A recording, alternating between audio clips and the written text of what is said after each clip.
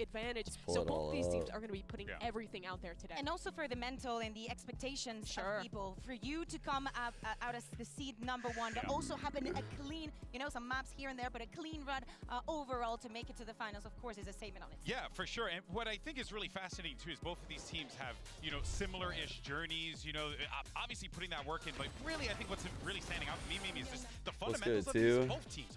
Phenomenal. Yeah, their fundamentals, I think, clearly have the two best in the tournament right now. The way that these teams coordinate, the way in the late round, you'll see them kind of take that pause to set up a double swing, set up a play together is excellent. But they also both have this similarity in that they're not just wildly structured teams, right? You see both of these teams having players that will be given the freedom to take over the map. Be it Charon, be it Tens, they'll take the risks when they need to. And I think that's the style that has won both of these squads all of the close games that they've been playing. Being able to play structured against the looser teams and being able to take risks when you need to. But that's the flexibility, right? That's what you need to make it further into the tournament. We know that Sentinels has been able to take down EMEA, but it hasn't been since 2021 that they won against a Pacific team, right, in VCT. Thanks to the off-season, they were able to play against DRX and PaperX, but here, in the bigger stage, in VCT, it's been 3 years since they take up an opponent with, you know, I think it's also different because this is not the Pacific team that we're used to getting, so very high stakes for today. Yeah, and I think that the difference between them, while they have the similarities in really good structure and really good synergy between the players, so they cute. play What the different fuck? compositions. They have very different ideas. Geng plays a lot of like old Valorant. They're still rocking with the double duelist on split. They still play a very Pacific style, even if it is more well structured than maybe their friends over at PaperX. Whereas Sentinels has implemented a lot of new stuff. They're running Gecko KO. They're running a lot of crazy different Part of that is the changes, right? And who they bring into the roster. They got guys like John QT that really are, I think, like really shaping the identity, Kakuka, of this team. Yeah, exactly. When we talk about the flexibility, the fundamentals, and how everything is working in that fluidity, we have to talk about John QT. And it's not only the individual plays that definitely are there, and we see in every single match, is the fact that he is able to translate everything that happens in scrims. You know how we always say, oh, if the teams play that, they play it on scrims, they played it on stage, it will be crazy. But you can see it in the vibes and how everybody is responding, even to the rounds that they lose. I feel like this Sentinel squad is going to be on top. Simply put, they don't win against Loud if they don't have John QT winning as many clutches as he did. He won a ridiculous amount of late rounds for this squad, and that's even discounting the calling he came up with too. And I mean, what's ludicrous about this guy is it's his first global event that he's ever attended. Last year, he was 2 maps away from making it to the Ascension Finals, and now he's a game away from making it to the finals of a Masters stage. In his first year as a Tier 1 player, John QT has immediately proved his worth. We cannot take him as a rookie because, of course, as you're saying, that experience is definitely there. But if we go back to the match that he has played in VCT, this is his 11th. This guy is just starting. If you're like what you're seeing, this is the early steps. This is how it all begins for John QT. Yeah, I couldn't agree more, guys. There is so much really to break down, so much to discuss. Thankfully, though, we're not the only ones here. We got Mika Fabs, who actually had an opportunity to catch up with Sentinel's very own duelist, the one and only Zek, and you see him on screen. Mika, what you got? Hey, Zekin, how are you feeling about today? Feeling good. Yeah, feeling good. Well, you're one of the superstars of this tournament. Everybody's saying that you're shaking your head, but it's true. Everybody's calling you one of the best duelists of the event, if not the best duelist. How do you feel now going up against Texture and potentially Meteor for this match? Texture and Meteor are definitely very strong duelists, and it's going to be fun to go up against them, but I'm also really confident in my play right now, and I think it's going to be a fun matchup. I think so too, so excited to see it. Good luck. And, you know, look, Zekin is going to have a tall task ahead of him today. I mean, this kid's had so many challenges laid out in front of him, Kakuka, but today, my guy's running up against Texture, and this is going to be a fun one to watch unfold. Hear me out. Out of the 4 teams that we have standing still in the tournament, Zekin is top on ACS, ADR, and first kill per round. Like the impact that he gets, and this is also having some maps where he's not the star, okay? Because we're talking about Sentinels and going up against Texture, another one of the duelists that we have seen hop off in this competition. I think it's going to be very complicated to keep the pace on the 2 of them. But the difference between them despite both being young stars showing up to the global stage and going absolutely insane, is the agents they're playing. Zekken has been the best Raze player of the event, while Texture has clearly been the best Jet player what of would you the say event. defines them in different styles and quality? I mean, I think a lot of that comes down to what agents they play, right? Zekken does so much around his nades, his boombots, how he's implementing stuff with his team, how he's comboing utility. You see how much of a role he has with his util in the post plants. Whereas Texture, I think, plays a lot more of a traditional dive duelist role, right? Where he's always first in, he's always hard entering, he's playing Jet. Zekken is I think, more of a team player, but that's not a slight at Texture, because the way he plays has clearly worked incredibly well too. Yeah, exactly. To me, the definition of Gen G is the quiet kind of effort. It's literally like a motivational quote of work in silence. You will see the results and everybody else would see. That is perfect, actually. Yeah. Right? Because they've made it here. Who would have thought that Gen G was one step away from making the finals in the fashion that they did it? And it's what you're saying, Mimi. It's on the fundamentals and probably the way that they play the game in a very structured way and how we would see it a couple of years ago, but they managed to evolve it into countering what we see today. Sorry guys, I haven't been reading. Is that Sentinels is a lot more flashy with their utility. They're playing these combos with a lot of combos with a lot of new. No, I don't think so. That'd be brutal. There was once in CS where someone fell off the stage. What's up, Violet? I'm kind of low energy. I got my caffeine next to me. Here we go. Whoops. Slam up on the keyboard. I'm really quiet. Am I? What? Weird.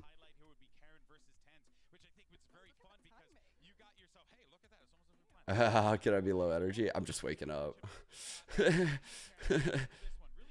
And I'm sick. And I've streamed 13 days in a row.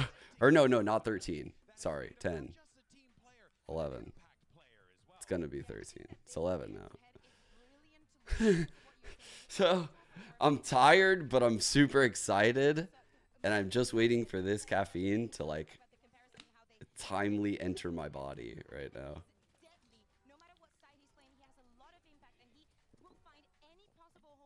Yeah. Baddie? I've never even heard of this song. I would listen to it right now, but I'd get fucking striked on YouTube. My editors requested that I change my cam angle, so we're here today. I hope this is all right.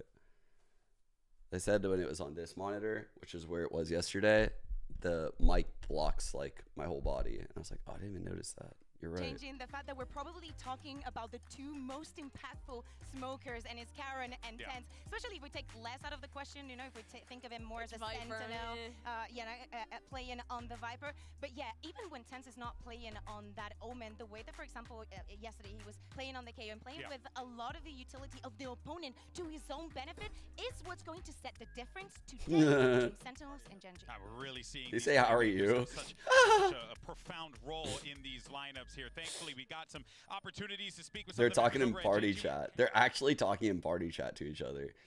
They're not just only talking across the stage. They're talking in the lobby. Hey Karen, annyeonghaseyo. Of course, it's a very important match for you, and you are just about months into your professional Valorant career. So where do you get the confidence to go up against superstars like Tens on the other side? Opposites. Fido Genji bundle. Oh fuck. I totally understand that. Fire with fire? Oh, fuck.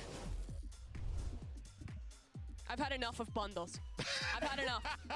You're bundled out? I'm all bundled out. No I have no more bun left to bundle. You have no more bun to dull. Yeah. There you go. I would have liked it better if you would have said, buy the Genji bundle. The better. Normally I have the stream around you know what, this though, volume. guys, I can't get this feeling that we have to But find ways to agree or disagree. Whoa, looks like we got a game. That's right, folks. It's time to play. I could raise it, but honestly, this is where people request it. Can you explain what the segment is about? All right, guys. So here's one thing. Here's the thing. I'm gonna read some spicy statements. And I wonder what we're gonna do with those statements. And then what we're gonna do, yeah, also means yes. Also, okay, there we go. We got signs.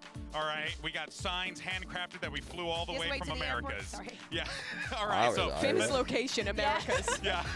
Famous one let me only know when to location, lower only it. one. They- All right, let's I go feel ahead like and check out our first production one. changes And the it's all volume, related to so- the games today. So, Loud is going to make a lower bracket rather. run. Agree or disagree? Chat, make sure you Yes, play with us yes. as well. We want to hear from you. Yes, Strongly agree yes. and Strongly agree. agree. I want to know Yeah. what the Yes. agree GB, I is want you to about. hold up your sign too. Well, Hear me out.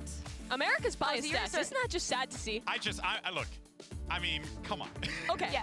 Really, You Boxer? explain I didn't first. know Yeah, that exactly. part. Because you two. I did know like the 안녕하세요. I did know that. Understand one, I can say one, but Paper Rex is the kind of team that And might come up with a surprise. We what all know else that. do I We've been know? there. Do not forget, history is set to Oh, I repeat know itself. more, but I and forgot. I feel like Loud Fair. definitely has a way to get back into the match, but based off on yesterday, Paper Rex might be in that downside, but we Yeah. know that they won't go down just because they've been kicked a little. So I agree. I just don't strongly agree. I rate Loud and Genji at about the same level right now, and I don't think Paper Rex is there in their current form. Okay. I think the match is going to be a very close. I would kind of put it up to almost a coin flip, but I lean towards Loud's experience Yeah, here, isn't which is that why right? I Thank believe you. that they're going to be the ones to come I'll out tell that you lower what, though. bracket.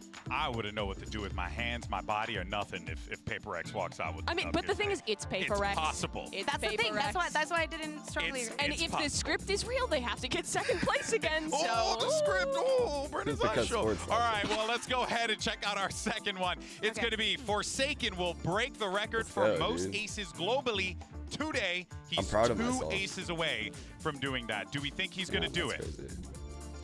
Agreed. Okay, Nah, come there's on, no you. way.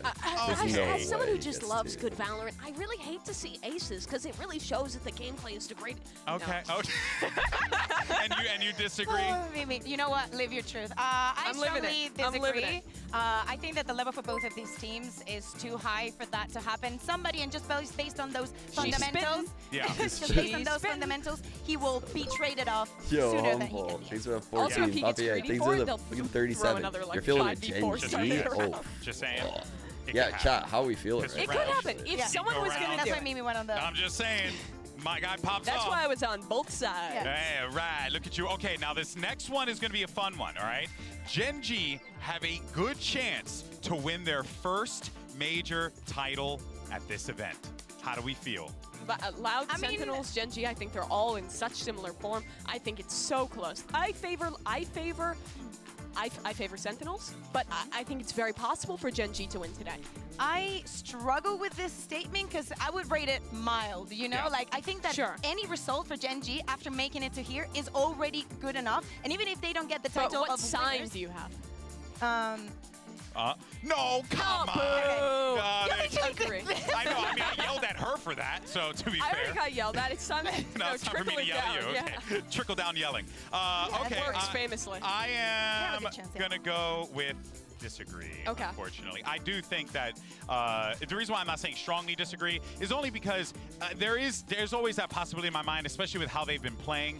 But I just feel like Sentinels is really just feeling I'm it right kind of now. a It's scary. turncoat here. You're a turncoat. I think the map pool works well for Sentinels today, especially they're almost Yeah. guaranteed to get Yeah. this play Split or Ooh. Sunset. I think Alright. both those maps are going to be a gimme for them, and I really see it being highly likely for them to pick up another in the pool. And then I think I agree with that one. the, That's weird. the team who wins this match today, the team who wins this match today Sorry, is so I was like, likely to the finals, 'cause we already discussed my it. broadcast brain was just like popping off That on my is tweet. so important. And I could have kept going with this, but I didn't want to keep neglecting you guys. But the game really does have a lot of cool narratives right now. Like the VCT Rookie of the Year potential. I know we're missing like some of the EMEA characters like Miniboo, but this looks like I mean, but which way? I mean, I think I know the way. Which but way do you No, think? you said regional rematch. You didn't say what way, so strongly agree. Either one or the other. It's a yeah, it's a 50% chance. it's a pretty good 50% chance. either right or wrong. All right. Wait, is that how percentages work? Chat, is this true? But I like the Omen potential, I like the Raze battle. Like there's like the superstars are in the same spots on the teams, it feels like. And it just makes for such a good game. Here's your American visa. It's gonna make a really good game. This is my green card? Yeah. It's your green sign. I don't know if that's how that works. Give it I to me. know this is all over the place because they said that they were going to go on a run, but Me when I contradict my honestly based. It's so close. If there's one thing hosts are great at, it's contradicting ourselves on a regular basis. So like that's what I'm saying. Like EMEA has some potential to steal that, but they would need to have like runs in like the second Masters and Champs to steal now, it. Today we're getting and seed 1 versus seed 1 and seed 2 versus seed 2. Is Correct. that not good enough? It is. Nothing's ever good enough for him. Like those players are gonna have to know, make up I'm for just- lost time, if you know what I mean. You guys are gonna break me. Right now, John QT and fuck, Karen have like a huge advantage in this race.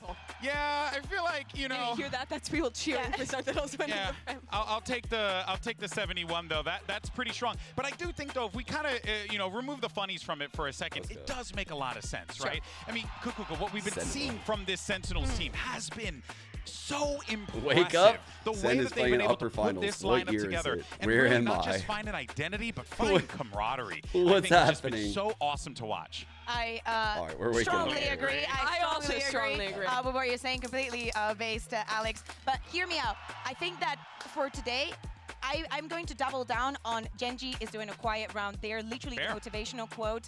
They want to keep the expectations. As I said, any further that they can take it is already a huge win for them. But I want to see them take it further. All right, well, let's go ahead and find out where we're going to be playing. Capable and well, let's vascular. go ahead and take a listen in. Welcome to Map Select presented by Omen. Both of these teams came into this match with the same seed and the same record. So therefore it was a coin flip that was done before this that ended up being Sentinels Team A, Genji Team B. Ooh, so we like will jump lava into yogurt. the pick ban phase. Sentinels, really your first fire. ban. Ban Icebox. Like Ban Icebox, your ban. Ban Sunset. Sunset, map number 1. Oh, the kill is good Pick luck, split. dude. They haven't Split. lost a single game with this. Side on motherfucker. split, I'll take. attack, and map number 2. Expected bans here. Ascent, ascent, ascent, ascent. They're debating. Is it a trap? Do we want to pick it? I don't know. Do we go breeze or do we go ascent? What do we fucking do here, man? Do they want us to pick ascent? Do they want us to pick breeze? I don't know, man. What were they running on? They're running the default comp on breeze. That should be pretty easy, right? No, they're good with rotations. Let's just go ascent. Ascent is probably the play. Meanwhile, these guys learned Korean literally in their 2-day break. They're like, these fucking idiots. They have no idea. We fucking know exactly what they're saying right now.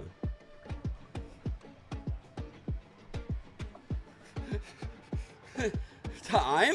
Yeah, time! Melons? Dude, okay, they lose their ban for this. No, Melons. They're gonna lose their fucking ban. They need a, no. We need new rules. New rule set. I'm getting pissed. I'm awake now. No. Lotus. Lotus, side on What? Lotus. Attack. Attack. All right, next set of bans sitting with Sentinels. You have Ascent, Bind, and Breeze. Ban Ascent. Ban Ascent, your ban, you have Bind and Breeze.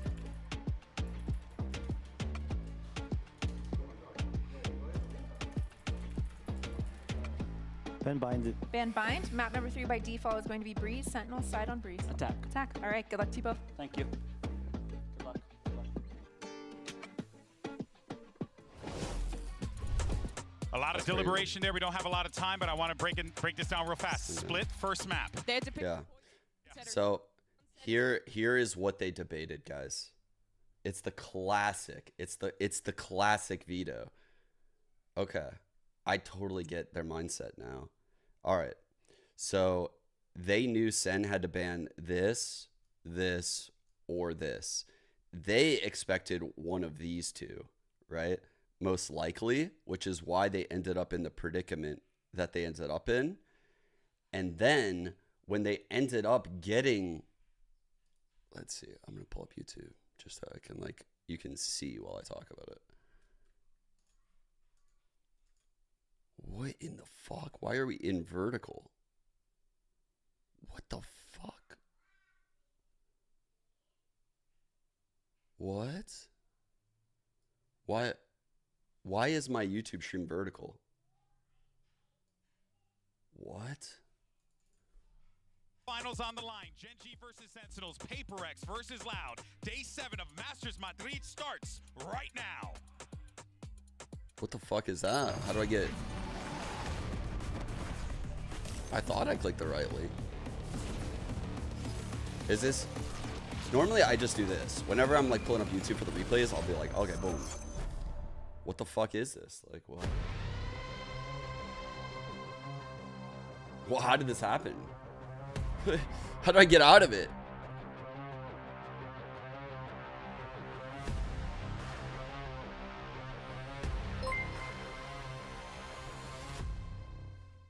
Hello everyone and welcome to day Fuck? 6 of Masters Madrid.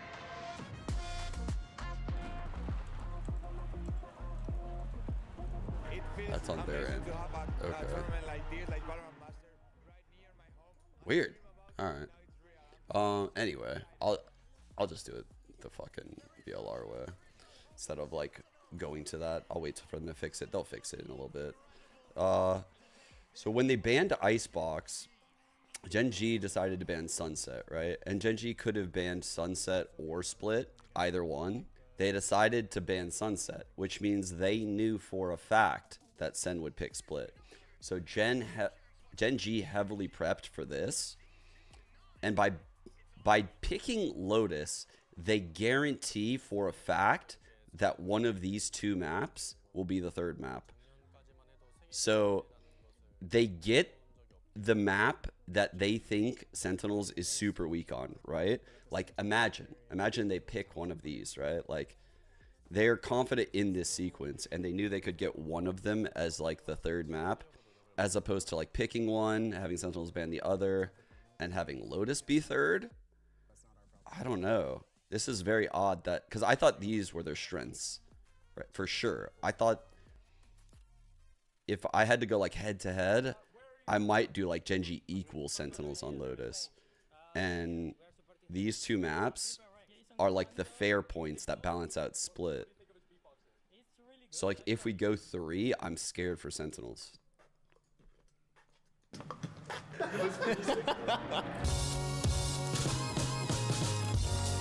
When we goal our bracket, no matter we win or lose, we will like improve very fast. No, they were definitely surprised about the ban.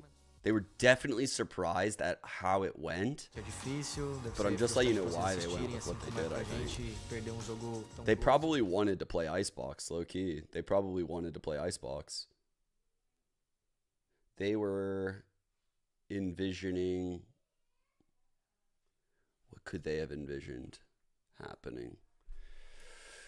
They envisioned Sentinels maybe banning Breeze, and then it would have been them picking Icebox, and then it would have been Gen G banning Bind again, and it would have been between Lotus and Ascent as the third, and they were assuming probably that Sentinels would ban Ascent and play Lotus as the third. So they put in a lot of work on Lotus. Oh, that's what happened. That's what happened. Gen G thought Lotus would be the third map, so they put a lot of work in there. They thought they were going to pick Icebox, but when they couldn't do that, they decided to move the third map to their pick and force Sentinels to pick between Ascent and Breeze as the third. It's pretty smart.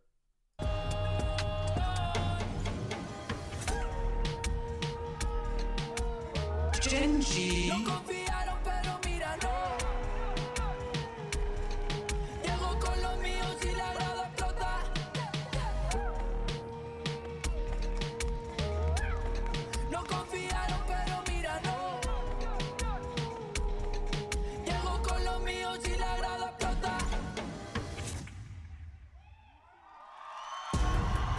A grand final spot is on the line, as well as history. Both teams looking to... So just to like tell you again like what I'm saying here, just because like it is a little confusing, like all the veto theory and stuff.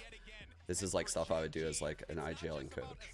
So Gen G came into this veto thinking they could pick Icebox, and they thought that because they literally just saw Sentinels leave it open in a couple best of threes, right? Here they banned Breeze and Loud was able to pick Icebox. Here Sentinels banned Icebox. Here Sentinels banned Breeze. So they thought that like there was a pretty good chance because they have shown that they play Breeze, that Sentinels would leave Icebox open for the pick. But Sentinels decided to do the Icebox ban instead of the Breeze ban. So then Gen G decided, like, okay, in their theory, like before this game, they envisioned Sentinels picking Split. They envisioned this for sure. They ban Sunset, and they force Sentinels to pick Split. The next thing is, like, what do we pick? Well, they initially wanted to pick Icebox, and if Gen G picked Icebox here, the remaining maps would be these, except no Breeze, and this would be, what is it? Icebox. No, I'm stupid. What would this map be? Lotus. This map would be Lotus. So Sentinels would have these 3 maps in this last ban set. Gen G would still ban Bind, and Sentinels would choose between these 2. And Gen G knew for a fact that Sentinels would not want to play Ascent against them, because Gen G's Ascent is insane. So Gen G heavy prepped Lotus. So in Gen G's, like, predicted veto, it was Split, Icebox, Lotus. But when Icebox got banned, they had to adjust. And the way they adjusted was picking Lotus, because they did a lot of prep there. They still have this anti-strat planned, but then they left Sentinels with these 3 maps because they knew for a fact, like, you know, like, Sentinels wouldn't ban Bind, we'll ban that, and we'll just play the whatever one's left. And yeah, that's what they went with. It's pretty good. I think that's a really good veto, actually. It's the comps we expect here. The double Duelist going into Sentinels, you know, tried and true comp. They've won hella matches here in a row with this comp. To be fair, the last time Gen G lost here was against a triple Duelist comp. Like, they got out Duelist played by 3 Duelists. It was fucking crazy. I always forget that Split's in the middle. Alright. So they beat Paper X, they beat EDG, lost to Paper X, lost to RRQ. But again, like, when you run this double Duelist comp, guys, it's all about form. It's just, are your players in good form? Especially the Duelists. Whereas, like, Sentinels, it's all about, like, teamwork. Are we making the right... I did it again, even though I have to... Wow, this shit is... Oh, that's Haven. They haven't lost a game in a long time, though. Let me see. Just gonna click Haven. But that's the thing. You look back in the history of Valorant 1,029 days ago. You can see, like, their split results are absurd, dude. 13-4, 13-8, 13-3, 13-3. These are insane opponents, too. NRG, loud. K-Corp, loud again. This game didn't matter. It's for seeding. MIBR, Leviathan, 100 Thieves. Like, Jesus Christ. And then this was the opening game. All right. They've been, without a doubt, the best team we've seen on Split in recent memory. Gen G have a hell of a task, starting it out on their opponent's map pick with Lotus up next. And as we saw in the veto, it'll finish out on Breeze. Gen G didn't want to pull Bind into the mix. Lucky is probably happy about that. Bad memories from back in the day. As we start out the pistol round, Sentinels on the defensive side. Who do you guys 2 got, ghosts guys? and a spread Let's defense, see. but they're looking to crunch on mid. Fuck, chat's super send-pilled. They've got players outside A. 310 to 43. Like this we're gonna is have insane. A scrap on our hands. What the fuck? Yeah, if we've seen anything from this match or this matchup, we know that Gen G are fantastic at adapting and learning. Sen fans are They out. played Paper X All right, they get in the Jet regular set up on season ramp. on this map, ended up coming back in this tournament and demolishing them on it. Meteor, though, in this round, he's just looking to sell a bit of a bruise, and he has done. A push coming down mid, but the rest of Sentinels are all rotating over towards that B side. Not a member, even in the right half of the map. This is a pistol round that plays out a lot less like a coin flip. Both teams reactively waiting on mid. Nothing happens, so the fake info on A is given away, and the space is taken. Very nicely handled. This guy's a lineup from there. Situation. Sentinels send in a dog and some util, though, and they're going to deny the plant altogether. But in the chaos, Texture's able to pick up one, and the nade buys them space. They can secure the site now, get a plant, and look to play. Also snuck up behind Tens. Didn't matter with Lakia shutting him down, and these other players now locked in towards the spawn. Up top is Zels is alone, but there's still some fight left in Sentinels. They don't want to give this round up just yet. So, had to be a fallback from Gen G, not wanting to overextend. Karen still, though, holding on to some control, and they've We need spotted out someone to make a Celsius. They know silly where both play. of these Come on, players are Lakia. Make at a this silly play stage, and for with us. the positions they currently hold, it's definitely not going to be easy for the side of Sentinels to get back into this one. Running out of time, need to try and isolate one of these duels, and with the spot already coming in, the rest of the players line up like a firing squad, all left on to Jung. QT's been fantastic in clutches, but it's not happening this time. Genji, they will take the pistol. And again, just the patience shown by this attacking side. You saw, as we said, Sentinels off-rip, look for mid-control. They don't get it. The fake is made by Genji, making I'm not going to lie. That was the least on point I've seen Texture this whole tournament. That pistol. Like, his aim looked like not Texture. Not like a AI. Nice pistol round from the side of Genji. I do like Sentinel's ideas as well, because they laid a trap. Just Genji were too wise to fall into it. It's the only time he hasn't Now on the instantly attack gone to side, a head. You know, it's an interesting buy, Tom. Alright. I have to say, Hog Texture up mid. is surprising me, because I'll Solos talk all guy day mid long as about like the fake benefits pressure. of playing this outlaw. They think Sentinels I over just don't expect to see it on the attack that often, but he's found success with it right off rip. Nobody on the defense has shields, so this weapon, even if they have light shields, which they don't, it's still going to be an operator. 2 shots, very fast movement, and a quick reload. He's a fucking robot. It's a round as well, though, realistically. Forsaken can play any really agent and use Util really well. Texture is like the mechanical goat in my eyes. Saving up for the next round.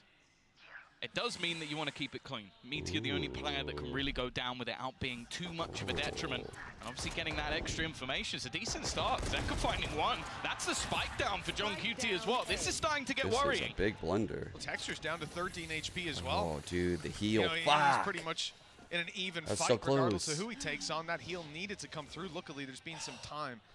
As that clock runs down, the health goes back up for Texture. 100 HP. Lakia and Munchkin there to fight with him, but they have to walk into the open to take that spike. hide in right there. Into a big crossfire. If there's a flash. Play for Sentinels. Instead, they're going to take some space in heaven, get that little bit of extra space to play with, and here comes a snake bite. It's not gone fully into the corner. Still a nade to play with for Texture. Flash for Lakia, but they're caught off guard, and Zeus is intense! Oh, both up top. Oh my God. Genji. That now is 1-1. That is a disaster, dude. That's a huge disaster. What were they doing that round? They were just going so slow on the ramp. Like, they even were aware of the cam, you know? Like, Meteor, the way Meteor jump peeked it on pistol rounds, but without even seeing it, like, they put all the work in for that cam, but I guess they didn't see the eco that 100 Thieves lost. Remember the eco 100 Thieves lost to Sin?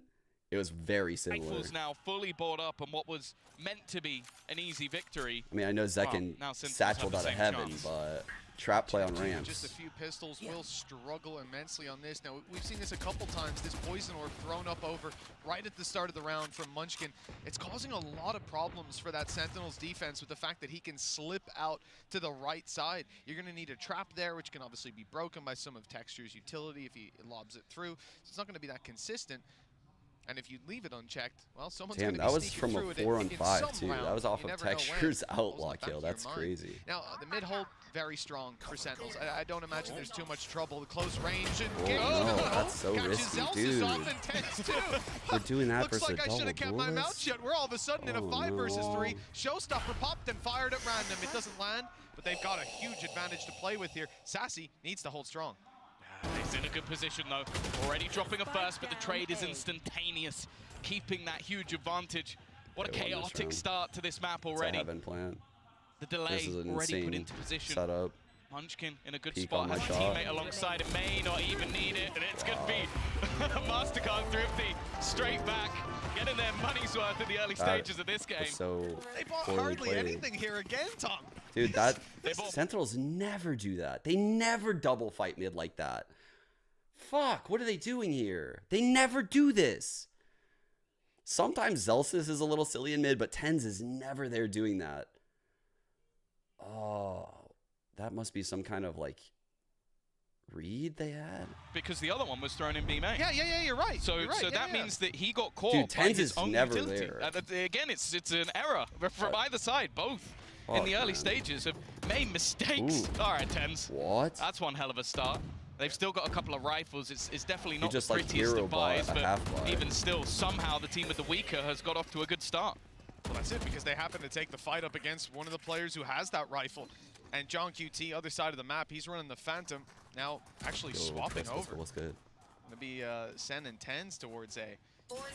But for the side of Sentinels, those two rifles, Very brawly game. they stand a good chance in any fight. Those pistols, though, they're left to do a lot. The whole mid-control around those. I think they anticipated. They want to be playing this off the utility. That's the nade going through. They forcing them anticipated back, this, doing guys. some They damage too. all collected Karen's mid. now down to 83. They waited for the neural theft, and now they all go A. That's actually super smart, bro. But because of that neural That's theft, kind of wild. they used it to check if anybody was holding the rifle. So that's now a third gun picked up from Sentinels. They So could go either they have side. boosted this quite a bit. 40 seconds left. 3 players still within the B site, but you still have 10s with a paranoia available to him. Strong exec for like a Nothing low really buy. on Celsius though, so it is going to be onto No one him. broke that. No one broke that. Oh, he's forced out of position. That paranoia. It's landed on the players further up. And Why is no one blinded, breaking this? Caught by the trap. Another. Why now is no inside, one and, well, breaking he's gone. this? 2 kills with a classic. What is for Celsius. happening? Is this he's my been ranking? wrapped on at least a chance to shut him down. One that they must realize. Meteor. There we go. It's a connection with 12 seconds What is left. going and the on? spike's gone up into heaven. Dropped. Even if the last kill wasn't found, I don't think they were getting that one done. 2-2. You're never going to believe this, but that was a MasterCard thrift. Was it? I don't know what's happening. Is that the first one we've seen so far? No, I believe it's the... Have they never seen a Cypher? Have they never played this patch with the updated trips in APAC? What is going on? Oh, he just missed. Oh, that's... I mean, the dog hit it. Why didn't someone just shoot it the second the dog hit it? What? What did I just see? At least they're feeling it too. What the fuck? Kaplan with his thrifty calls. Forgot the MasterCard in front of it, but I'll Bro, Gen G's thrifty losses are well, Gen G, a joke. they're not going to be too happy about the back and forth nature of this early game, especially the fact that they got caught by not being able to shoot the traps. That's crazy. It's a little unfortunate, but these things happen. There was a combo of util again thrown towards them, making it that little bit more awkward. They're trying to take some fights. Wow, these trips are unbreakable, I'm starting to actually. think Sentinels have got some sort of They got traffic tech, use bro. going on. They got tech. They're not taking the bullets. Look at Meteor, though. He's These just about trips to got 200 Sassy HP. might be caught unaware. Oh, no. Got so far forward before anybody really realized. 10's up above. Has support from Celsius, but this will be an afterplant. This time, I don't think there's any denial. And Meteor hasn't stopped his push. He's still Gen going G has been forward. in full control this whole game, by the way.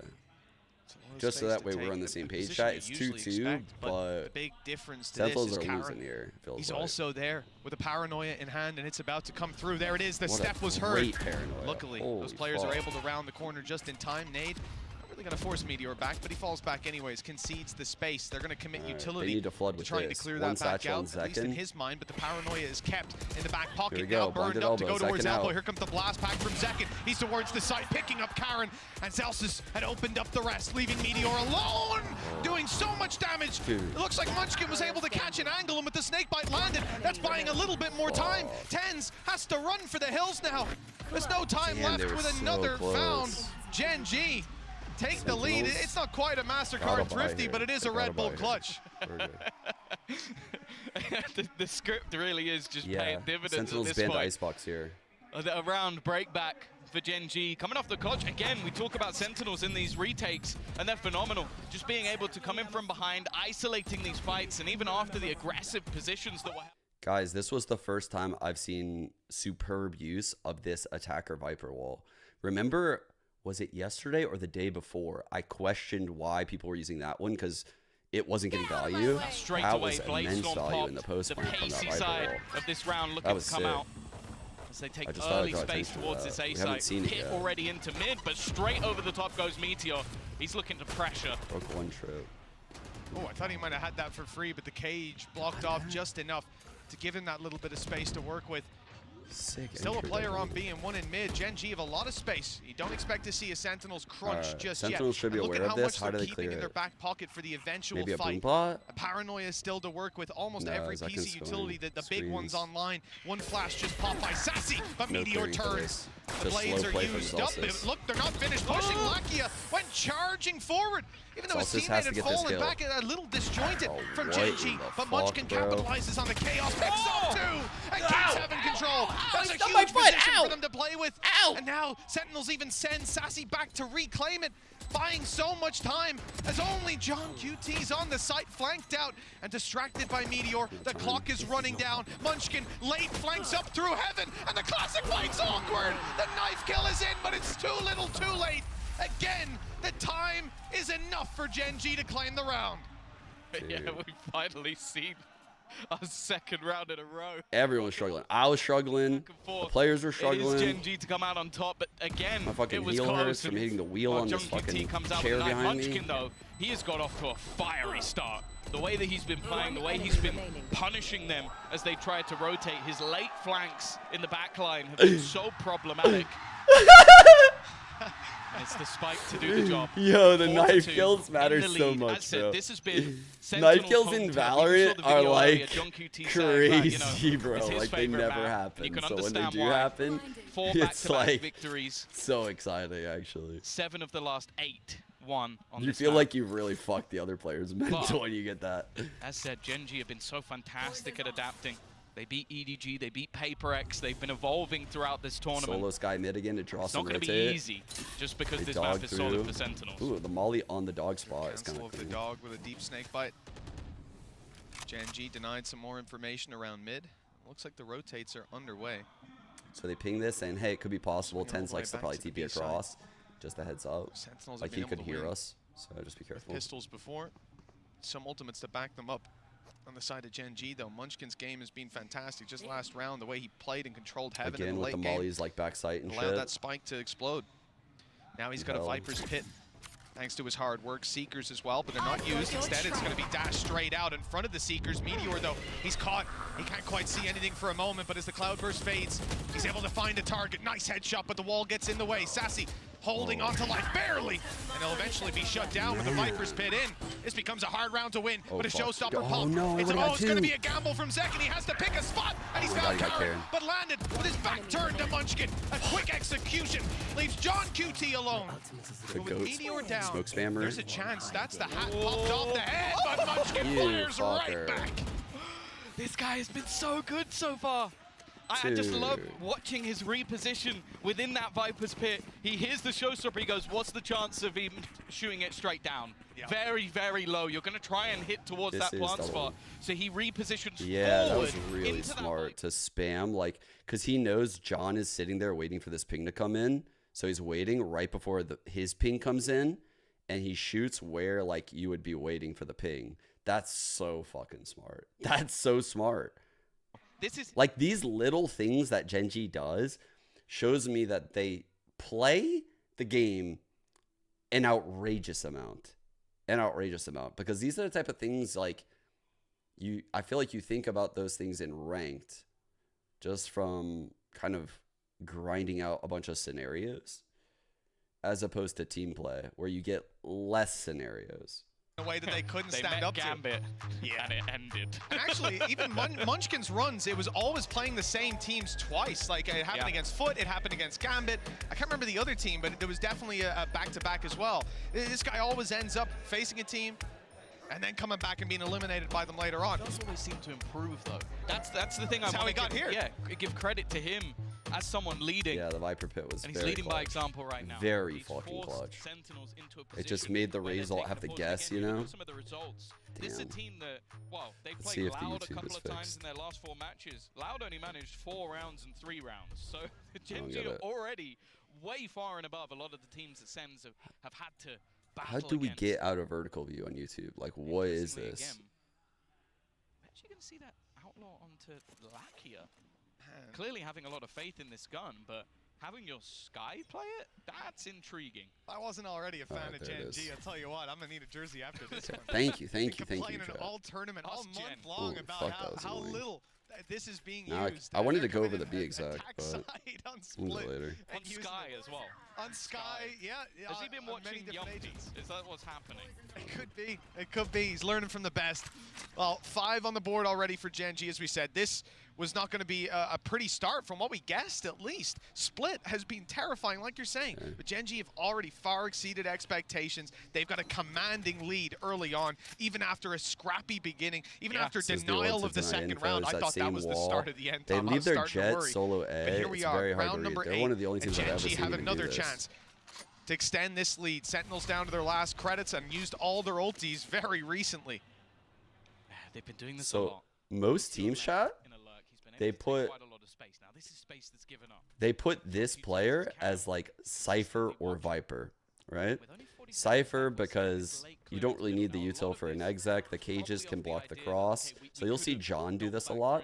Vipers because the util is global. Like you can do this smoke and this or this wall and this. And you can find lurk timings. But they put their Jet here with the Viper util. It's never easy to get past this util, but they're beginning to predict it. And now they have to try and clear the players. Good trap by Junk UT, a little closer, 12 seconds left. And there's still some harassment on the site. Junk UT drops the spike. 8 seconds left. But players up in heaven, surely not able to deny. No nade, nothing to clear them from position. And the fight's going towards Gen G. Oh, that hit him. Fuck. Full HP. But one hit to that outlaw. Tens, one hit to damn near anything. Second closes the distance, but a shot to the head from Texture pretty much seals the fate of this one. With Tens having 2 players to drop and Munchkin way ahead of him on that fight. 6 rounds. Dude, they look so fucking good, guys. Doomers? Any Doomers in the chat? Sen are actually catching players. Look at Jung QT right now. He's 12-5 because they are running into his trips. He's getting an opening kill, but every single time there's a response from Gen G. That's been one of the things I've loved about this team is the trading is on point. They are so quick and so committed as well. You're going into a site with 20 seconds left. There are so many variables that you have to look for, but this team is ready to trade whatever comes their way. And with 8 seconds left, they get that spike down, and from then on, it looked like plain sailing. That's the point where most teams start to panic. It's the point where I start to panic a little bit, but they were just panicking for them. yeah. I can only imagine being in the coaching seat. You're screaming about the time left, but they had it all under control. Cool as a cucumber as we go into round number 9. Sentinels, as we said, they've got scraps, and the pistols are apparent to us. There's only a few ghosts. A Sheriff, this is a round that they've won before, so you have to be careful. And, well, caution to the wind for Tens. He goes through the orb and falls right down. Let's see what else we've got, though. The weapon's going to be upgraded, and there's still some util to play with. This is the thing. We've been hyping up controller players all the way through this event. We've talked about Karom. We've talked about the likes of Tens. I really like how Meteor approaches this A play. Munchkin. I like when you're running double Duelist putting the Jet over here because she can get away from any of the nonsense. Like Cyphers often have a lot of trouble dealing with like aggression coming at them. And typically when it happens, you're forced to like bounce to the other side immediately and the Cypher dies. But with the Jet can live. Like you can't push that Jet. She'll get away. She'll definitely get away. She might even kill you on the way. Well, we're going to be marveling at that for a long time. Yeah, there's something special about doing it in a post plant on your way back through a site like this. With essentially a quick fire, semi-automatic 2-shot op in play for Lakia with everybody on light shields. It really is one of those rounds where you start to think about just going down to the spike, maybe dropping some weapons if Gen G do get a bit aggressive. And, well, that's a bit of... What in the world is that? Of all the ways to use that weapon, of all the ways I thought I'd see that weapon used, running through your own nade to double hip fire at a player who's eco, that was not on my list. I didn't see that coming. Hey, might have wanted some orbs. Like fuck it. I'm not. He didn't want the outlaw for this round. Like the outlaw's trash this round. So honestly, here's what he's thinking. Probably he's like, dude, I have a fucking outlaw. I'm 2-7. Let me get in this game. Maybe I'll just go hunt, be silly. If I get the kills, I'm closer to ult. I'm Sky. That's a great ult. If I die, they can have the outlaw because next round we'll have full shields across the board and that will actually hurt them rather than help them. I wasn't going to use that gun anyway. So here we are. They've gone the right way every single time. The paranoia, decent. But the counter there, TenZ will be able to keep his life, and the aggression quelled for a second. And look how quickly they've got a response. There's 4 players from Sentinels here. Make that 3. TenZ is down. Zels is on. Bang. Second falling. Sassy here and expected. They even expect the 4th player swinging. That was so And that is about as bad of an attacking start as you could expect, in that they run into the entirety of the defense. And they still win it. Not only win it flawlessly. That's how this game is going for Gen G right now. They genuinely took about 40 damage across the board in those fights. It's absurd.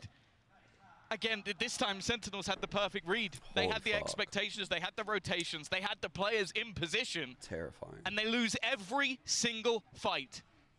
This team is terrifying. QT, all he can do at this point is just look to hold on to the rifle, but the credits are flowing for Gen G. Of course they're going to try and hunt him down.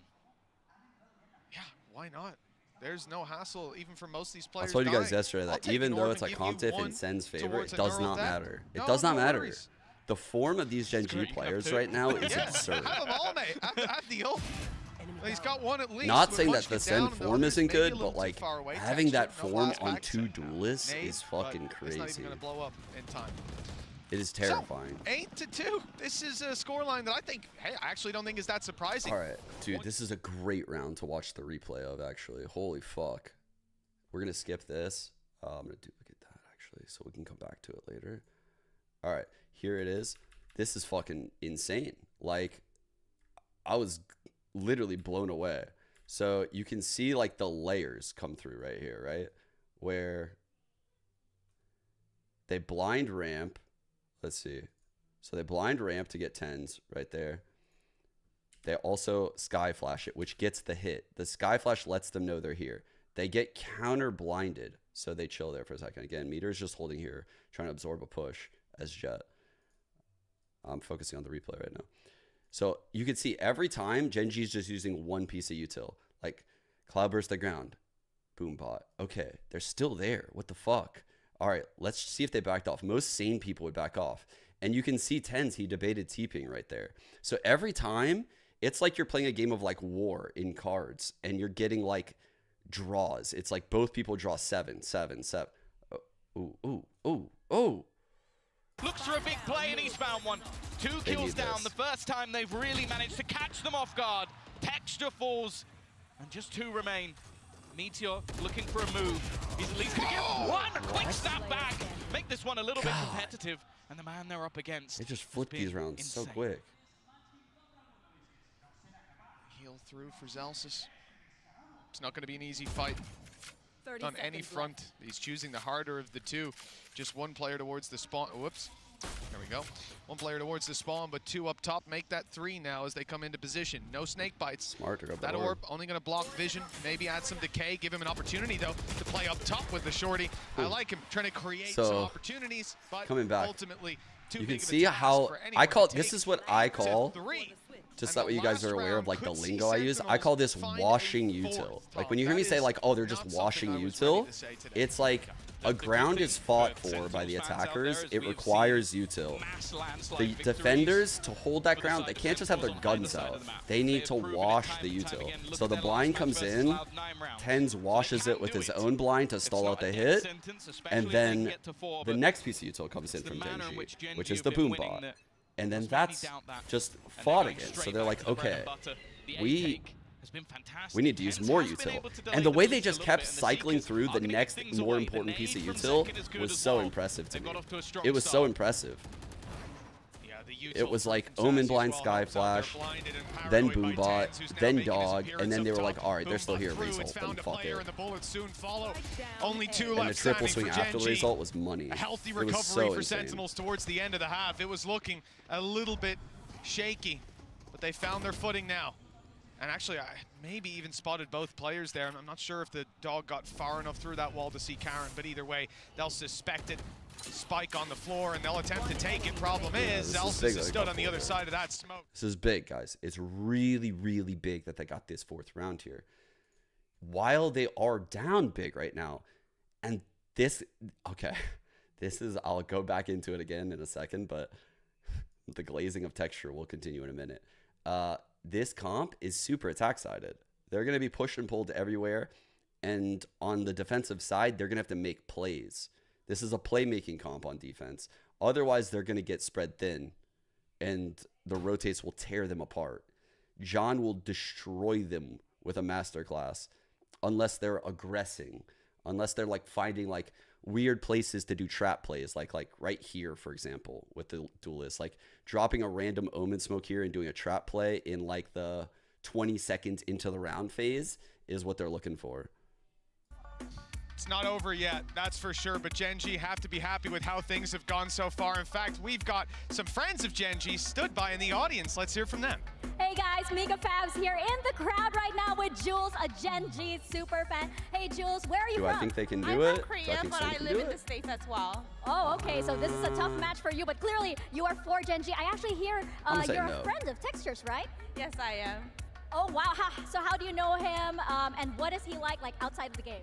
I'm his channel moderator, and he's just a great guy, a friendly guy as well. Why is my mod not out there? Really hard as well outside of the game, right?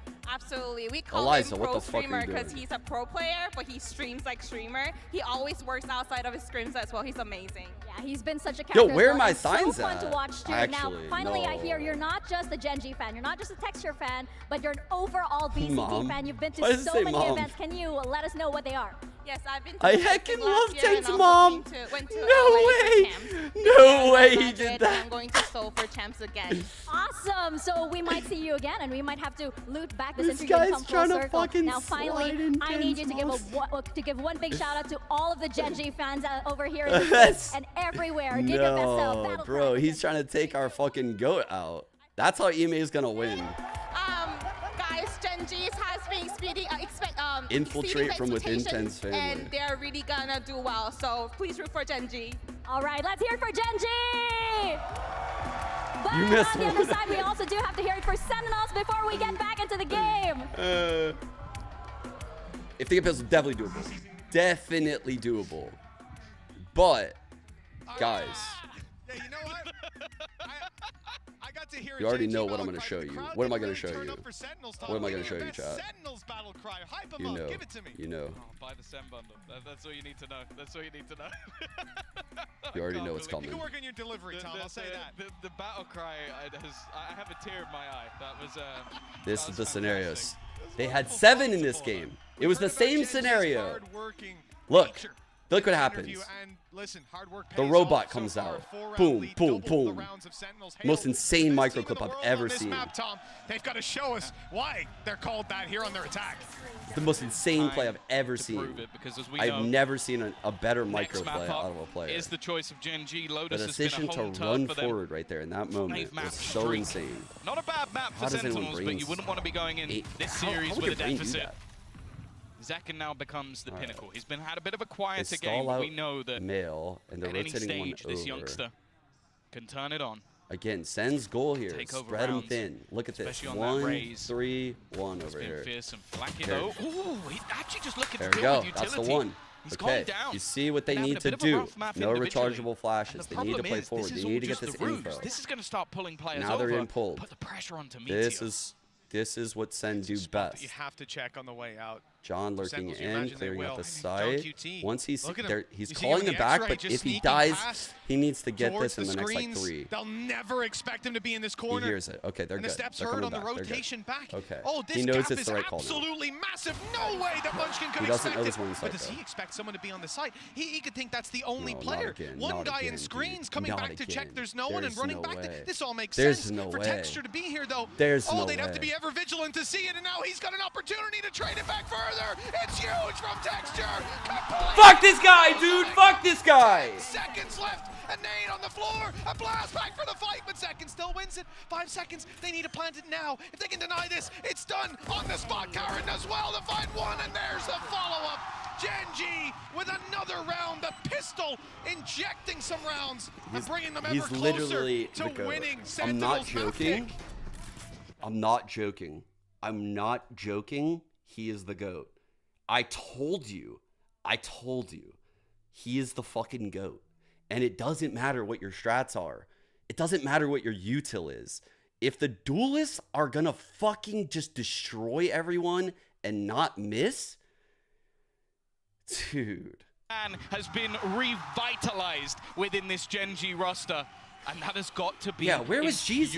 Where was God that round for us? John QT we need some fucking backup out there. We need right, gets an opener, catches the player rotating. We need anyone. One man missed. And that's I thought God was a Sen fan. That's got to be so frustrating. Even thinking back, he heard the second player running up in heaven. Chance of a third being there very low. Karin not in danger. In fact, he is in danger. Three kills. They were close, but well, the numbers advantage doesn't really matter when the judge is firing away like that. The last could have been his, but Texture finds it instead. One man lost on Gen G. A fantastic follow-up round to their pistol, stacking them the chips even further on their side of the table. History might be made in more ways than one today. Unless Sentinels come alive fairly soon, we could be seeing their greatest ever defeat. I almost think they're better than 10x firepower level. On this I'm not gonna lie. These guys are fucking insane. Played it so many times. Lockia's mechanics aren't on those fours level, already in this tournament as well. Great. Right now, Gen G are showing why they might just be the hope of Pacific to finally get towards a title win. It's not because he was terrible. It definitely feels still a fair bit away. But in this round, they've not got a completely weak purchase. A few rifles, an outlaw as well. Okay, Karen's left on a pistol, and Munchkin's SMG is not the most desired weaponry. I'm also looking at Texture being 2 orbs away from having that showstopper. The main thing, though, for Sentinels is they finally got the rifles. Here. The read is in from Gen G. Uh-oh. Well, if anything, that's the pressure of this round. They've got the rifles, but they need to find success with it. Weaker weapons for Gen G. That outlaw is dangerous. What's even more dangerous is the 4 players on this A site. We saw Gen G run into this 4 of Sentinels up in heaven. And Gen G lost about 40 HP total. Almost think they need with to a go, flawless execution on the A site. Sentinels are doing it with a split through vents. 2 players on their way to crunch heaven. Problem is, Gen G can crunch right back. Lakia and Munchkin aren't in heaven. Instead, out on the ledge. It's a very unusual position. Lakia can flash up from down below. And Munchkin can always have somewhere to fall back to. Oh, not with his knife out. That's a big mistake. And now they know at least there's another player on site. They might even have heard them in screens, but again, they haven't checked for this extra man. Lakia tucked in the corner. Sentinels, 12 seconds left, and a 1 versus 2. They've bought themselves the space to plant. That's blind, though. The one thing for Karen is he doesn't currently have a weapon. He knows it's and everybody dying around the window means that he might even have to put himself out into the open to give this one up. The reposition as well from Celsius is sublime. It would have to be an instant headshot. And although they pushed in scary, though. To pretty much all of Gen G, at least all of their weaponry, Sentinels do manage to weather the storm just about. Definitely. Well, Tom, you know, this is the expected result, though. 2-round win, 1 on the back of the pistol, the other the follow-up. You win your 3rd up against those weaker weapons. It still gets close. Couple of well-placed shots by Sentinels puts them ahead in those fights. A good reposition in the end. But one battle going slightly differently, and this map spirals out of their control. They're holding on to a cliff's edge by their fingernails.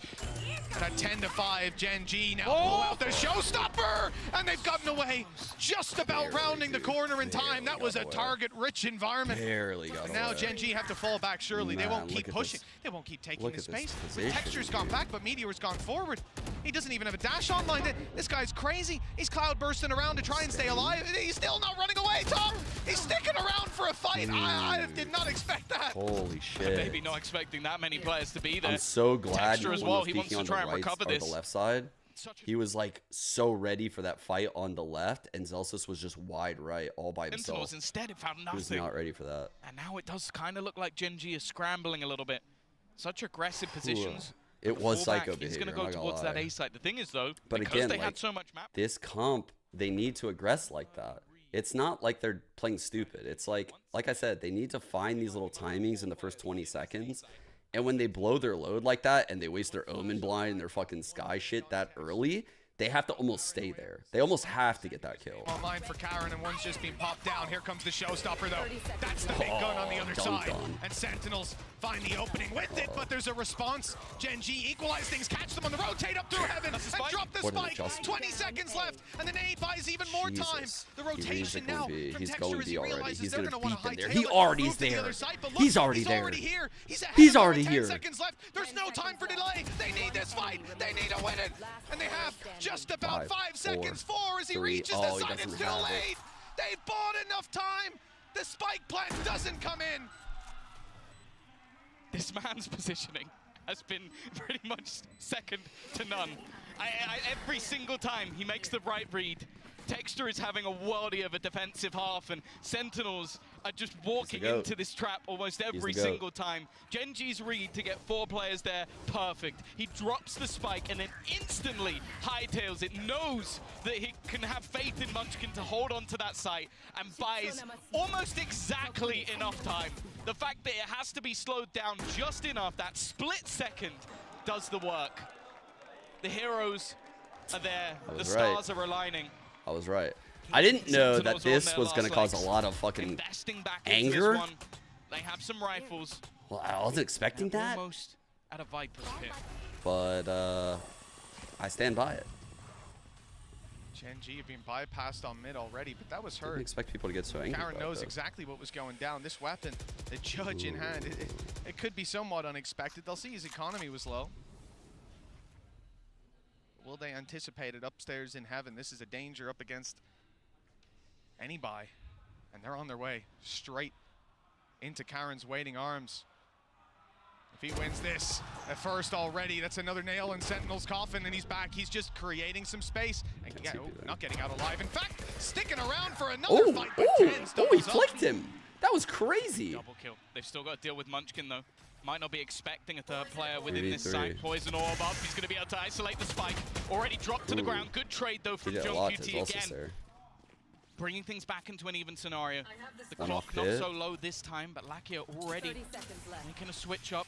He's going to play into the orb. Has a flash ready to go straight out of it. It is being watched over, and he drops one and gets both! Lakia steps up! Damn, he really stepped up there, yeah. It blinded John. He couldn't get the trades. Also swings because thinks that John might swing with him, but he can't. Seeing a 7-round deficit for Sentinels on their Holy best fuck! map. He just blind flicked. That's crazy. Oh my god, that's insane. I was already looking at Lotus once I saw the veto come up, and no team's been able to shine a light on Sentinels here on Split. A close game is the best you could expect. A dominant victory, though? Gen G, they really are changing the game. Round 18 could be the last with an early fight up top. It's done a little bit of damage, but not too much. Sentinels not deterred from their aggression. Another player on site now. 4 players from Gen G here ready to fight. Meteor the first to take it, and he won't stop. 3 kills already. It's left it all to Sassy, and it's done just like that. 13-5. You might have expected to see this scoreline, but not in the hands of Gen G. A devastating start to this series for Sentinels. I think I speak can't for imagine what the locker room chat's going to be like. All of North America when I say I'm fucking shocked. Pacific performance at an international event. This team last year didn't really do too much, but they have come out swinging. We'll be back after the break to see if they can do it in 2.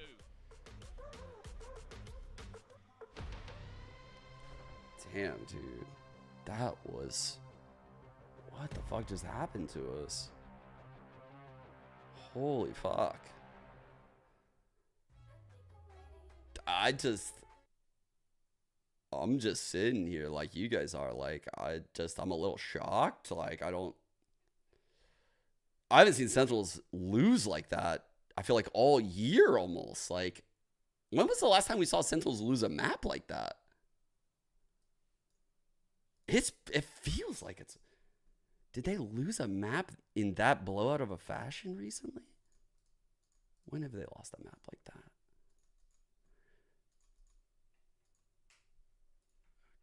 Loss.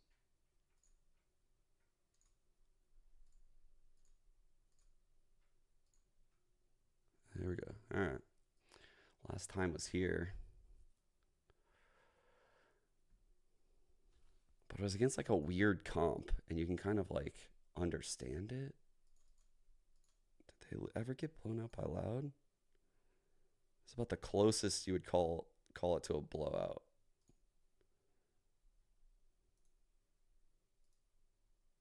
I mean, I think they play everyone quite close. They're grinders, especially on like a map like Split. That was crazy, dude. They fucking destroyed us. Little bro thinks he's on the team.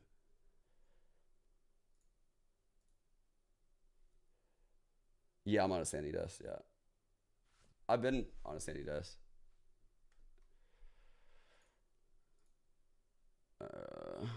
What the fuck, dude?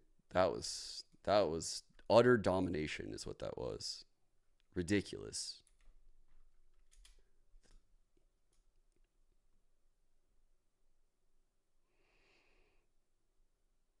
$168. I mean, look at the damages on these three, dude. Holy fuck. These guys had 65 and 57 damage around. Like, Jesus Christ, those three just destroyed Sentinels. I almost said us again.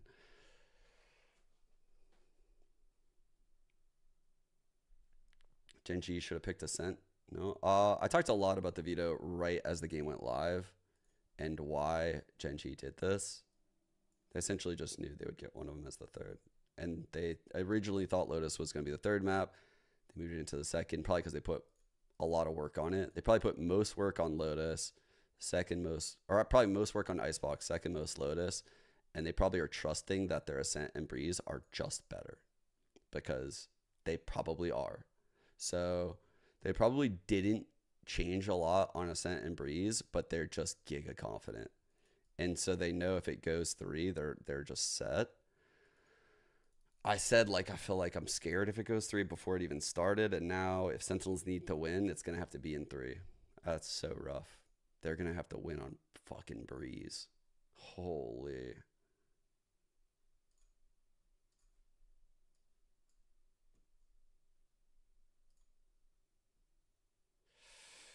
Oof. Haven't been playing it very much, been banning it a lot. Been losing on it when they do. Default comp.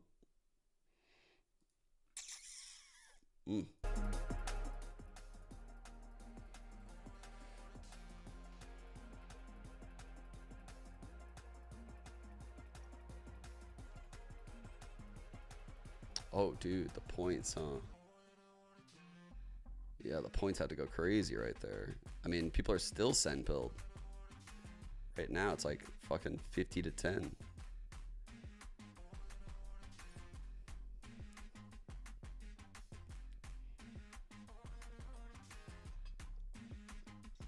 No, timeouts are allowed. What you mean?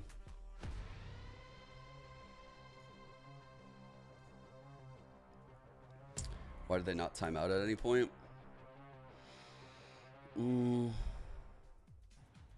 Could have been something where Kappa was listening and felt like they had control over it all the time. Some translation. Now, Solo, once upon a time, it was you and Lakia up there up against a very different Sentinels. But I wanted to know how it feels like now that you're seeing this matchup, but now you're in the coach's seat. 감독님 마지막으로 센티널을 만났을 때가 감독님과 라키아 선수가 선수로서 뛰고 있던 때였잖아요. 이제 좀 감독으로서 지켜보면서 옛날 생각도 많이 나시고 좀 감회가 새로울 것 같아요. 옛날 생각도 좀 많이 나고 처음에 이제 만나게 됐을 때 좀 저도 개인적으로 긴장을 많이 했고 뭔가 똑같은 약간 그전이랑 똑같은 승자조결승에서 만나니까 또 그래서 좀 저번에는 졌으니까 이번에는 꼭 이겨서 결승 저희가 먼저 갔으면 좋겠습니다. It just brought back so many memories from back then. We were also in the upper bracket as well, but we lost back then. And it just made me like, it just brought back so much emotions from, you know, what happened back then. But I just feel like this time we're going to make it different. And I really, really hope that Genji guys can pull it off today and we walk away with the win. Well, it certainly feels different. So let's see if Genji can close this out. Genji heard the Sentinels really like Split, so they said, hold my drink, and they did the business. Absolute domination. Kukuka, this Genji team looked absolutely on fire in this map, and if anything, it just goes to show that I mean, yeah, you can look at the results, but just stay up, man. Anything's possible in this game. When we saw the map select, we thought, you know, it's a bit of pick your poison, right? It's going to be Center, it's going to be Split. And they were definitely very sure about what to do with this split. Even though the beginning of the game was a bit shaky for both of the teams, we saw, you know, teams getting echo time and time again. It looked like Junkie T was going to have all the effect in that defense because Genji was a little bit lost on how to play around it. And I think Genji executed on a lot of the things that we talk about being so good on this map for Sentinels. On their attack sides, they had great entry pathing with this double duelist combo. So, sorry, I just wanted to get like the thumbnail on my YouTube, and then Navigating the trips really well and getting into these sites. And in the post plans, playing these forward. let's see what we could do right here, actually. Genji pick Lotus. And I think it's brilliant the way that Genji Where was would... able to interpret and Do we know where Sen wanted to start? Did it say? post-plan situation, how to Did it say where Sen was starting? as you're saying, Mimi, Sentinels to have any kind of breathing room, so they could not win. Let me actually see what they did against K-Corp, right? K-Corp picked it. K-Corp picked it, and they opted to start on attack. So they'll probably do that again.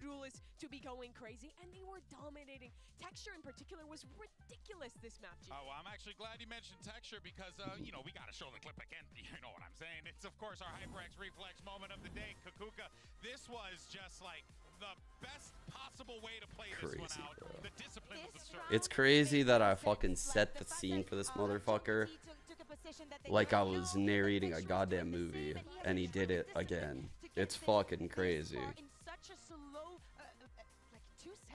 I can't even believe it. I can't believe I set the scene and he did it again.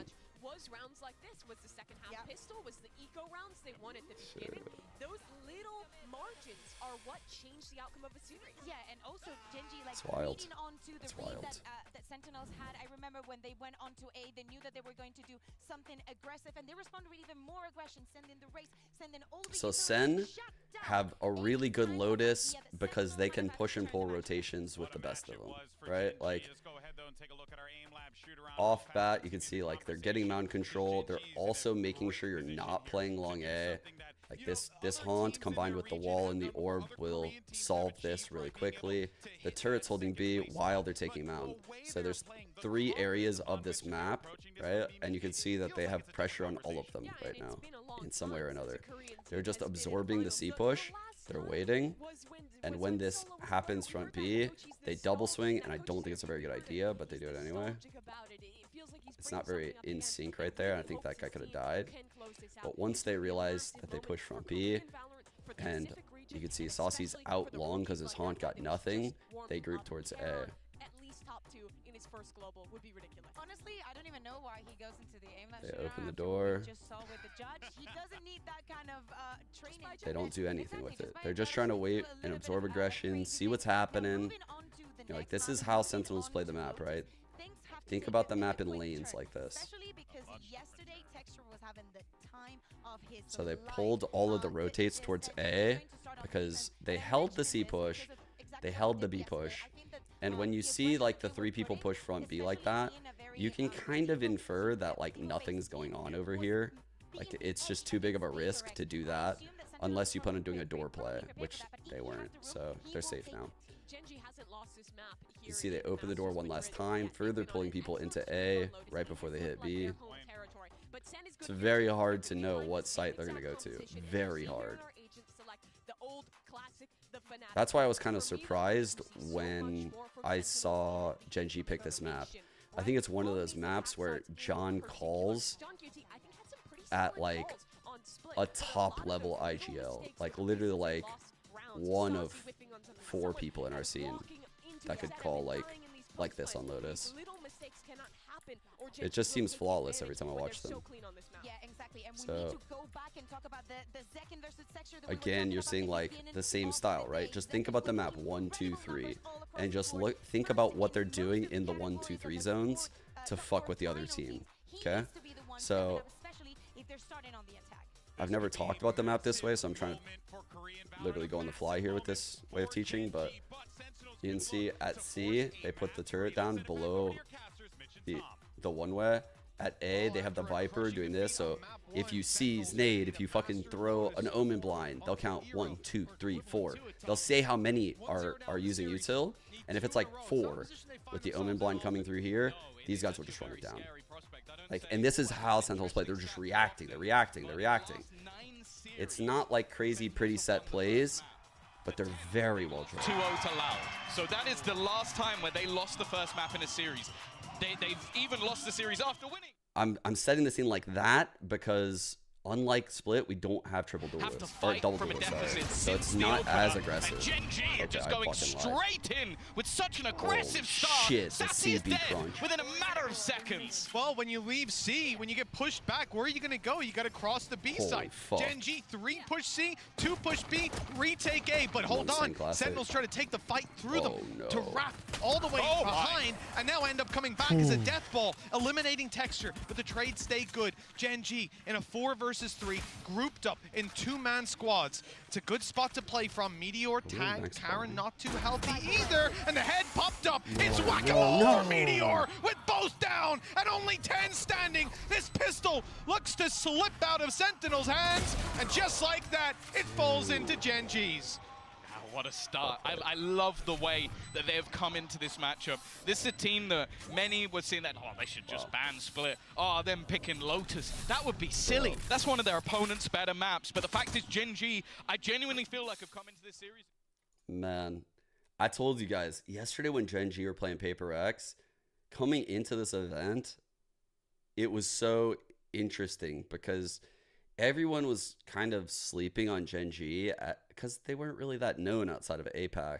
Everyone's like, oh, PRX, oh, Sentinels, oh, Loud. And Geng was kind of not talked about too much. But the people that believed in Geng fucking knew, dude. Like, those guys knew. Whoever said, like, early on, like, confidently, I swear, everyone that said Geng was that Geng. Pressure right now. They are vibing and thriving, 1-0 up. They fucking Sentinels, though. This Tom, they put so all their insane. credits on the line. It's a big buy from the attacking side. They Viper walled and they haunted behind it. So if you push C, you're just so dead. A little bit of a Bucky play to kick off the That's round. so sick from Sen with a right nasty there. surprise. We've already seen this in the first map. An early back and forth. We know that Sentinels can do it. I've never seen Sen Even do with this. Just the pistols. The C's fantastic. Very important Even stinger put in buy. onto a 43. snake bite. Lovely combinations from Sentinels. I believe they even, before This is Zelsis such a good went down, separate. he threw in a nano, so you just had so much damage being issued on Holy that shit, spot. they have a No stinger escape. force by like round. 1-0 challenge. that was sick. And for Geng, getting back through won't be easy. They've One already way for the expended all their retake. big utility. Haven't seen teams Sentinels use have this the very numbers, and with these weapons close range, it's beautiful, they have a lot of potential, more so when they can see you through the walls. A great reveal from Sassy to get himself the kill. Karen down extremely low as he emerges from that smoke. It's easy pickings with Texture the last alive. Got it. He doesn't stand too long either. 1-1 as Sentinels pull it back. Reminiscent of the last map. Yeah, they're not This time with a MasterCard aren't force. getting a shout out as much this time because it was a full investment out from the side of Sentinels, but what a way to get right back into things. That's the thing.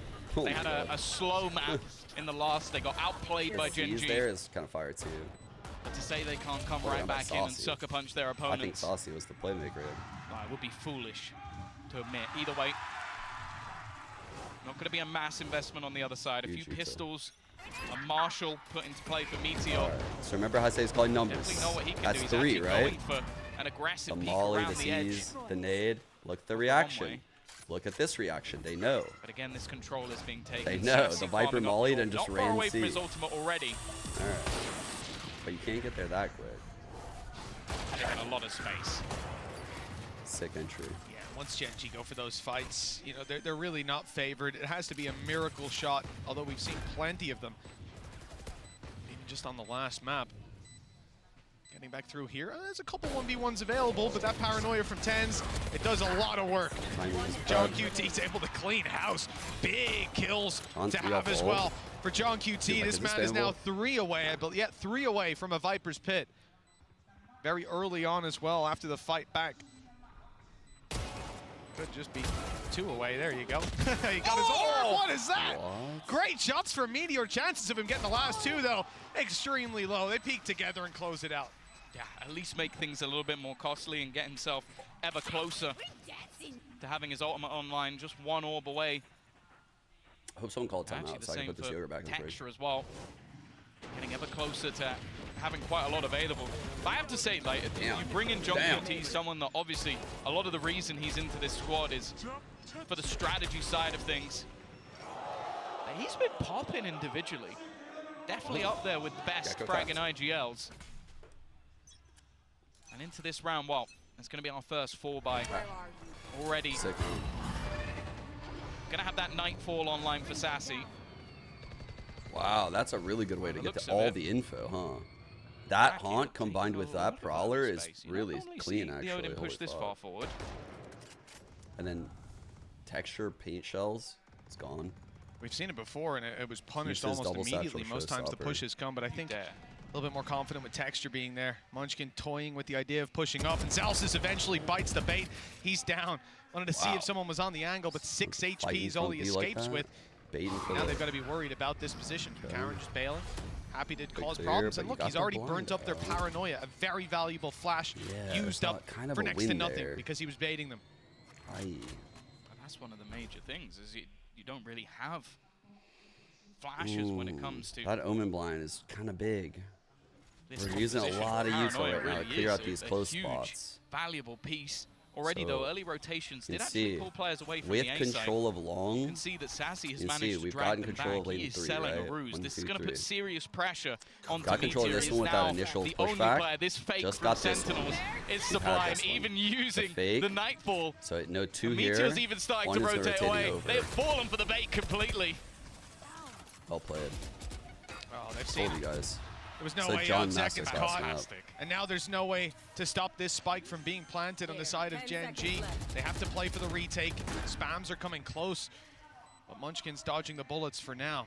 An angle for Karen as he sees the corner, but Tens will make it out of there just about. The Shrouded Step buys him the space, and he's hightailing it to play the post plant. 6 HP on Zelsis, 22 on Tens, and Second and John QT are not too healthy, but they have to go for a save on Gen G because of all those players still standing. Fight, a bullet or two landed extra, and this round would look different. But instead, Gen G are out of here. Yeah, we've given so much credit over to Gen G in the first map about how they were able to push and pull their opponents, even winning fights when they push into the stack. Sentinels this round, that was literal perfection.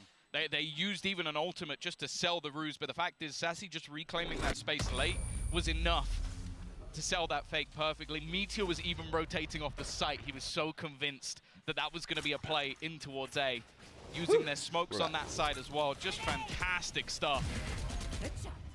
Well, when you have someone like Zekken as your entry, even if there's one man there, you're not going to have too many problems. From that point, Sentinels managed to convert 3 rounds in a row. And well, what looks like a very peculiar... He uses Phantom a little bit more, but... mainly because of the saved weaponry. Absolutely like as cold as Les when I watch him. Slight bit of hope based on the like Les is calm. That's like Les's shining characteristic. He never panics. That showstopper could definitely change the course of a round. A lot of early pressure from Gen G around A. It's not in what they've thrown out, it's what they're preparing to throw. 4 players towards the angle. The first drop the snake bite deep, but a little late. Lakia, good for 1. The damage done, it's still recoverable. Again, guys, think about it. That 1, 2, 3. They had the Omen one way here. They had the Fade on. Fade taking control of this. The turret's getting over here, and they silent took the third lane. Very different look. Again, this is an absolute John QT masterclass. It's going to find it hard to even find an angle to use this round. It might just come down to a save. The fact is they're almost having to gamble on where their opponents are going. We're just gonna. I'm gonna keep referencing this. The 1, 2, 3. Play patient. A second round again where they're using Sassy as this luck. What? Though. What? He's just executed him, and Karen's managed to get a kill as well. He peeked stairs, and now he's up top suppressing fire. The guy's got 42 HP. He swung out wide. Omen blind so shit. Omen blind so shit. That's a little disappointing. Oh, bro, the old one would definitely have gotten him by then. Meteor now having to clutch it out, and the problem is he doesn't know where these players are. They could have snuck away to anywhere. It could cost them a lot of time on the way Karen back had through, to but it literally seems he's relatively confident that they'll play towards the site inside that pit. In fact, the lockdown is going to be used here and now. They have to open the door to run away or emerge from that ult, and the timing. Oh, it was so close to seeing Meteor fall. He catches John QT on the other side of the wall. Zelsis is standing and now spotted and taken down. A sensational clutch for Meteor. 3-2 now for Genji. That was incredible. I am flabbergasted. A 2v4. Both of them had pistols, Tom. And they managed to recover an Odin that somehow does some work. So But this well man, played, dude. That was so well played. What the fuck? That was insane how he played that. He read it perfectly. He's in a 2v2, and he wins the 1v2 while his teammates are rotating. So I am not surprised that he was confident in the 1v2, because he's been doing it all the way through the tournament. To use his lockdown there to force them out, he's wasted their Viper's Spear. But more importantly, he's put them on the board when they shouldn't have been there. Fucking clutch. A big clutch coming out of Meteor. Here's that C control. So they break the haunt, guys. This is different. This is different. So now we go into the next wave of util. Oh, they break that. Okay, third piece of util. The fact that there's someone here, but he's so clean with it. First kill goes through, instantly retreats. No util for the box. And a few shots landed, but with the op refacing to land those last bullets will be a difficulty. Even the shot just here, whizzing past the head. So got Sentinels, 3. one man down early on. They've gotten mound control for it, but not necessarily Patient a worthwhile at 3. trade from here, the though. Raze Maybe was they can there. posture a the fake. Raze has an op. Really, though, considering Meteor's utility in play, they'll have a lot of information and content to play a little further back than the C side. Reveal goes up and over C, confirming there's still someone on mound. And Munchkin's in position here on this B site. If that got nothing, they were That'll going slow down any attempt at a push with 45 seconds left. We see the spike rotate around to Breaking that Still nano stacked up, and look who's rotated into now position, ball Tom. and chain this guy to Textures be. here He with can't the fucking operator. move. Someone has to be holding his util choke. to try and Maybe even 2 destroy people. their opponent's utility and You bait assume out that they 2 might be people going have in to this be over direction. here. But the fact is, Munchkin So they know they have a sat 2-1-2 around. now. There's still a showstopper available They here know this for op. Texture. He might be able to deny them, but he goes through. Holy takes fuck, a risk that and is was caught by so Zelsis. close. Karon's still He in didn't position. counter-trave. 15 seconds left. It's getting That late seemed like on the a clock. great The play, timer low-key. ticking. He's waiting for someone to go for the plant. They've done it right in front of him. Not gonna hit him. And because of that, he's able to drop 2. Surely it's too far gone. Karon takes this round into his own hands. And Sentinels, they've been flabbergasted, flustered again by just one man on the site. This is becoming a recurring trend for this squad. It happened on Split with Texture on the back of A. Why do they never clear a site? I'm trying. That's why I'm. How do I explain this? That is why I'm really sticking to the 1-2-3 lane thing, and I'm telling you guys about the rotations and how Sentinels keeps perceiving they're rotating, right? So right there, because they had mound, because they had front B, because this haunt was broken, they perceived there only being one person in the A site. So they thought it was clear. It's just understanding rotations, because the cost of clearing the site is greater. Like, you would lose that round more often than not, because you're then out of position in the post. The showstopper in his hands, and he's just not stopping. The youngster's had enough.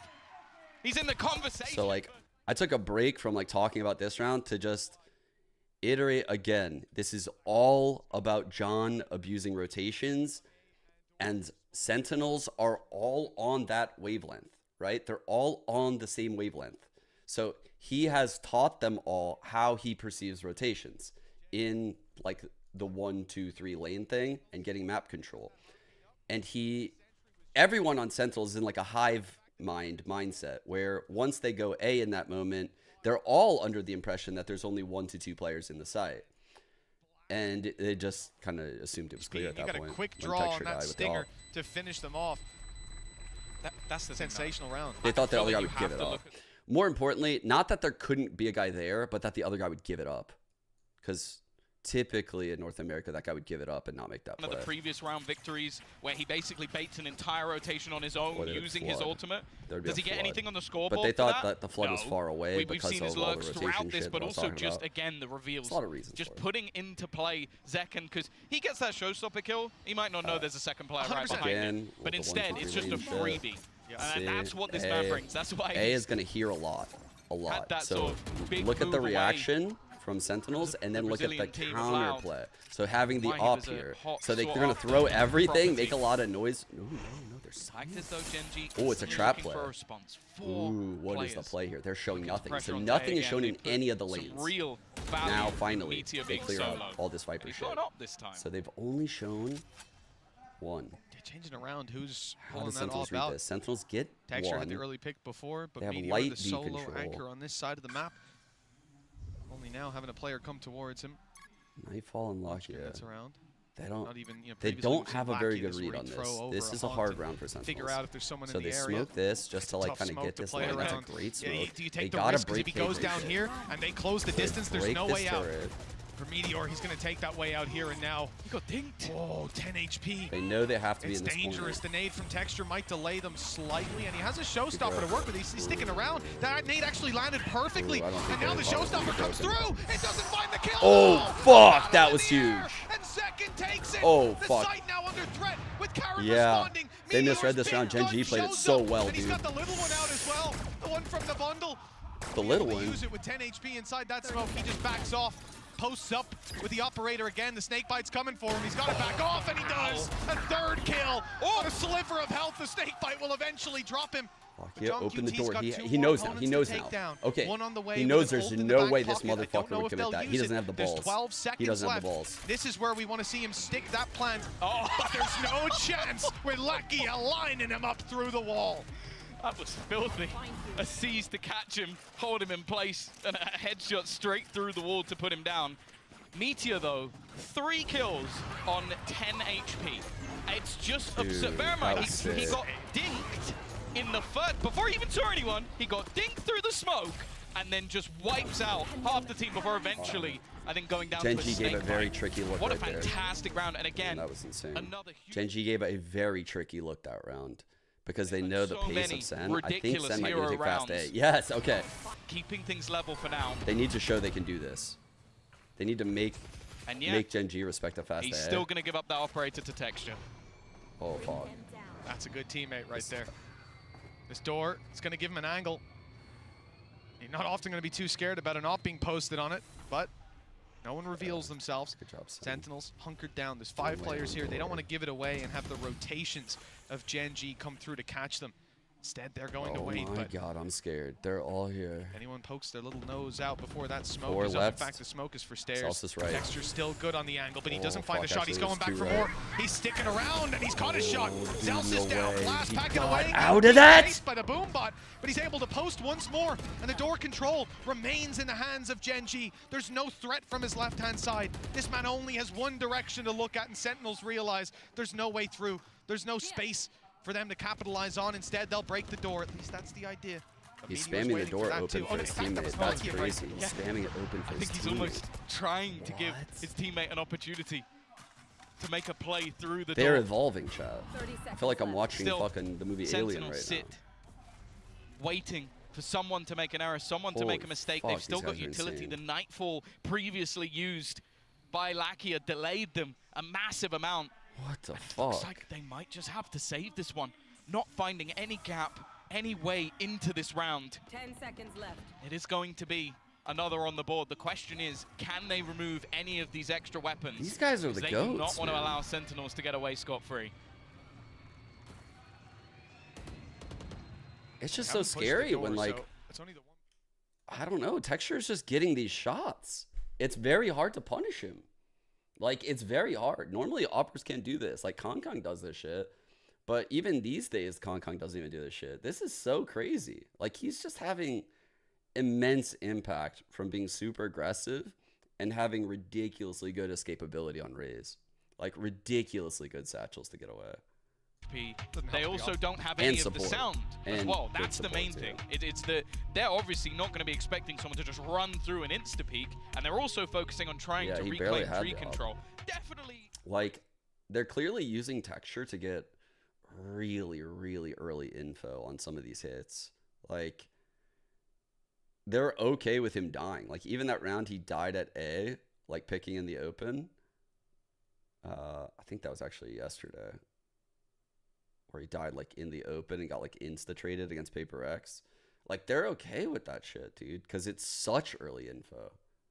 As well, when he's doing it. Like, when we've seen him step in front of that util, it's like in crunch time. It's like 45 seconds left in the round where, you know, like, you don't have many options there if there's 5 people long. You know, it can't be a nice feeling for this squad. One of the bigger tests that they've faced from a team that I think the community has been favoring Sentinels for sure, but we even heard it from the desk. You know, they're the favorite team, but it's not an upset necessarily if Gen G win. Like, this is pinned to be a close game and one that Gen G had chances in. That is what. Maybe it's better to say not the most incredible upset we've ever seen. It's going to be hard. Putting the turret on B. But from what we've seen, they look like the better team so far. Sentinels no info. They got the have to be challenged by Texture's aggression once more, but this time they're ready. Seconds caught him. Good job. He's left in a bit of an awkward position. Does he stay around there aggressive? No, it's time to fall back. It's a good thing too. But that's the thing. I think Sentinels are starting to learn that there's never really just been one player.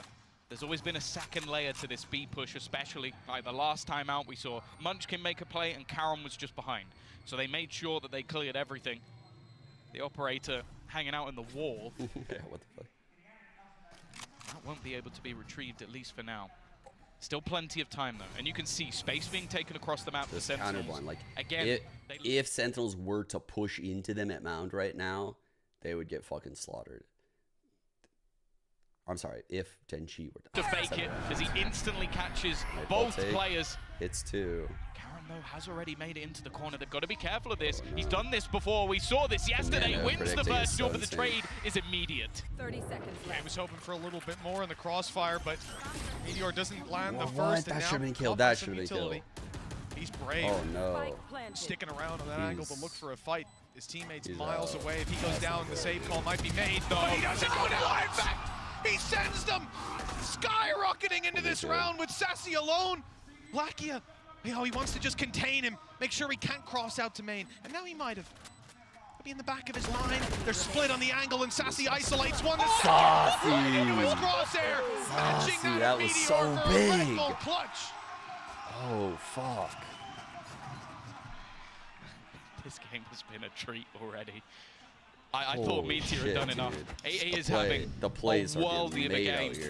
Being able to take this much space, they even knew he must have been around this angle. Even putting in a snakebite just moments later, split second later, to stop him from being able to do that. What a shot this is. But luckily, they have this man, my bald brother, in Sassy, to be able to clutch things out. We've credited him when it comes to his utility usage throughout the game, but he also has the clutch in his locker.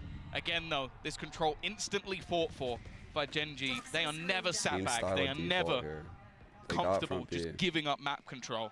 And while this is a bold position. I've seen an op whole day alone before, Tom, but you know, usually from a little bit further back. Yeah, just he does have the short range weapon of the op, so you know. That's true. You do have to get up nice and close. Yeah, see if he pulls out any hip fires with it. Well, this might be a surprise for Sassy. Snakebite up and over. That's probably for Rubble. He'll throw something. Unfortunately, he's a bit more aggressive than you anticipated, my friends. It's got to be infuriating. Why would he be that far? He's going back. He's not shying away. Like, that's the thing. He's gone right back to the same spot again, confident that he'll hit the shot. Obviously, his teams have also sort of stacked it up over on the C side. Both utility being broken. Oh, he's coming through. Still a chance, but just look, 2 players already. The Meteor goes through. He spots the majority. They're not. Holy shit, that whip, bro. Oh my god. Zekin is insane. Leaving it all on to Zekin. What? 25 seconds left, trying to fake out the plant, but Lakia not wanting to overextend. They've pinged exactly where he is, and Zekin's going to go hunting. Going to try and take this man down and do exactly that. Run. He's also got a flank coming in from Texture, but already our little make the realization that this is going to be a push towards the B side. No. Texture instantly puts the nade. He has to try and stick this, may even go down to just 25 HP. But Zekin's still standing, still holding on. Texture just sticking it though. Already gets it to half. And looks to try and bait him in. He's got so much time to play with, and he has to go back! Holy fuck, Zekin is literally our goal. Zekin is literally our golden child. Oh my god, he is insane. What an incredible play! Oh that my headshot. god. It's what it needed to be. Anywhere else, and he was going to be traded out by the bullet swinging back at him. Right and there. the idea here from It was a double check. I thought I saw him look away, and I was like, there's no way, but Cool. That was a fool me once. Shame on you. Man, Getting away with versus it again. Texture. It was Karen. I think With that HP, bro. Oh, fuck. Wensi, he was in that same corner, so of course they're going to check it.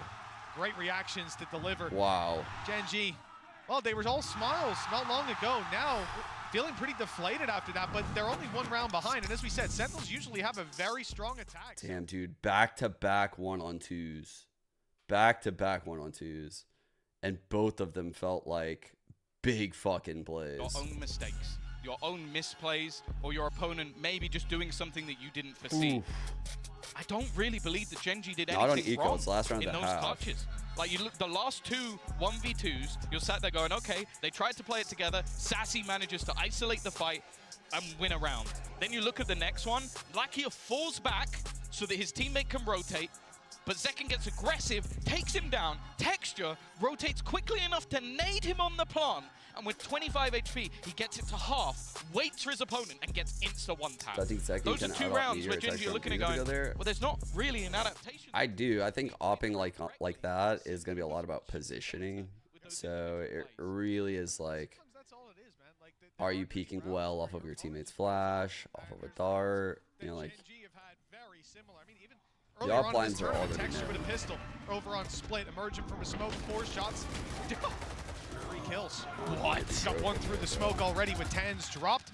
And Sentinels, in this last round on their attack side, find themselves in a disadvantage due to a scrappy early A fight. Oh no. Oh, Dude, the he just timing is drops perfect. His wall and they double fight Toxins that. down, good trade from John QT though. They needed something extra. They needed to bring that back to at least within contention. Full With the way KK the setup last few still rounds on have gone. C. Lockdown Be surprised also to see here. the clutch. Also, Ooh. a plant for John Hit QT. potentially, but We'll get him his ult he would online. have You can see the to Meteor is already set up.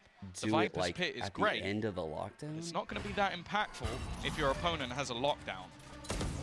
Yeah, he knows that. Especially He on this knows. side, Tom. You can very easily box them in, and the only way out is He it's a understands long all run. of what we're saying right Probably now. not getting back in. There it is. Ultimate ready. You hear the voice line called. John QT probably wants to use this a little closer so they have an escape. He doesn't want And in them to fact, be able to use the lockdown Very here. aggressively used. He wants them to Immediately do the look at spawn Gen.G's lockdown. adaptation. They come pushing in towards the spawn angle, but that's where Sassy's waiting, and the orb's obscuring him for just a moment. It's a beautiful angle.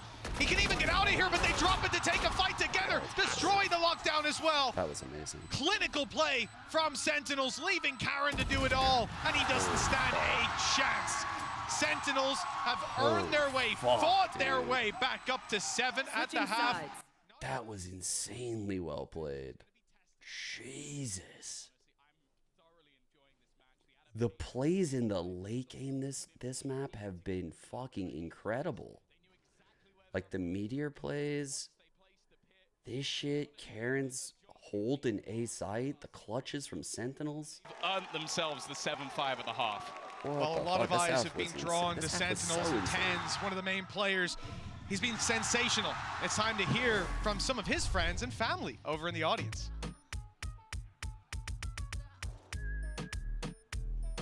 Whose friends are having one? Hey guys, Mika Fabs here, and we are back in the crowd with some very special guests. I have Valerie here, who you all know as Tenza's mom, and you have Billy here, Tenza's uncle. The whole family's out here. Let's get a round of applause. All right, I saw you guys getting really, really into the game here. Of course, how are you guys enjoying it so far? Oh, it's amazing. Hola, Madrid! Hi, it's been awesome here, watching the Sentinels play their game. Yeah, and I hear that you were actually a big influence on Tenz while he was, starting his gaming career. Really? Yeah, definitely it started out. We're definitely a gaming family and just making sure that he stayed competitive and focused on getting better. And he just took it off by himself from there. And Valerie here told me a little secret. What is your rank, sir? Probably Decade Ascendant, but my peak's Immortal too. Whoa! Let's give a round of applause for that. Now, of course, it's massive that you get to see your son here. You go to another corner of the globe, and you have fans all over just applauding his name. How does that make you feel? It's very heartwarming. It's, Don't make me cry! No, amazing. I'm so proud. Tyson, oh my God. So proud. Speechless. We love him. We definitely definitely doing now. Let's hear the both of you. Can you give a massive shout out to Sentinels and to Tyson playing up there right now? Let's go, Sentinels. You guys are amazing. Let's go. You got this. We love you, Tyson. Let's go, Tyson. Let's go, Sentinels. Let's get back into the game.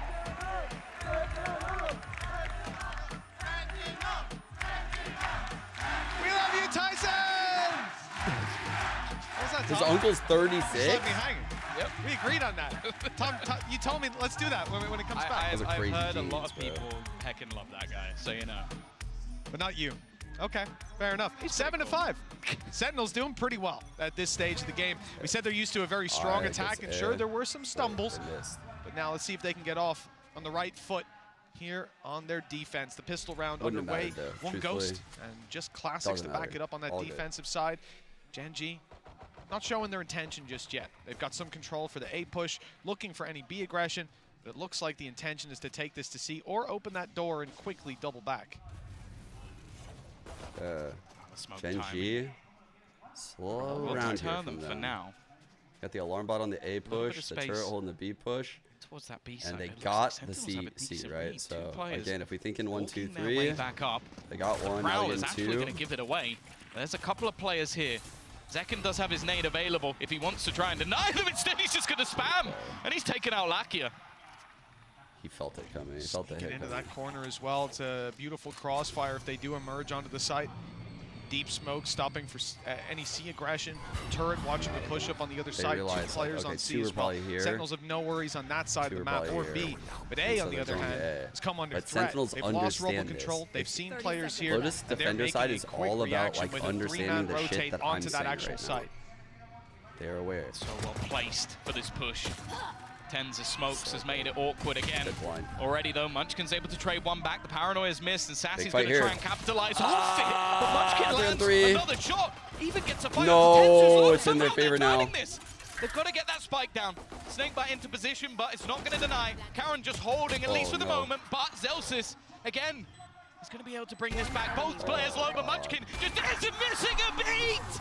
He hits his 4th kill of the round, and just whenever there's a moment for someone to step up, it always seems to happen. They had it. They had it. They had it. They had it. I mean, this guy was the 4-on-3 unreal last map. Don't get me wrong.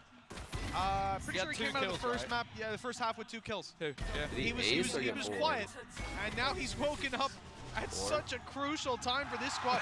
It's not just the 4 kills. He's 1 hit, and I'm pretty sure his teammate is too. Bear in mind, that reaction was Texture, the guy who won them the pistol on split by hiding and killing 3 people. And he's like, whoa! What? Looks like we might have gotten an early reaction, because I'm sure he's going to be hyped up after that one too. Tens, though, sneaking around the corner, good for 1. Caught immediately. Good catch by Munchkin, good react, and the follow-up from Lakia closes the round. Pretty clinical on the way through. 1 player lost. I need that much slower because my brain wasn't able to comprehend how Texture got 2 kills that quickly. Texture's 2 off. It wouldn't surprise me at all if Texture gets relatively clean. I'm seeing Meteor with a sniper on attack, and I don't mind it. Would be hard. At this point, they'll probably use it. Not going to doubt him. They'll just wait till next 17 and 9. They'll do the show. He may not be on the Duelist anymore, but he definitely has that Duelist mentality. And yeah, this is super heavy. Couple off. And center definitely fighting both players not that far away from a showstopper. It could be a big round for the Raze players. Especially with the economy kind of low for the attacking side. Texture, there's 1 already. Now just 1 from the showstopper with most of his HP still intact. No Omen is kind of big. No blind. They haven't gotten away with it scot-free. Karen's been lost. Omen on each side out. Paranoia is no longer in play. Zalsis with one of the stranger angles you'll see held with an Odin. It's just a fallback, so he's covering C and B with his utility. And a wild shot through the smoke for John QT. There's the advantage claimed, although marginally considering Sassy's HP. What a haunt. Sassy was able to trade off that first kill. I think it was actually a solid reveal from Lakia that actually gave up Tenz's position up close. There was expectations there for Gen.G that they were going to be challenged. But even still, it's going to have to be an almost complete reposition. Now, they've got the turret, they've got the alarm bot, so they know that there's not really much of a chance that anybody's got this aggressive. But other than that, information is barren for the side of Gen.G. They have no idea what they're pushing into. You mentioned that Odin and its position. Honestly, depending on the plant spot, knowing Gen G, I don't think they use the showstopper to enter this site. I feel like they just contact it and they use the showstopper in the post. It's probably going to end up in a retake, but there is a chance that this might be stopped by Zelsis. Well, there's the nano activated that's on site already. One thrown through to delay even further. 10 seconds. Time to get that plant through. It's got to be safe in the corner. Got to wait a little longer after the nano runs the clock down, and that is a very tight plant. I think he's just about got it, but no spray coming through on the other side.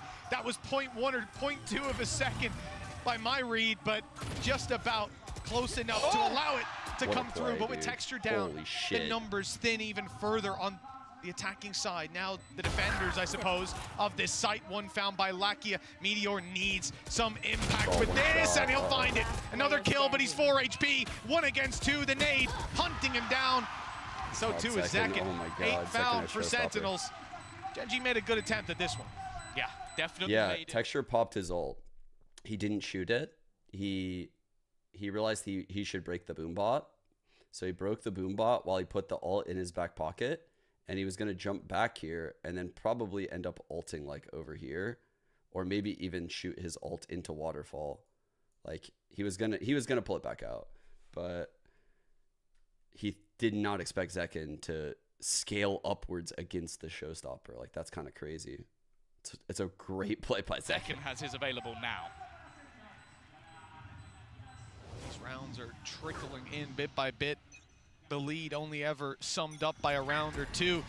It's never safe, it's never secure, nor are these players. Early aggression, again, from Sentinels. A lot of utility, and most importantly, 4 players here. Paranoia used, Zekin gets caught by the other sides, though, so he's not able to get a clean shot off on the showstopper. Don't fight this, don't fight this. Back, concede some of this space. It's a good battle by Gen G, and they thought they had a lot to work with Meteor sneaking through to B, but he's being caught. Very big that they now canceled back into that awkward scenario. They had so much space, but also that takes off all of that extra Killjoy utility, so they can't really afford to dilly down anymore. They're going to have to make their move again, walking into the Lion's Den. Zelsis with his utility, but also with his Odin at the back. He hasn't been revealed. He sat patiently waiting with his gun in hand, and he's going to win the fight again. Oh. Even looking to spam through. He's done a lot of damage to Karam, but he's just buying time for the rotations. You don't really see plays like this every single day. Sat at the back with the Odin in hand. He's just going to go on his own. What a round by the 4K comes out. Let's go. Sentinels had a solo hold of that Odin C-side. Gaming, I've never seen anyone do that before. I've never seen it. Just hip fire in the Odin. Every part of that was so beautiful as well. The realization he needs to go for the wall bangs, then that they're going to swing him. He swings wide ahead of them. Makes it a little more awkward for them to land. Like, that was so close to killing the swing all here, of them, bro. it perfectly offsets where Karam was looking to pre-fire on. Like, he could not have read that any better. What an unbelievable play, and then to actually deliver sprays like that, hip firing, when you're just beginning it, you have a lower rate of fire. Unbelievable. Are so good, dude. I'm going to dream about that tonight. Alright, so they got mount control. The dreams they got front B control. Gen G's 2-0 seem to be slipping away. Gen G giving up A control. Sentinels extending that lead, and now back to pistols and a hero rifle for Texture. He's had his moments in this game, but most of it has been with an operator in his hand. Once again, back into tens right now, who kept his blind. Zelsis is waiting. And the thing is as well, that it leaves them with so little opportunity for where they can plant. Instead, they're going to go back, look to put some pressure onto Tens, who's been having one of his quieter performances, that's for sure. But even still, all he really has to do is get that information, call for the rotations, and get some support. Yeah, so they got the third lane, guys. Yeah, I mean, you'll see Tens flex a lot, I think, here on Omen. The way they've been playing it on defensive side, he's often just the guy throwing the paranoia and trying to get involved afterwards. They have the third one. So they forced a 2-1-2. We go to a map 3. They purposely don't break this, so that way it's not expected to go see. Few pistols, but as we said, you know, it was nothing but MasterCard thrifties starting off that first map. No reason we can't return to it now. Meteor's flanks have been caught again and again. This time it's Sassy to find him, and with 13 seconds left, they need to make a move onto the site. 10 on the clock as they get close. Blast pack still in play, going to be used here, but not booping him fully off. just about far enough away that he can continue planting. Karen falls. Pistol standing, Guardian spotted and dropped, and it's cleaned up nicely by Sentinels. It's only Munchkin left, and he can't even get near that spike to stop the defuse. What a nice shot connected. That's where the hope of the round ends. Yeah, in the end, he almost has to go down just to make sure that he's going to have weaponry for the next round. And it's going to be a small cost for the side of Sentinels, 3 rounds in a row, and relatively clean ones as that. What's the counter lockdown play coming out of Gen G? These 2 ults are super 7,000. Right? They have got the crowd. This ult can be used to take a site, and this ult can be used to secure the site. But this is like the counter to the pit, unless you have a really good lineup. Like, theoretically, the Viper could, like, pit the spike here, like, take it out, like, over here, and just get detained, and then have everyone else guard. They're going to be put under pressure, an immediate push here. So some pressure going on. They take control of Mount. Sentinels open the door, threatening a push. Util in response. Good paranoia, but too late. The player's already able to see and take down Zekin. As Tens fades from the angle. They find themselves in a 4v4. Good retake ultimate online for Zelsis. That can counteract the Viper's pit as we've seen before, but the potential to play aggressively on the back of Lakia's. When it hits 1 or 2, if it hits 2, they're going to dump a lot. For Sentinels previously. Tens on the other side of this smoke has John QT covering the cross, but Karen's already gotten up close. A shrouded step that wasn't expected, and now Nightfall gone all the way through. John QT, 13 HP, but he fades into the corner, and now he'll be able to get his health back online. Even notices the Nano Swarm chasing him down. Snakebite now landed right on him, and he's jumping forward. Oh my god, another piece of utility. This time the alarm bot, Sassy, almost had it, for this lockdown but he's caught. Zelsis that's in a on the huge mistake by Meteor. picking up 1, and he's got his lockdown in prime position. Another swing, and a player spotted. Only 1 to root out of that Viper's pit. And Munchkin's already given up the angle, essentially. So they're running for the hills. As Zelsa steps forward, he'll catch Lakia, setting them up to close this out. Dang, dude. Oh my god, what a fucking big half he's having. They're close to a map 3. We've said it throughout this tournament. We've seen a lot of teams lose their own map pick. We've seen a lot of teams. They had dude, Gen G had a lot of plans for the lockdowns, right? You could see them all. They had the plan for the waterfall lockdown, and they had the plan for the spawn one. But I think Meteor, after he like got the kill and got that ground, he let his guard down. He didn't think that could happen at that pace. Had a couple of really high impact rounds. Seems to love the C site. And more for Gen G. They're going to give the legend that is Solo an opportunity to try and talk this one through. As said, we have seen him play the last time they actually won an event. He played in the upper match to go into the final and lost. Now he has to find some wise words to try and bring this team back and have an opportunity for the 2-0. Otherwise they head into breeze. So this is a Gen G timeout. Dude, look at like what they planned for, right? So they made sure you couldn't get this lockdown, and they essentially were allowing you to potentially do this one if you killed Meteor. But their plant allows like this to be okay. Whereas if the waterfall lockdown came in, it would get to like fucking far. It would really fuck you. So it's like a really good post plant and idea from Gen G, but a huge round by Celsius. Veto advantage, exactly. The impact of winning this series, it's not just about, oh yeah, they can get. Yeah. Kaplan can talk during their timeout. Yeah. Enemy coaches can talk. Running off back-to-back game days. For the timeout. 4 rounds in a row. This attack It'd be funny as fuck if you talked in party chat. Doesn't look great. We're going to see the same again. This That'd be funny as fuck. To the just start screaming on your mic so they can't hear each other. And then Zelsis now sits with his setup. Just kidding. I think they turn on off the A side of the map. That'd be funny as fuck. And I think they're going for this again because it's yet to be tested. We haven't seen the pressure put onto Zelsis on the other side. But they feel confident in it. Would they DQ you for fucking talking on party chat? No support at all. The rest of the team are massively far away. In fact, we're even seeing a rotation from Sassy towards what if Valorant the had players over on that there? C site. He has to cover the B gap. They want this man to go for yo, you fucking pussy ass Killjoy. I hear that turd in there. I know you're fucking Oh, tree. I know to you it, have an Odin, you little if bitch. he just commits to it, he could have so much value I know you have one spraying in through there. that wall. Look at Just the how players funny creeping would up that towards be? the switch. How Zelsis fucking doesn't funny know would though. that be? There's no information to play with just yet. He's Shoot waiting it. for his You alarm won't. bot to You get won't shoot it. contact. Now the door's open. He needs to run. He It's knows so players are funny about if to Valorant flood had that part of the map, proximity or that they chat, bro. might be. In fact, Gen G have changed their idea. The How are we on direction this now tangent? brings them My towards ADD B. brain. Smoke up and a good kill as Tens is caught out of position. Nightfall through. And that is going to slow Good them stall by way Sam. down. Keep the information in their hands. Allow Zalsis to come in spraying. And second does much the same. This one's done. fuck. In a barrel. And Zalsis spraying away. It's 12-7.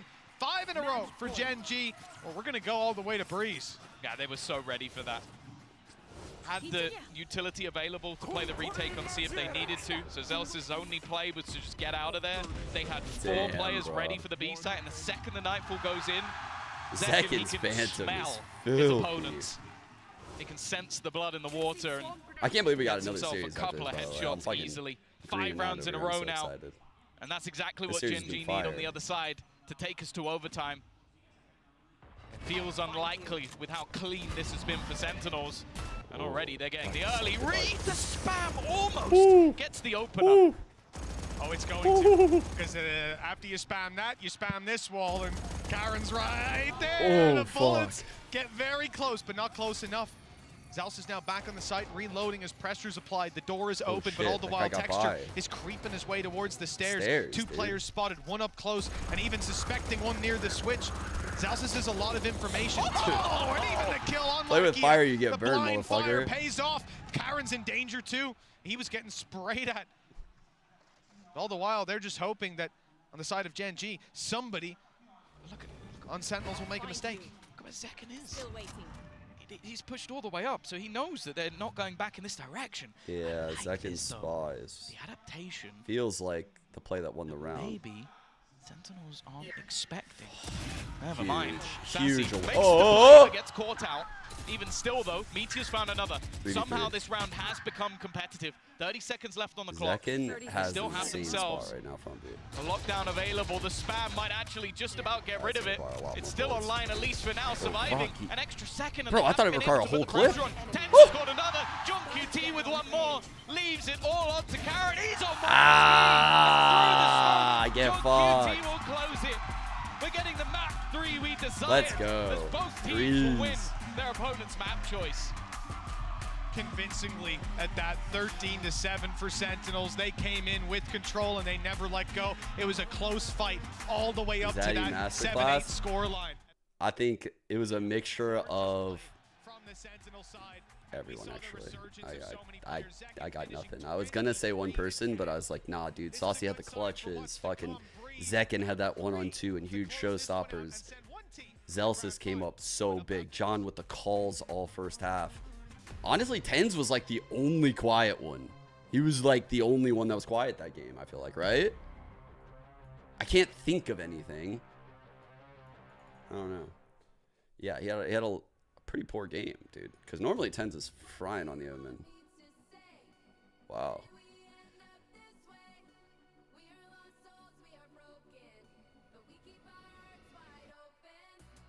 Which person was I gonna say? Initially, I was going to say John. My brain first went to John just for the calls in the first half. But then I remembered all of the 1-on-2s and like the late round heroics. And like, I mean, Saucy winning a 1-on-2, Zekin winning a 1-on-2, and then John and Saucy or Zalsis. Who the fuck was with him in that like 2-on-4? That was insane. Like, those 3 rounds were so fucking huge. They need to win a fucking pistol, though, bro. They've won 0 pistols this series. Without this eco, they're fucked. Like, Sen needed a lot here, bro. They needed the 2nd round, and they needed those 3 hero rounds. But this was good. This was very good.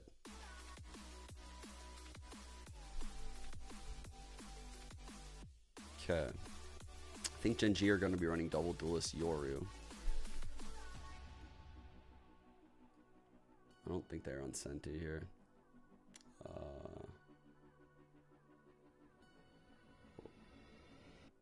I'm so fucking stupid. There it is. Alright. Oh yeah, they run Karen on Astra. In their region, they ran one Duelist with Sky. And since getting here, they switched to double Duelist Sova. They played on the 16th and it's the 22nd. They definitely had time to change this comp. We might not see this comp.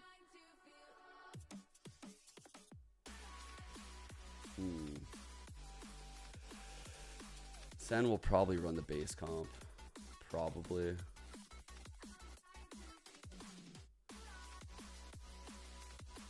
We haven't actually.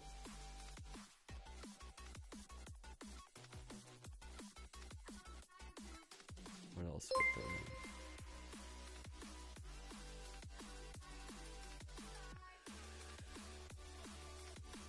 I think they'll still run this.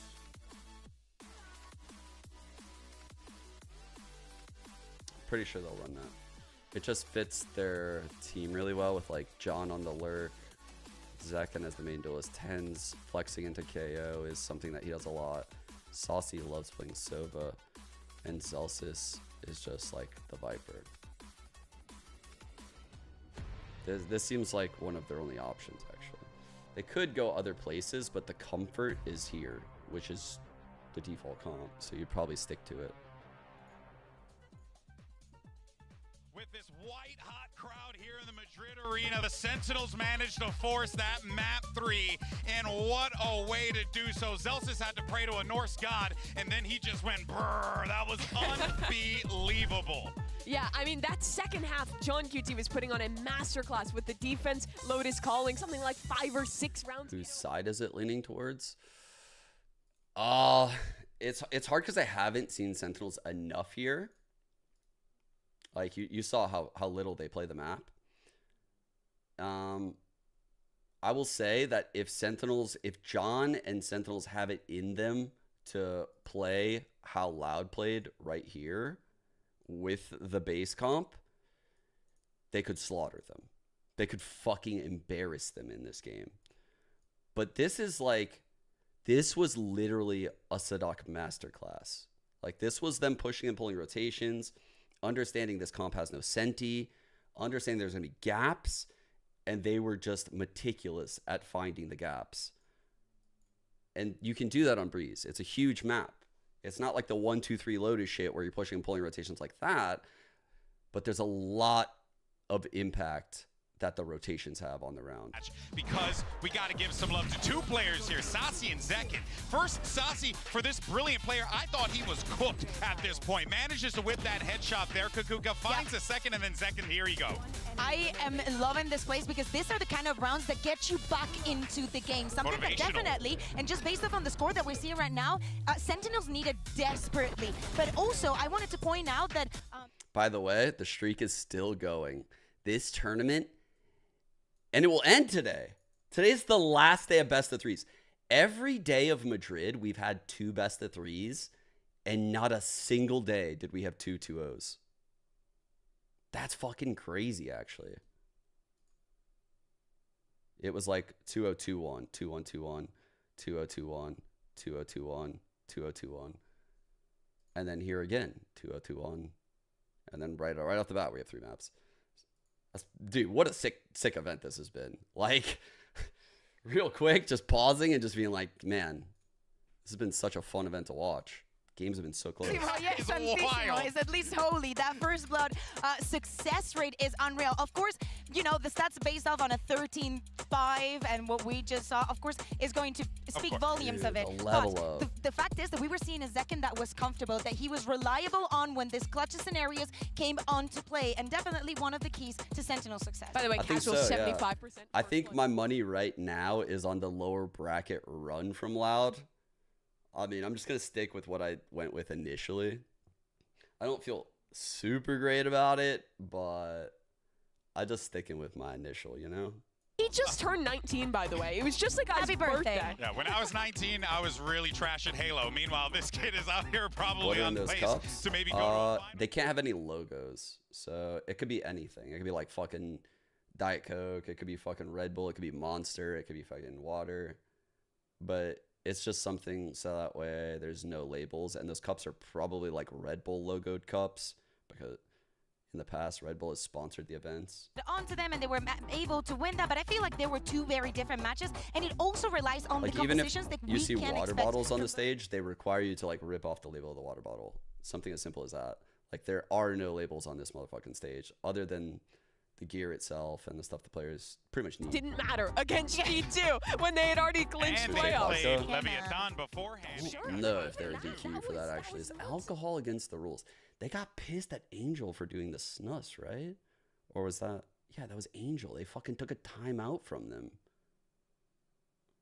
Exactly, and talking about those compositions, not only as you're saying on the side of Sentinels, have they prepared something? Are they going to change some things around? They're playing with the KO. We know that they can be comfortable from CS. Coming from CS and seeing like a TO penalize a team for using snus was wild. That was insane. Never would I thought that would happen. Never ever would I thought someone would get penalized for using snus coming from CS. So many of those Europeans use that shit in CS. Focus on is what this would mean for either of these teams. Gen G, Me in the personally, organization's though, I put that in first my mouth. international appearance that they qualified to. They have a chance to make it to the finals with rookies on their squad. And for Sentinels, it is a return that has been so long awaited. Gen G has been able to turn these things around. Losing their pick is something that they are very familiar with in this event, but they always win in that third map. This has to be the case if they want to make history. The winner of this match has a huge advantage in the grand finals. This last map could very well define the winner of Masters Madrid. This is it, folks. Map 3, and the winner moves on to Sunday. I don't want to waste any more time. Let's send it back over to your casters to close this bad boy out. It's Mitch and Tom. Thank you so much, Golden Boy. That's why they lost the timeout, because it was considered like a PED / you don't want to be putting that in your mouth on broadcast, because Riot is the game developer, right? So they want the product on the broadcast to be appealing to their general audience that they know from their analytics. And if their analytics say that the average age in Valorant is 16 and your player on the stage is one of the most known players and he's putting fucking tobacco in his mouth, that's not a good look. So like there's reasons why Riot don't want it, but in CS it was never a problem. Up their sleeve on Breeze, because it's Good not like control, the other two maps we expected a dart. lot from both teams. Here, it's hard to really gauge expectations. Yeah, and a lot of what we've seen already, the victory that came out of this composition for Gen G was an 11-1 attack side. So we don't know what they've got on the defense. We'll have to wait and see. Second, though, already looking to take that initial didn't get any util. Again, the utility from the initiators is sublime. Sets him up wonderfully. That shock dart has done so much damage. Zekin's almost dead as well. Where did the rest of the damage come from? He's got anything else to throw at them, but they are slowly making their move forward. This is a fucked Here comes a recon, just came back online from Lackey. It was used at the start of the round, now buys a little bit of space. Zekin down, and Texture emerging from the smoke gets caught. They know there's a player in the corner, and they'll look to isolate that fight up close. Munchkin does well to find another. The advantage stacked against Celsius, but the spike is down, and he knows it's not being diffused. Sometime bought, but 15 HP. One more bullet's all that's needed, and it should be only seconds away. With Lackey as third, Gen G find a first. Yeah, exactly how you want to start off on that defensive side. I think the expectations will be there for both sides to have the success there, but that's the thing, though. You're kind of facing off against what was a bread and butter comp on this map before. Actually, what Gen G's running definitely has a little bit more spice to it on that attack side. That's the thing that I said. That shock dart was sublime. It almost killed. The shock really fucked this round up. Like, whenever you kill a planner on a pro team, guys, this is why you see a lot of, like, harassing on the plant. It's not like you're only killing a player. You're killing, like, the time on their fucking Viper wall, and all of a sudden, everything can fall to pieces. And to the lower bracket. It's like, it becomes so scrappy and, like, hard to play as the attackers. Early days in this map, at least, and obviously for the side of Sentinels, they don't normally invest much into these rounds, and they haven't again. It's either all or nothing. They're not like a sheriff team. They're not like, let's put They might have had a plan to flash through one more time. Yeah, I didn't see if Tens had a second flash last that map, round. it was the full force and a lot of success found, but obviously don't put as much stock in being able to claim that space. It looked like they were missing like a second gear in their post. Normally, though, it's on the back of Cypher comps that are really hard to break through if you actually play diving. on towards one side. All right. This Half time, Genji have a wall, lot of segments reactive off the utility. site, dart in the Meteor back, can always KO get pop towards that flash site. while the Karen's Jet got is global in the util cloud to burst. support That's so them with those fire. So the stars. Jet can come For now, out, potentially getting a ping on Sentinels the have claimed dart. the space. They And have kill in the cloud got the burst. plant down So by the many looks ways of for things, Zekin and to there's not get a lot activated there. that Genji had to push them out. Even the shock dart doesn't land. Good drone So in the post. a chance now for the pistols, most of which are grouped up on the back of the site. Good shots to start this off. And it doesn't look like there's too much being found, but you gotta look at the HP bars. Meteor's down a little bit low and emerging from the smoke. Mitch Zelsis ran says into heavy H. traffic, but Lackey is H. down. One Another more time. opportunity for kills here on Zekin. Low HP on Meteor, but not a shot to hit. And John QT's last alive. Hey. Okay, 2 kills. It's not terrible. Yeah, they do a little bit of damage. They get a plant. They earn some extra credits. Weaponry is going to be picked up for Genji, so again, it's not really the end of the world, but I don't think either side is going to be particularly unhappy, especially with how Genji set up. That was basically working off the retake. HP Now those where things get 13. that little bit more interesting. I'm gonna fucking get this accent down by the end of this year. Will actually have made the difference of having full You guys are gonna shields, fucking having full think I'm utility, Mitch, which, man. as we know, there is an outlaw on the other side, so that will actually make a difference. Give me some more words. 13 Yes, is yes, definitely absolutely. one of them. You know, the Outlaw here, 13. it's really drawing my eye how Genji use it, but this is going to be the more conventional usage, They're on right? defense for starters. Yeah. Attack side split. With a you W know, on the end? we're going to have a conversation about No, that. you're just saying there's But one on here, the team. Okay. so much value. The whole map is 50 just HP long-range across the angles. board. 50 shields, so they're You can good. do so They're good. much damage. This We is see usually a Sentinels stall have gotten smoke. shields on everybody, There you go. full 150. You do not Those feel pistols, comfy pushing through that. Weaker weapon spams could be able to take him down already. Texture's able to pick up John QT. Lackey on another Karen Munchkin. What? Everyone's got their bite of the pie. It's just Sassy left alone. I mean, this is not a round that I expected Genji to win, but to dominate? There's barely been any damage done, Tom. No. It's over. It's fucking over. It's fucking over. It's over. Behind, that he will be somewhere towards their spawn. It's Already literally pings on over. the map. They're not doing what I said they needed to do. They're not working the map. They're not abusing rotations. They're doing sight hits. It's fucking over. I just want to let you guys know it's over. They're not winning. This might be the biggest jinx I've ever created, but I actually feel like it's over. Over onto the side of Karen. Genji are winning this game. Well, 30 seconds it is left. just going to be Sassy holding onto the gun. All 5 players looking to survive. Upgrades as well. That we were talking about. They them don't having. look deep I think it was enough a to do Marshal, this, a Sheriff, an like Outlaw. playbook-wise. None of those weapons are in play anymore. It is just the rifles for Genji. If you're talking about a great start to this map, it really doesn't get better than this. No, that is a boost to their economy if ever I've seen one. 10 seconds 3 left. upgrades across the board, able to make it work with the weaker weapons. And you know, the funny thing is, the Viper Wall can be so useful. Viper Wall wasn't there. Viper Orb, So, same thing. the Not reason there. why it's just this straight is- up fights. It's Players terrifying spamming through the smoke, is because putting them low. he's been doing this Now they found since Sassy. APAC. After Saucy all just that died in the time. background. After we So sat he's been there doing for this 50+ since seconds, literally waiting for him to hold APAC. onto that guard, and Meteor just goes, They "No, immediately right have here." one Well, that's here. just disgusting. They have a But counter that's the dart thing, and shield there, ready that's why on you your see hit. actually just the They have usage, someone holding usage coming out balls. of Lakia, and This then also just is the why you denial. should Like, never having that ever do second this against controller. Genji. Like, Karen's Because just been they're able to slow the lucky push by that putting his that gate smoke crash into wasn't position. here. And there you They go, would you have got been the playing Genji watch 4 party people over in this Seoul site as well. on the hit. After what You was can't probably do this a against bleak the Yoru. 2023. You can't do this. It is Not on paying Breeze. dividends to be a fan of this team They're now. lucky this Maybe didn't even a few happen, people might and they have, still lost. Jump ship over, but we won't call them out.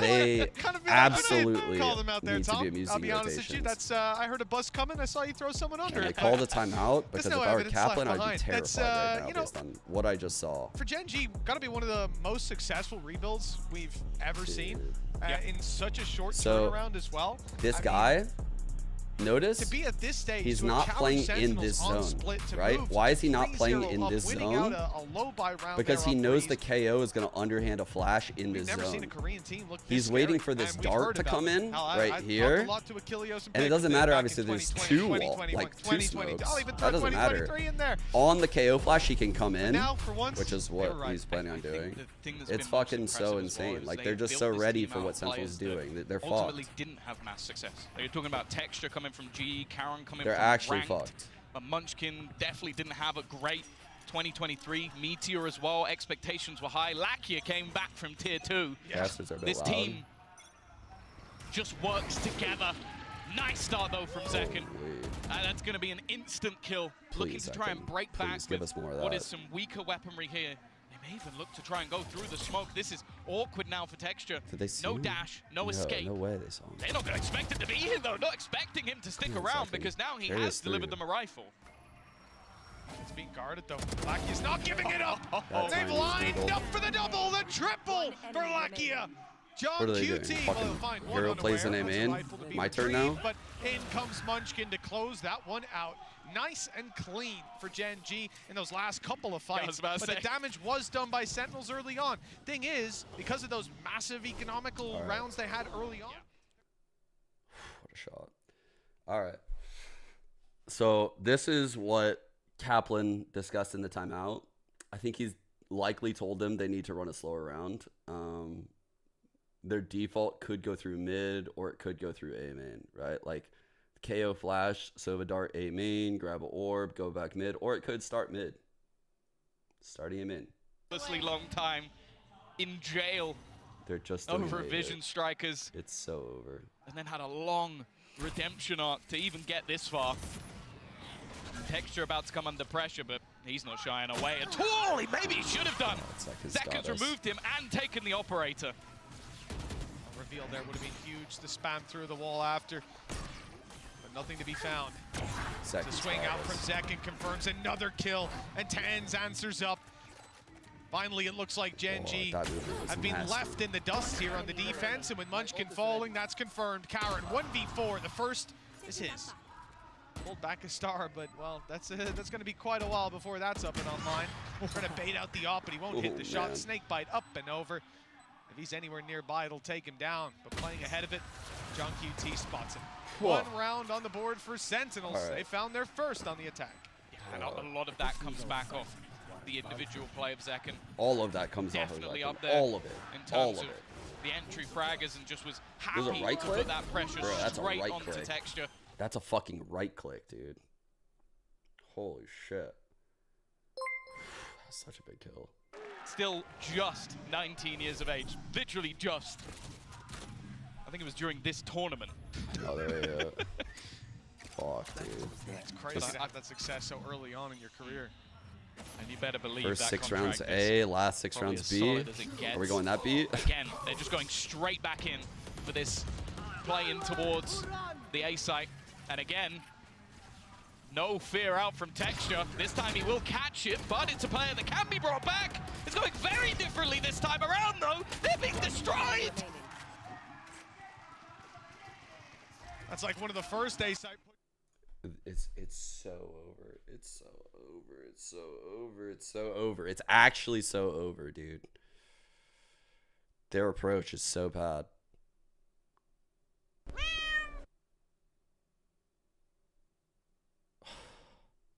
As he comes out of the ultimate just to bait them even further. You can see they're getting hyped up on the Gen G side, and understandably, as they now lead 5-1. We're a quarter of the way through. First 6A, last 6B. And Gen G have their hands stuck on the reins. Yeah, we've heard. All right. Behind the scenes that tricky Ash was scrims, dude. This map for Gen G it puts a huge fear that someone's pushing this shit. And could be nested here, or up here, or even close to the smoke on the wall. They were happy to take it here.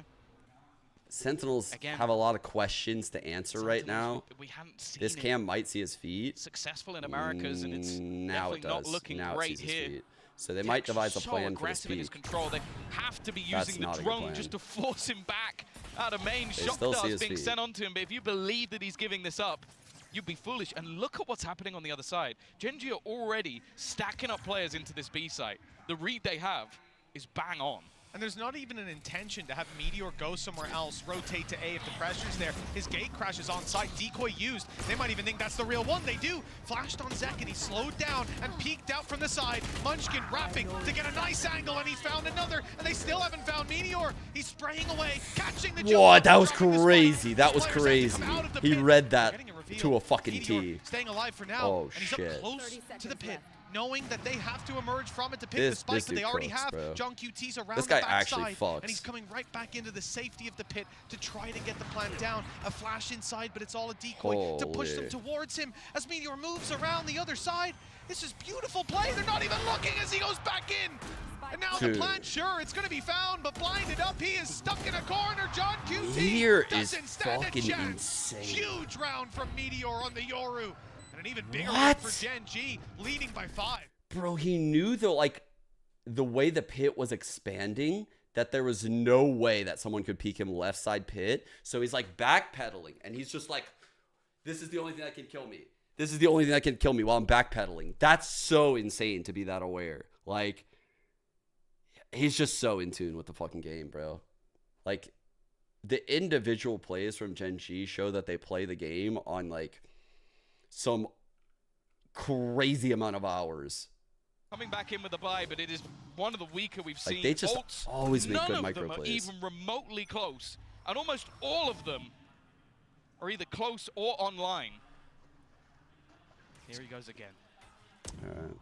Back to here we go. He's absolutely crazy. They baited him in. They thought they baited him in. Bro, we got He bites, but he takes it with him. Zekin down, and he's sticking around. We got Texture's not going anywhere. We literally Eventually got has to fall back. The flash is good. Was that a leg or a spam from someone else? Indeed, it was a spam from someone else. Lakio, who's now down on the floor. The ult used by Meteor. 1 spotted, 2 spotted, and 2 taken down just like that. They saw the final player. They know exactly where he is. Nothing slipping past Gen G right now with a 7th round locked in. Sentinels have to be feeling stuck in the mud. They got 1 round. You know what this means? Sentinels thought this would be Ascent.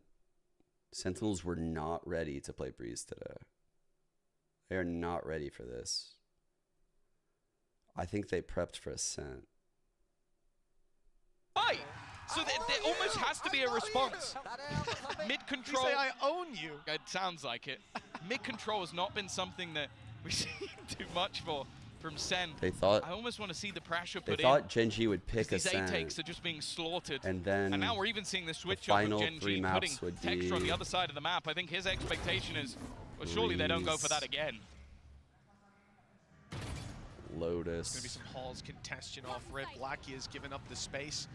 He was going to drone it. Instead, close the door, shot Lotus, and the follow-up. That is gorgeous. But Sassy does manage to trade with the ultimate, and look who's gone running through! Karen uses their own util as a smoke, walks up and surprises everyone. And the spike is on the floor again. Not just Karen anymore. Meteor's holding it. He's still got his flashes. Cosmic Divide, insult to injury. Sentinels are locked out as more rotations are coming through. Munchkin not even looking at the... He's not trying to hold anything other than Halls. They know that they can't go back because of Texture on mid, and there's 2 players watching for that walkout. Sentinels need a miracle to get away with this. They also lined that up so that he can peek in front of it. It's a dual access ult. Trying to make their way out. The pop flash is perfect, and it's instant. Both players executed. Gen G, after losing their own map choice haphazardly, have come back in like nothing ever happened. 8-1 up. I want to see a second pause coming out from Sentinels here. Yeah, I don't know how he won that battle. And like the flash, a split second later, I thought Lackey was going to be dead immediately, and then we need to talk about what he just did. In through a Hunter's Fury, through a snake bite, through a smoke. Guy just ran through the whole opposition's utility belt. Dude, they haven't run a default like 1 round. They're incapable of running one, which is what I said on round 3. They don't have it in them. And this isn't how they operate on the other maps. Sentinels operates in a default style where they're pushing and pulling rotations, and John is cooking like at an absurd level because of like they show presence at A, they know it's going to filter people towards A, they show presence mid, they know that people are going to gravitate towards mid, and they're very good at playing off of other people's util. Right now they're just execing on sites and they're coin flipping. And this is not what Sentinels play like when they win. This is so unlike the way that Sentinels normally win. And if you look at this Loud game, like Loud tore them up on attack. They fucking tore them up. With this comp by abusing rotates and getting mid control and just bleeding them. And I don't know if you guys remember, but I was like, any round is winnable for Loud. Even like 3-on-5s is what I was saying in this game. And Loud they were winning 3-on-5s. But you can't get in 3-on-5s if you're just sight hitting. Like, if you're just sight hitting the whole time, then you're playing to this comp's strengths. You're literally playing into the strength of the comp. We're going to see some mid control. I wanted to see this challenge for, but again, there's always another layer. A disgusting position that's not going to be checked. Even sticks around to fight. Maybe goes a little bit too far with that one. He didn't stick around. He just knew he couldn't TP in time. It's just Euro things. That spacing was really good between those two. Well, the man advantage might not sit with any team, but Tens has been tagged pretty low. Ooh. That will stand to them in future fights. Not if it's Texture Hall's aggression, kind of big. An operator. But he also has that blade. John trips the love, Tens online. That knife should be coming through fairly soon. It's just back online, and there it is. It's not caught them, though. Texture's still happy. Dash online and back pocket, but Sentinels are on the wraparound. Moving in for mid control. Moving back through mid, in fact. Hoping the rotations have come through. They have. There's an aggressive push from Lakia. So he'll be inside of main for this retake. Not able to get past the trapwire. And on the site, there's only one man. All alone is Karen. Off the smoke to give himself a safe haven to play from. They're trying to root him out. They suspect that he's in this position. And Celsius has got him on the running spray. It's whether they expect anybody to be in A main, though. Lakia might be the snake in the grass. It does seem like they're watching that position now. Enough time has gone through. Has to be an instant win on this battle. Otherwise, it's definitely going to become problematic in terms of the time.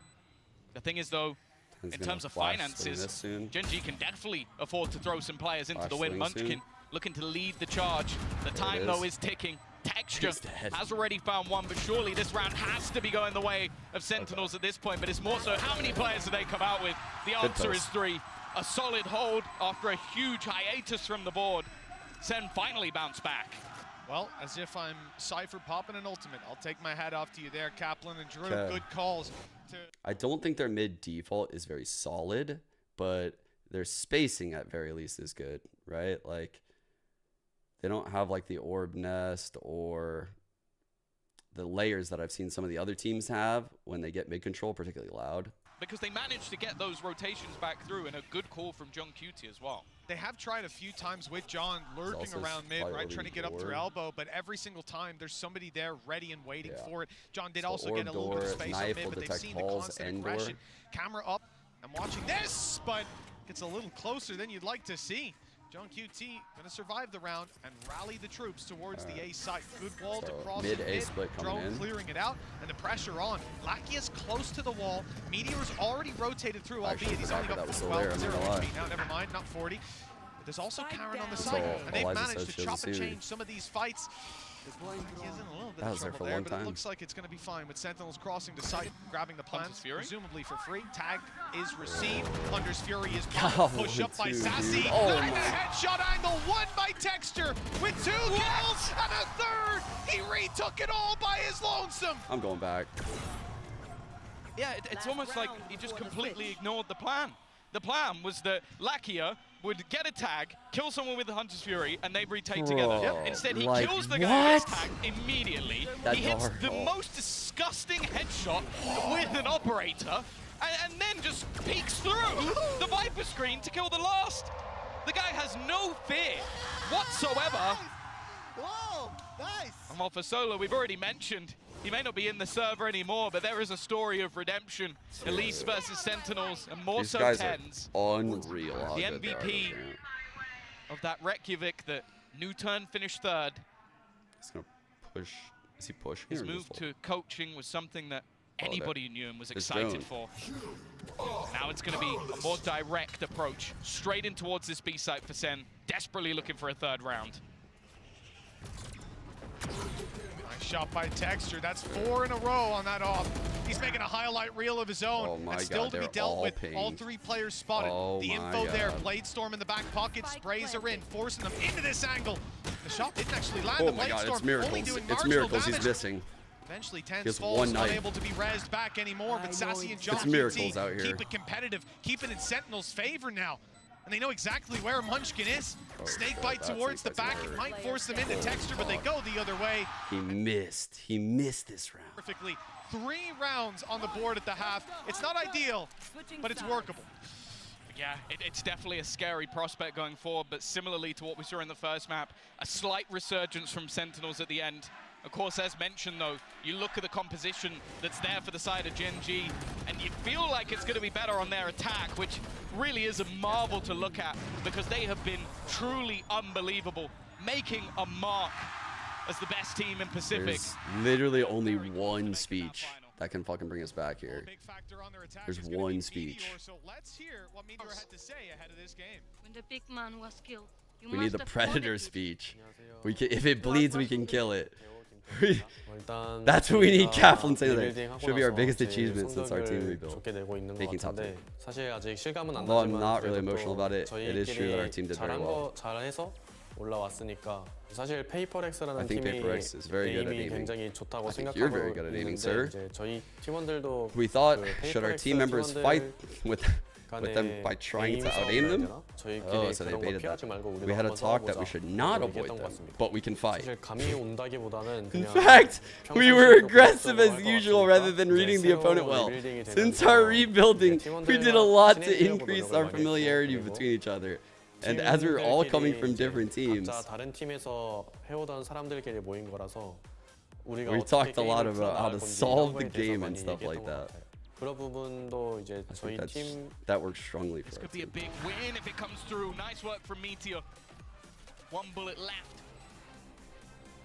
That's crazy, dude. They're like, oh, we thought PRX were insane aimers, so we had to sit down and we thought about it for a second. Should we aim against them? And we said yes. Honestly, I haven't watched Sentinels games carefully. I can't talk too much about them. I only know like, oh, this player is good at this. But if we're gonna face Sentinels, we can beat them by playing like ourselves. Oh my god. We are very proud of being a Korean team. As there are so many fans supporting us in Korea. We will do our best to give back to them. There are many fans supporting us all over the world. We'll do our best to give back to them, and we appreciate them for, and we don't even get to see that. Well, Meteor says they've got fans all over the world. I'll tell you what, plenty of them showed up here to support them today, and they'll be thankful that they did. That's crazy, the story about PaperX. Already with Sentinels challenge heavily, and Meteor no off the bat. Way. He is swinging with Zekin down. I mean, these two are going to trade goes that, to the team. 9-3 in the lead. Winning this pistol could spell the end for Sentinels. Well, that's the thing. He talked about pistols. The pride he has for being that Korean team in this tournament. They win 4 more rounds. Crazy. And they've got further they than haven't any won a single fucking pistol this series. Has done in the history of the VCT. Right now they've matched Newturn and DRX, and to do it on their first time out. Good mid aggression here. They picked a great time. Impressive. The fact Karen's aware that he's plugging the gap here. Could be caught. Karen waiting, watching, not going to be checked. Looks for the second, but Sassy will take him down. Even still, though, it's bought enough for the rest of the team to make their way in towards that A site. Sassy hoping maybe he could hit something with a miracle shot or a shock dart, but instead they're aggressing to try and take him down. Left on just 40 HP. He has done damage to the other side, though. 68 and 40. Obviously, Meteor tagged up in the earlier fight. Munchkin now in danger. One of the few full HP players goes back, opens the door, and is going to try to bail. Snakebite chasing him down, but he's out. And he'll close that door right in his opponent's face. That buys a little bit of extra time as he turns around to the bridge, ready for the fight. Munchkin wins his, and Meteor just knew it was over. When I saw their post plant setup when he closed that door, I was like, it's over. I was sighing before a fucking kill even came in. Sentinels, I don't know if they'll consider the force. I think they'll play the eco, but either way, it's not looking good for the #1 America's team. Wow. He could have been dead within the first few seconds. And instead, he ends up burying the pistol round. The stories with this team.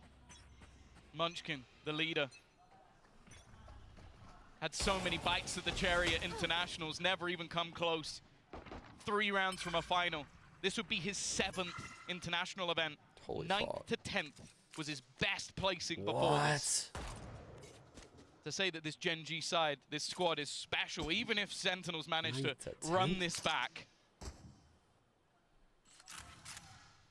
History is already being made for the side of Sen. It's not a pretty picture. I say they normally buy nothing. Well, they have a single Marshal in the hands of Zekin. Allowing them to really heavily stack this A side. He's got to hit some all crazy they got shots going just for to him, give them a little bit of life in this round. All Sentinels got going for him is this fucking cam Even the right one now. hit off rip, Textures down to 76. Wonder how much impact that can realistically have once these players round the corner. It's Classics waiting for them. Decoy leading the charge, spotted by Sassy. He's ready for this, and there's the finish on the earlier shot out of the Marshal. Damage done to Meteor. He's actually going to use his ulti already, thanks to a fantastic performance in early rounds. He's already diving in. Oh, close, but that's a mistake. A mistake that Zelsis punishes and leaves John QT in a spot where he could get this done. But the first player lands the first bullet. 11-3. Good damage from the side of Sentinels. But Gen G 2 away from sending them to the lower bracket. And with players like Sassy showing up, we had a great first map out of 10s as well. Both of them fighting for their third appearance at a Masters Grand Final. For now, it's looking like... This is like a nightmare matchup, actually, for Sentinels. I'm just realizing. It's like this team that's Giga skilled are really good on the maps that Sentinels are terrible on. They're fucking really good on Breeze. They're really good on Ascent. They're fucking really good on all the maps Sentinels don't like, so they get that free pick all the time. And then they're fucking really good on Split and Lotus, which are the maps Sentinels likes picking. And then they're also insane on Icebox, which Sentinels has to ban because Sentinels would lose Icebox. So Gen G has the head-to-head on 3 of the maps. Maybe the time of the comeback Icebox, for some of these players. Breeze, The thing and is, though, Ascent. Sentinels are not out of it just yet. They're trying to This head-to-head's find kind of a pocket, fucked. get a little bit aggressive. They've got the better buy here, but already not the greatest of starts. Sassy does trade, but he takes damage. And Zekin's aggressive position should be revealed. He's going to try and play ahead of it, see if anybody gives him a fight, but they don't. Oh, and there was cover as well, just in case the light swings came through. That was through the wall. That was blind fire. Where is it going? Second, and Texture's got another up top, aggressive. Still with a dash to play with. And Zelsis and John QT backed into a corner. All their credits on the line. This defensive side has a decision to make. Carrying 2 weapons forward wouldn't be that useful, and it won't be possible. Not with Texture on his 4th kill. A potential ace to put 12-3 on the board. John QT, all that's left of Sentinels, all that stands in the way of this accolade for Texture. And what a time it would be to find it. But for now, John QT's making the right decision. He's legging it to the other side of the map, but he's not away. I don't think they're going to catch him. Yet. Okay, Karen is actually going the other direction, so he might have just managed to slip through to the next round with this rifle by the skin of his teeth. It is going to be an escape. Don't be unless he goes I big. warned you guys about map 3. I was like, Sentinels need to win in 2. Man, I didn't think it would look this bad, though. I said that, but I didn't think it would look this bad. But when I saw the bonus, I knew I was right. When I saw what Sen did on the bonus, I was like, okay, fuck, this is very unfortunate. The Fnatic managing it versus Loud. This is absurd, but this just shows the confidence that this man is running with at this stage. The Sentinels, it wouldn't be doom and gloom just yet. A lower bracket awaits them. Loud and Paperex play after this to decide who will likely get the chance. Why would they leave Breeze in? Zekin's going to try and get aggressive, but this time it's to be execute. They're looking to end this quickly. Gen G Straight into the site they go. Sassy has at least kicked it off with an opener. The spike dropped for a second. This is the strat from FPX. Desperately they stole low. it. What? They stole the FPX strat. But that doesn't deter him. He is still going aggressive and swinging into heavy traffic. Only the one to be found. With 10s on 5 HP, those pieces can be picked up by someone else. Texture, Munchkin, and Karen. History on the line, but still plenty of opportunities. The pressure won't be felt just yet. Snakebite up and over from Sentinels. They look to push some players on backside out of position. Here comes the util from Sassy. The swing from Karen is good to start. Another for Texture, and there's only 2 on Sentinels left. Sassy does well, but they need to get on this spike, force these players out into an open fight, and it's Sassy to look to punish. John QT gets it half, but they're both extremely low. The time is running out, and now it's gone. history for Korean Valorant as Gen G 13-3 Sentinels. An absolute demolition of America's #1. Wow. They booked their spot in the grand final. And anyone who faces them moving forward will be terrified of these new names. Yes. Players like Meteor, Bro, Texture, Karen.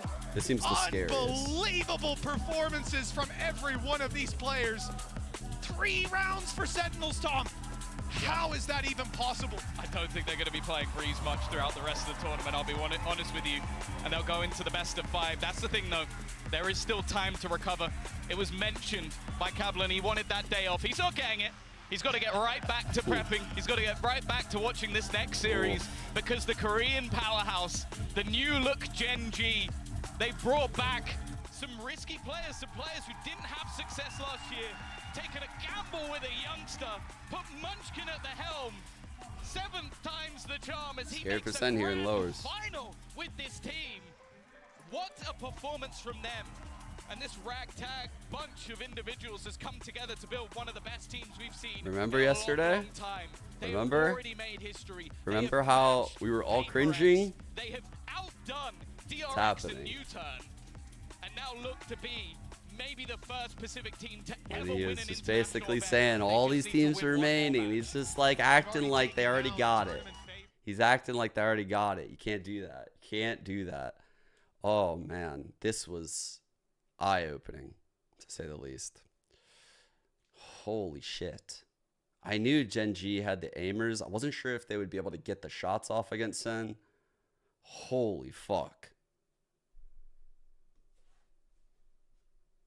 Their own map choice, but they smashed them on Split, which is the map we were saying the Sentinels are the best team in the world on. So this series by no regard makes any sense. A map that, as said, Breeze, they looked rough on. They just won 13-3. I don't think anyone's going to want to play them on it anymore. After, I think their record now throughout this year is 3-3, by the way. One of those includes destroying EDG and destroying Sentinels. Like, this team has proved they can adapt, they can improve, but more so, they have faith in themselves. They go, okay, no, we like this map. It didn't work last time. We don't care. We're going to go back to it again. And they've done that a couple of times where they've made slight changes, slight adaptations. On Split, they changed from an Astra to an Omen. And that took them from a pretty bad team on Split to an unbelievable team on Split. It truly is impressive how much this team has managed to adapt in a short amount of time. Solo, you're doing God's work. Munchkin, he's got to be in a shout for being a fantastic IGL. Loud gonna do the PRX what they did to EDG. Who's finally making his name back in. It's likely, but not a certainty. Like, I think there's the aim definitely is on PRX's side here. Like mechanics, it's not like Loud just has all the riches in this matchup right now. Like they have the anti-shrouding, they have the in-game leader, they have the comps, but they definitely don't have the aim battle. And I've just seen what Forsaken has done with his kits while fragging out. So I think PaperX have an underdog's chance, but I would favor Loud in this head-to-head big time. As someone that's like just tactic pilled as a coach, like I don't know how PaperX going to do this. And Jen, for some translation. Now, my first question is going to be, you, of course, have made it into playoffs in previous international events, but this is the first time that you're going to be in the grand final. I want you to tell me what makes this team such a good contender for winning the first trophy. 라키아 선수 그동안 국제전에서 결승전에 진출한 건 이번이 처음이잖아요. 젠지의 어떤 점이 결승전에서 잘해서 우승까지 가져갈 수 있을 거라고 생각하시나요? 일단 저희 팀이 오늘 나왔던 실수 정도만 좀 줄이면은 좋은 결과를 낼 수 있을 거라고 생각을 하고요. 네, 그리고 저희끼리의 믿음으로 좋은 경기를 준비할 수 있도록 해야 할 것 같아요. The fact that we believe in ourselves, and if we just clean up some of the mistakes, make sure that mistakes don't happen, I think we have a great chance at winning everything. You're talking about them having the top stats.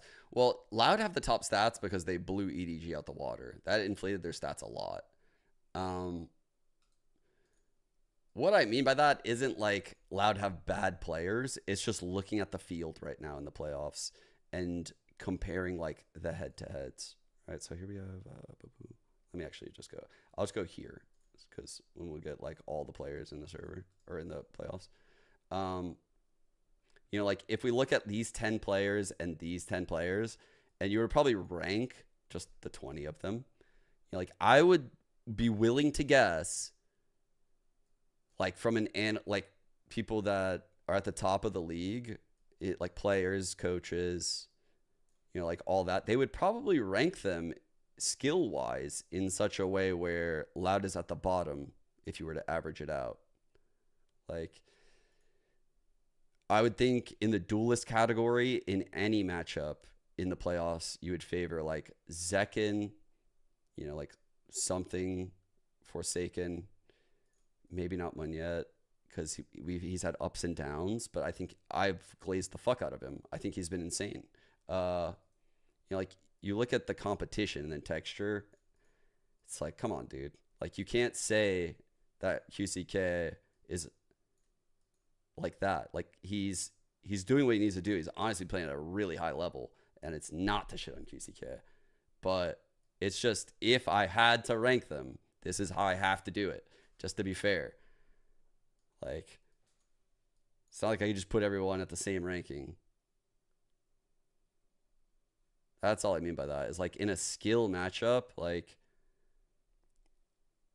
I wouldn't want to peek into like less, for example, but in a Gen G versus like Loud head to head, I'm telling like 3 of these players I'm okay with them peeking into Loud. Like I'm literally okay with it. And that's what Gen G did against Paper Rex. Like in that interview, he basically said like, we knew Paper Rex's strength were their mechanics and their aiming. So we sat down and we thought about it, and we wondered, do we want to take those fights, or do we want to use util today? Do we want to push them off of lines? And it's kind of like what you saw Sentinels do just now, like on Breeze, right? How they droned off that op line, just got immediately broken. Like, and all of a sudden, you know, like you're not peeking into this guy. He has giga confidence. He just broke your drone, and now you're reeling to the other side. You know, like Gen G doesn't allow that to happen right now because they're just fucking peeking people a lot of the times. Like they're willing to take 50-50 fights because their players are in such good form that they can take a 50-50 and make it like fucking 57-43, you know? And that difference alone is immense at the pro level. Like they're flipping rounds based on their mechanics right now. Slates one to second, right into his crosshair. Buying time for the rotation. Sat on the back with the Odin in hand. John QT with one more. And through the smoke, John QT will close it. We're getting the map 3 we desire. Black is not giving it up. They've lined Wow. up for the triple. And 2 taken down just like that. They saw the final player. I know you! I know you! Proceed. Hunter's Fury is popped. Push up by Sassy. Landing the headshot angle. 1 by Texture. With 2 kills and a 3rd. Whoa! Nice! The time is running out, and now it's gone. History for Korean Valorant as Gen G 13-3 Sentinels, an absolute demolition of America's #1. I don't know what they're going at right now for Madrid, but typically for international events, the time between like the first series ending, so when we just saw the 13-3 end, to the start, aka the pistol round, the next game, is like 27 minutes or like 22 minutes or something like that. It's like in the 20s from like in the game to in the game. So including the desk, including the veto, including, you know, whatever fucking production thing that they have ready. They have to clean the tables, they have to do all that shit in the background. It's about 20 to 30 minutes, I'd say, for an international event. Really depends on like the environment of the arena, like the layout.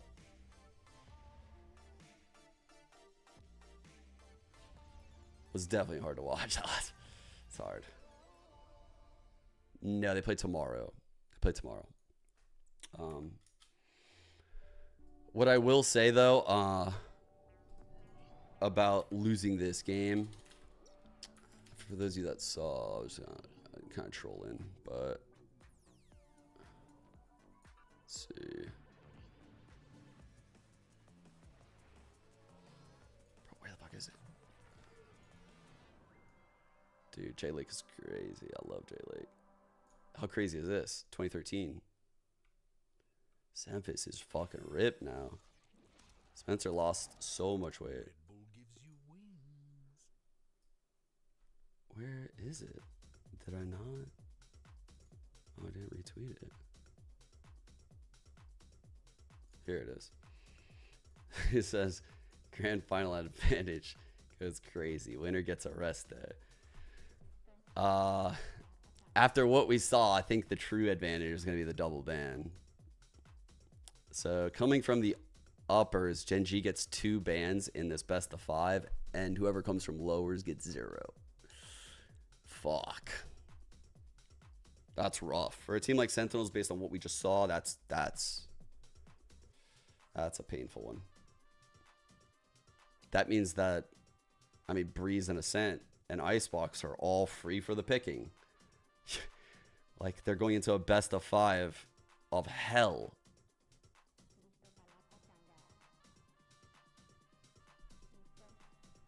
Like, that's a rough fucking situation from losing this series.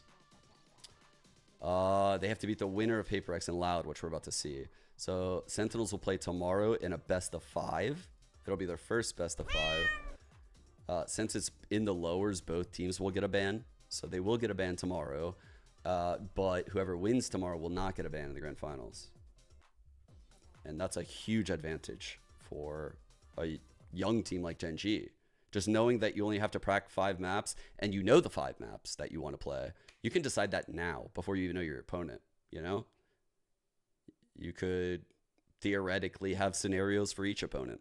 Like, they have time to cook now, and it's a huge advantage.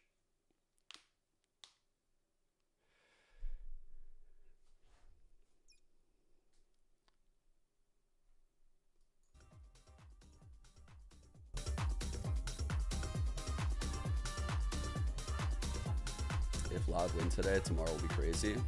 That's what I'm saying. That's what I'm saying, dude. Like, I didn't like when...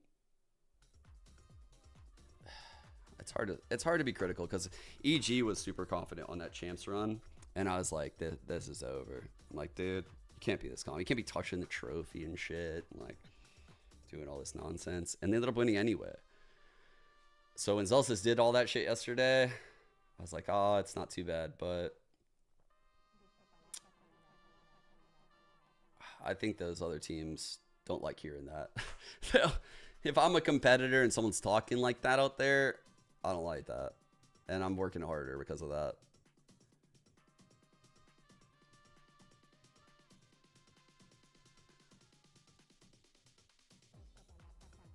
Lotus has this add-on that he created with his programmer. An add-on for YouTube chat that makes it... What? I might have to hit him up for that. That's insane.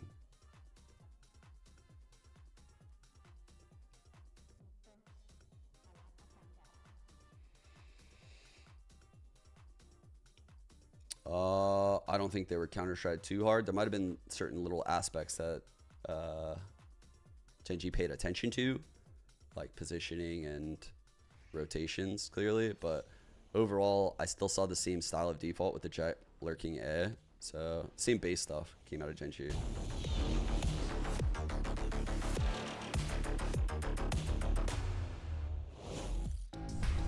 The time, August 2023. The place, champions, Los Angeles. Loud and Paper X, kings of their respective regions, meet on stage for the first time. Paper X scores an overtime map win and bounces back from a 13-2 loss and manages manages to take down the defending champions on a run that sends them straight to the grand final.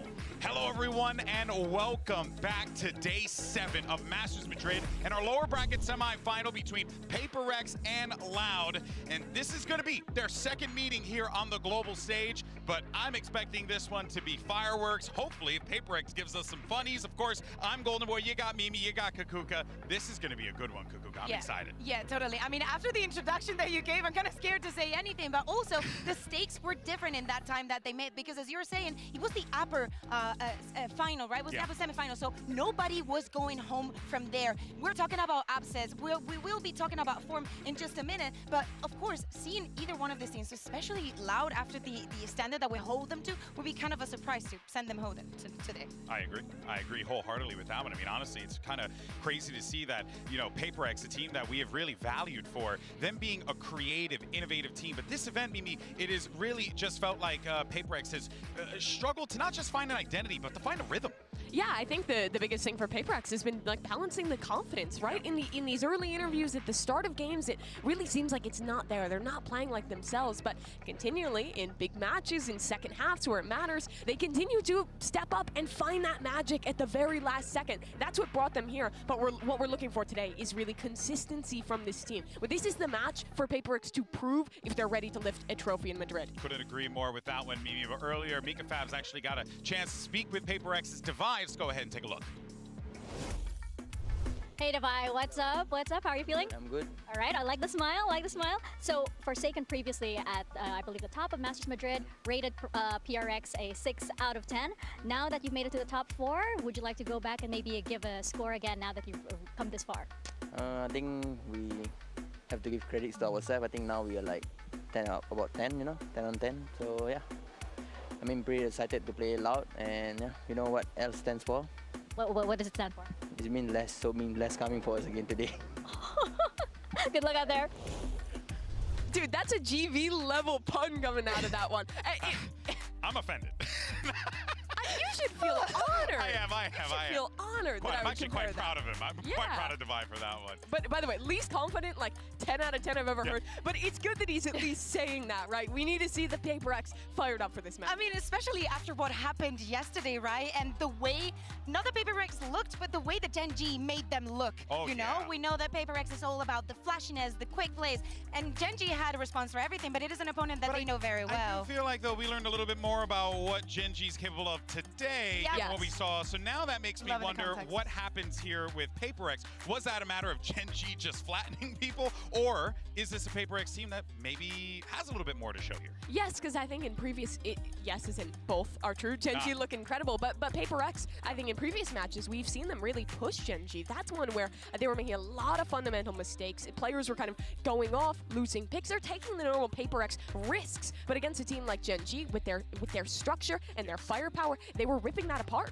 Yeah, no, it's hard to put into words how just well this Genji team is playing. I mean, we could probably talk about it all day, and that's why on the other side, you know, you're going to need some players to step up here, right? On the PaperX side, you're really looking at Munyet. This guy has truly been impressive, but I'm excited to see him go up against QCK, because I do feel like, Kakuka, that QCK throughout this tournament has grown as a player, and his stonks have definitely risen. Yeah, let me get my strongly agree card to show with you, because because it is crazy what we have seen from QCK, especially like the other day when he was sick, when he had to go to the hospital at the beginning of the day to then come in here, play the way that he did, and especially the performance that we saw yesterday. I am very happy with what we saw. I think that we have to be very careful how we talk about that Sentinels versus Loud that we saw yesterday, because in the end, it was two very, very close overtimes. And a QCK that overall is feeling super comfortable, that has found his space in Loud. Many people have that question of, can it be better or worse than Aspa? Doesn't matter, he's his own person. The similarities between these two, I feel like, are kind of endless, right? They both had to fill massive shoes. Geng, the best race player in the world, and Aspa's the best jet player in the world on the other side.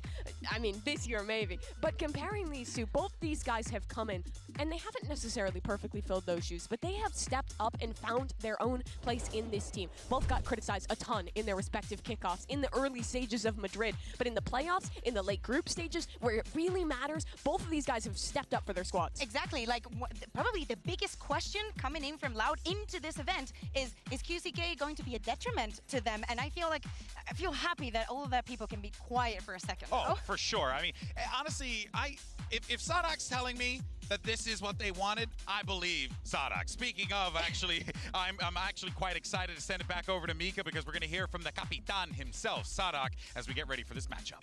He's good. Hey Sadok, how's it going? How are you feeling? Feeling super good. Feeling super good. Love to hear it. So last time you guys went up against PRX, PRX came out on top. So what do you think you learned from that match that you think will be important in this one? They're gonna be super aggressive. So yeah, we're just gonna have to be super aware of what they are going to do at the start of the round and be prepared. Out crazy the crazy? Super crazy. All right, excited to see it. Good luck. Thank you, thank you.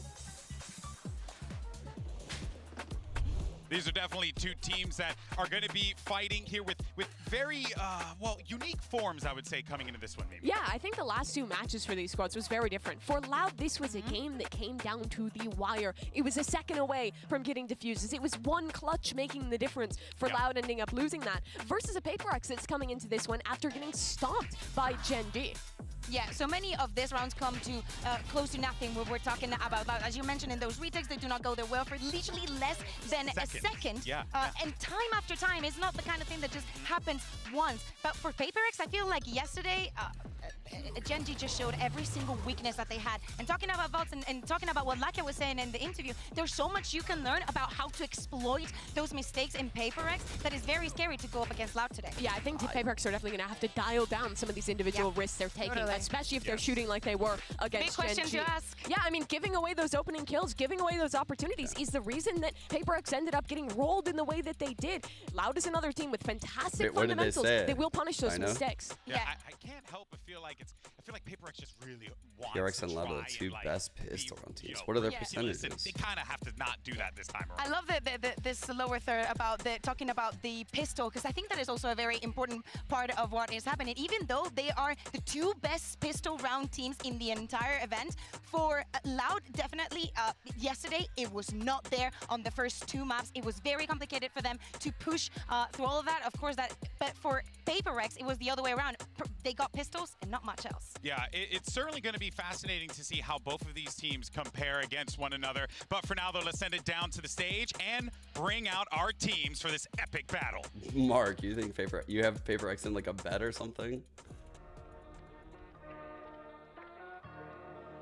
There's like good odds on predicting them to win like one map, not even the series. That's actually funny. Loud. Just business as usual, bro. We're Loud. We come here to fuck and make the finals. That's all we do. Just literally just print top threes. That's just all this org does.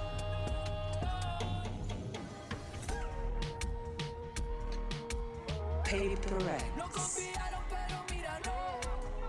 Actually, same with them.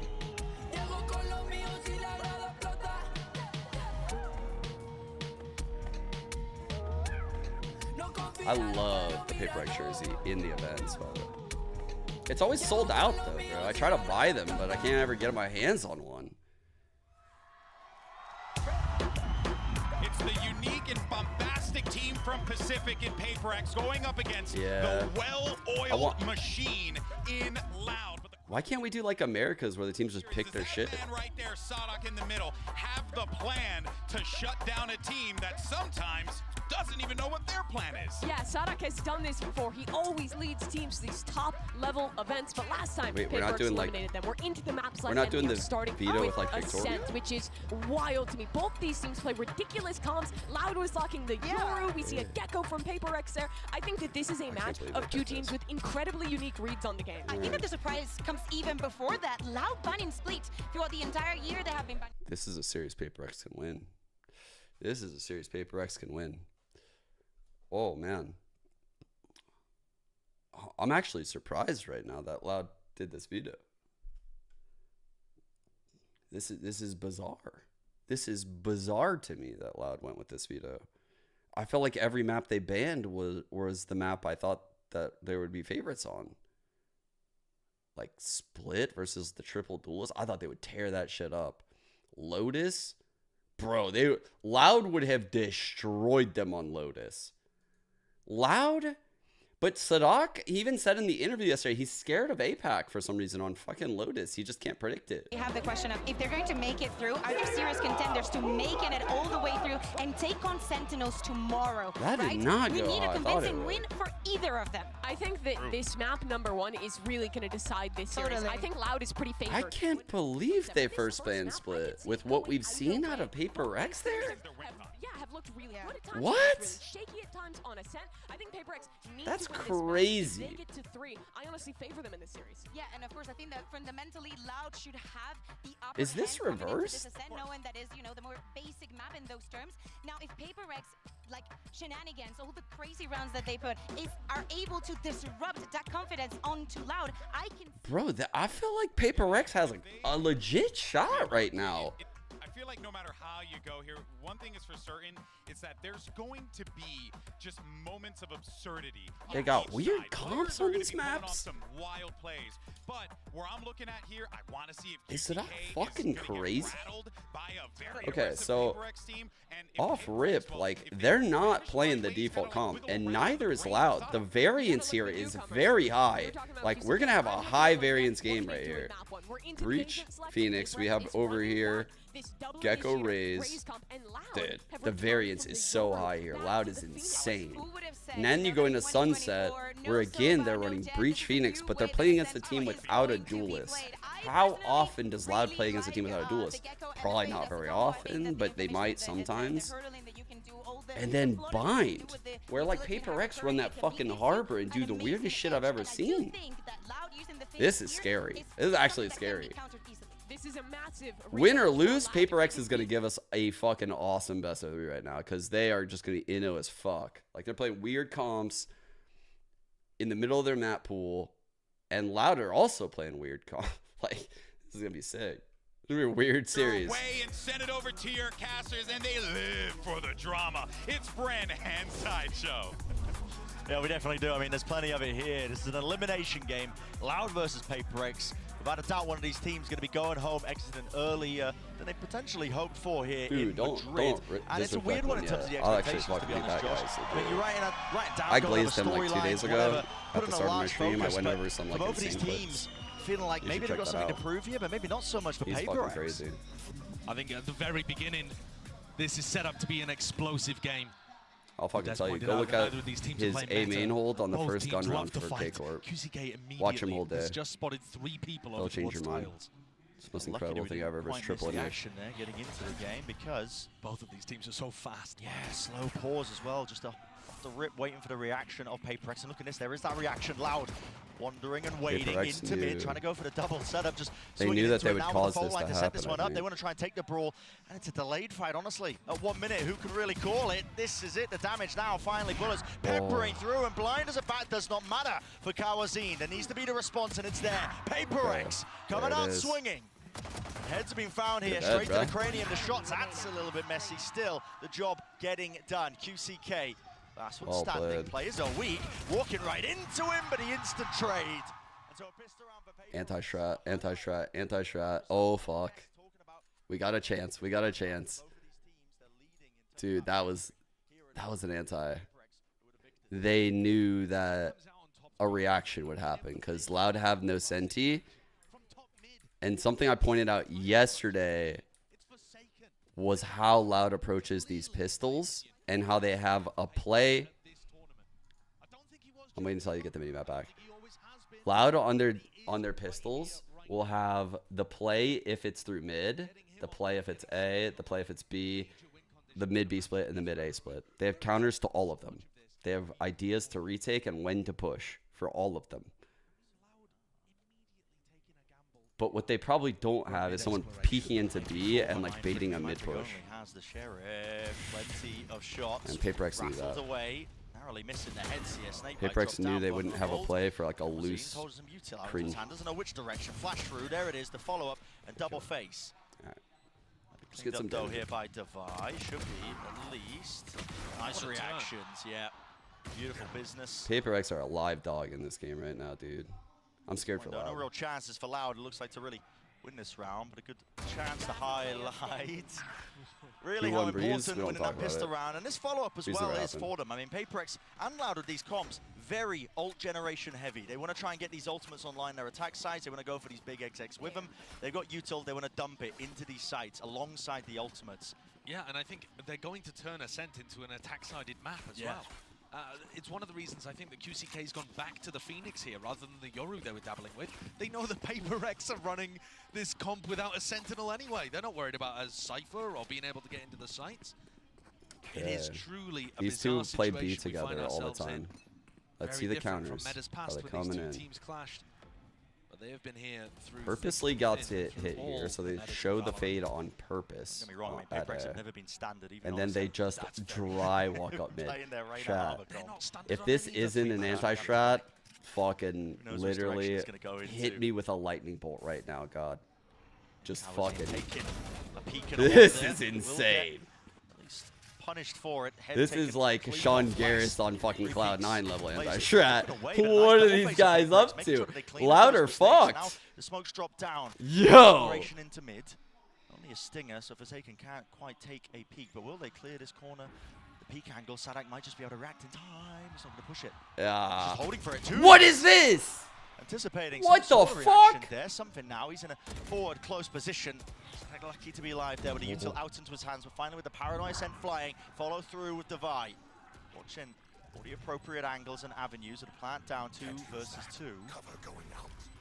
Paperex are going to be able to pull a lot of time. Bro, they are anti-stratting the shit out of them on this map, probably. In the smoke, flash around the corner, but it's an empty site. Fully evacuated. Wall up. This is cheeky. Devi now has to get a move on, pushing forwards. QCK half on the board, finds the first kill. 1 versus 1. Can he win it? It's a gamble. He's has he got it? Time just about. And that's from that half he got prior. Holy! What a clutch from QCK. Now that is going. That is fucking huge for this series. QCK.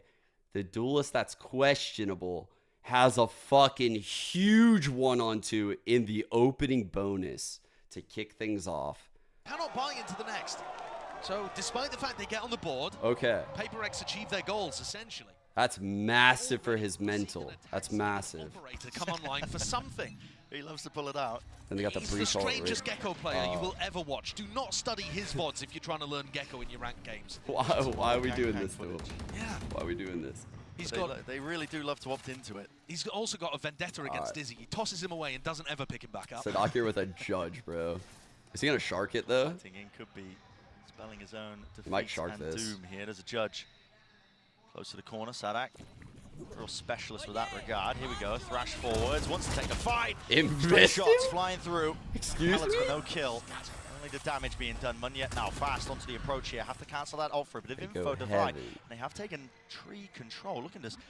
Again, like, now QCK has a rifle the strangest approach to an Ascent game you've ever seen, right? No swings, yeah, just holding. What's happening? Right I don't know. With that one, with the pause being called. I mean, they're gonna win this game. Nuance being added into their own gameplay. Fuck, bro. 2 left standing, double face into heaven. I love it. That was the real threat, which was QCK. This anti-stratting is crazy. I don't think Sadak. Sealed up, done deal, detained. You might see some knife action swinging around. We won't make the London reference again, but listen, you know the deal. For a knife kill, I mean, it wasn't even a knife kill, but for the knives to be coming out for paper. Oh, bro. Oh, dude.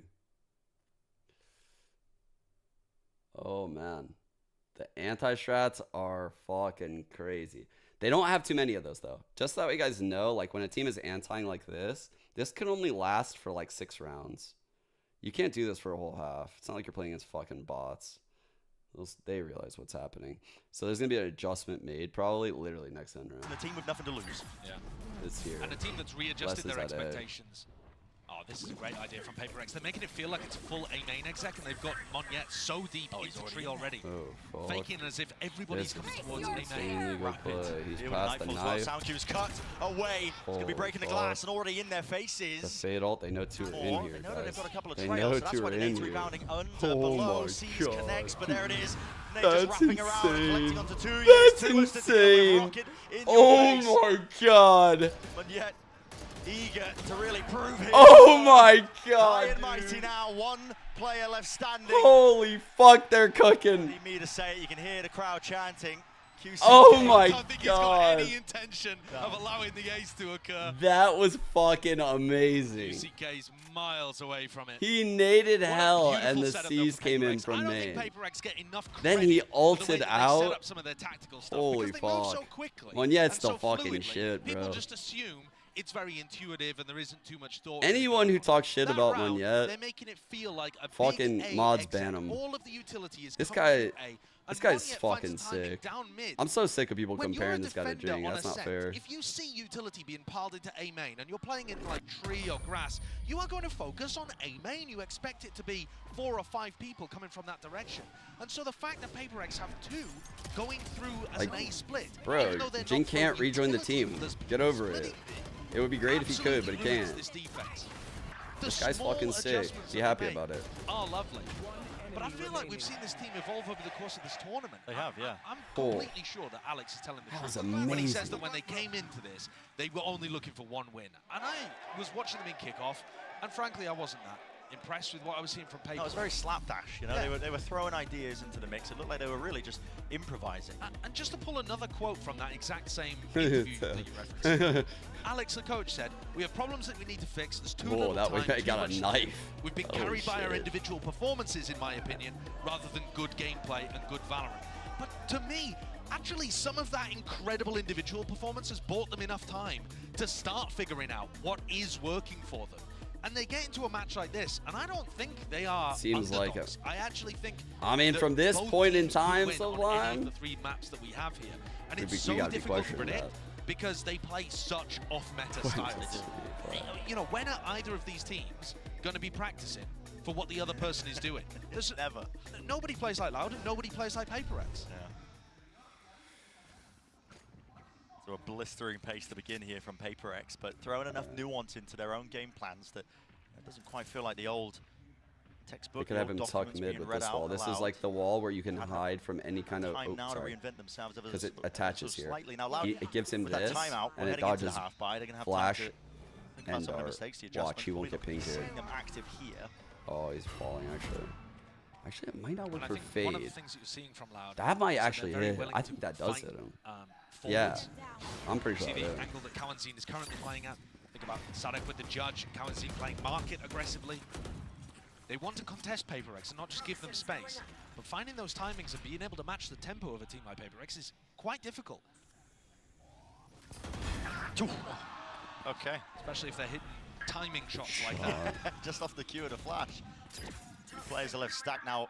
Cat is being watched. You can see something. He's got his eye on it. The breach ult is here. Anticipating that there might be that reflank with a minute on the mark here for the round. Definitely time to play with. They know definitely that time the to breach work ult's around, there, but by if the they way, do walk chat. into So, like, Lucky, what's the play knowing that the some breach level ult's of there? danger here. I mean, What's the Sadek play can't knowing that the escape, though. breach ult's like floating no, around but right now? Myfrick is way ahead of the pack, so I don't think he's going to get traded, and he Bro, isn't. this So guy Sadek's is still stuck just here. Might have the to use goat of util. Nade shotguns. drops down as well. This guy is now a nuisance. A thorn in their side. He's buying them time, and the mosh pit has to be committed. Force him outright into the open. Still alive, by the way. Not yet. He walked in through A main. Okay, well, he's found that timing from the classic. Okay, a heaven position. 2 years. He's got his, and now it is a little bit messy and scrappy. What's going on? But They're Monya in lurked in through A B. main, and now Devi is lurking in through B main. It's So, everyone because lurked Loud are everywhere. playing this Strat just composition- is no senti. Oh my god, dude. Because Loud are playing the comp without the Sentinels that doesn't play spread around the map, that needs to group. This is how you play when the breach ult's up. Because obviously for a breach ult, you're going to use it with teammates around. You just put the map and go everywhere. No senti. They're down to take the ones. They managed to get themselves into an advantage position, arguably. Oh, here, lit bro. up a beacon pointing directly Shot. towards in a double face. Shot. There's no hesitation Shot. to play a PaperX there. No, I don't think that they were anticipating. Chad, this... I don't know. Ooh. So, it wasn't the most danger in the world. That timeout that you were talking about, Ren, that Loud took, that's for the rifle round coming up here. I'm really worried for Loud right now. I'm worried for Loud. Phoenix up online. Get your bingo cards. They're being out. read like Phoenix up versus Gecko. Literally a fucking book right now. No chance. Just no chance at all. Fast though. A lot of util now being dumped straight into main. Instant response though. Knife gets 4. Fragment. Yeah, actually so much utility being used there by Loud because every other team would cancel after they get full 5-person hit by the KO knife, but not Paper X. They will still try to apply pressure to you, trying to look for that timing. They were trying to get like an Loud ult forced out. to use more utility than you would normally expect, but just giving so much respect. Ooh, that awareness. Must have. Certainly thinking about it, wasn't he? Yeah, almost expecting it now, and a call's been made here. Sadak, a re-clear into mid. Possibly some util to set this one up with the Prowler. Paper X going to be aware. Nade going wide here, but yet no one to cover! Kawazine! Disgusting work, and QCK would have followed through. Here are the lurkers. 1-3-1 default for Paper X. It's on Mind Freak or something to try to find timings. The spike dropped, makes everything way more difficult. Whoa, what a shot. Yeah, he does find that opening. FYI, Loud's playing center of map this round because they have set play retakes essentially alone in that are this spot. incredible, and they're even more incredible. Krause does find that angle and fight, so 1v3 looks just less and less likely. Yeah, it is running and gunning. Okay, saves the day there for Loud. Finally getting that second one on the board. So like Loud is perfectly okay with even 5v5 retaking with their comp. They're cool with that. They're actually so down to 5v5 retake. And if you go mid, they're just all there. So it's like you could get the extremities, but they're also masking it. Like they initially show a lot of presence there, and then they'll fall off of it. This round is mid's open, though. Early fault line, immediately running up. This orb to save his life on any push. As is tradition. Loves to pull it out. Cool little Viper orb. Gold's now being earned and built up here for Loud as well. Plenty in the war chest. And see, they're just reacting. Right? They have control. all these ults, and everyone's on a name. A few of these big ultimates.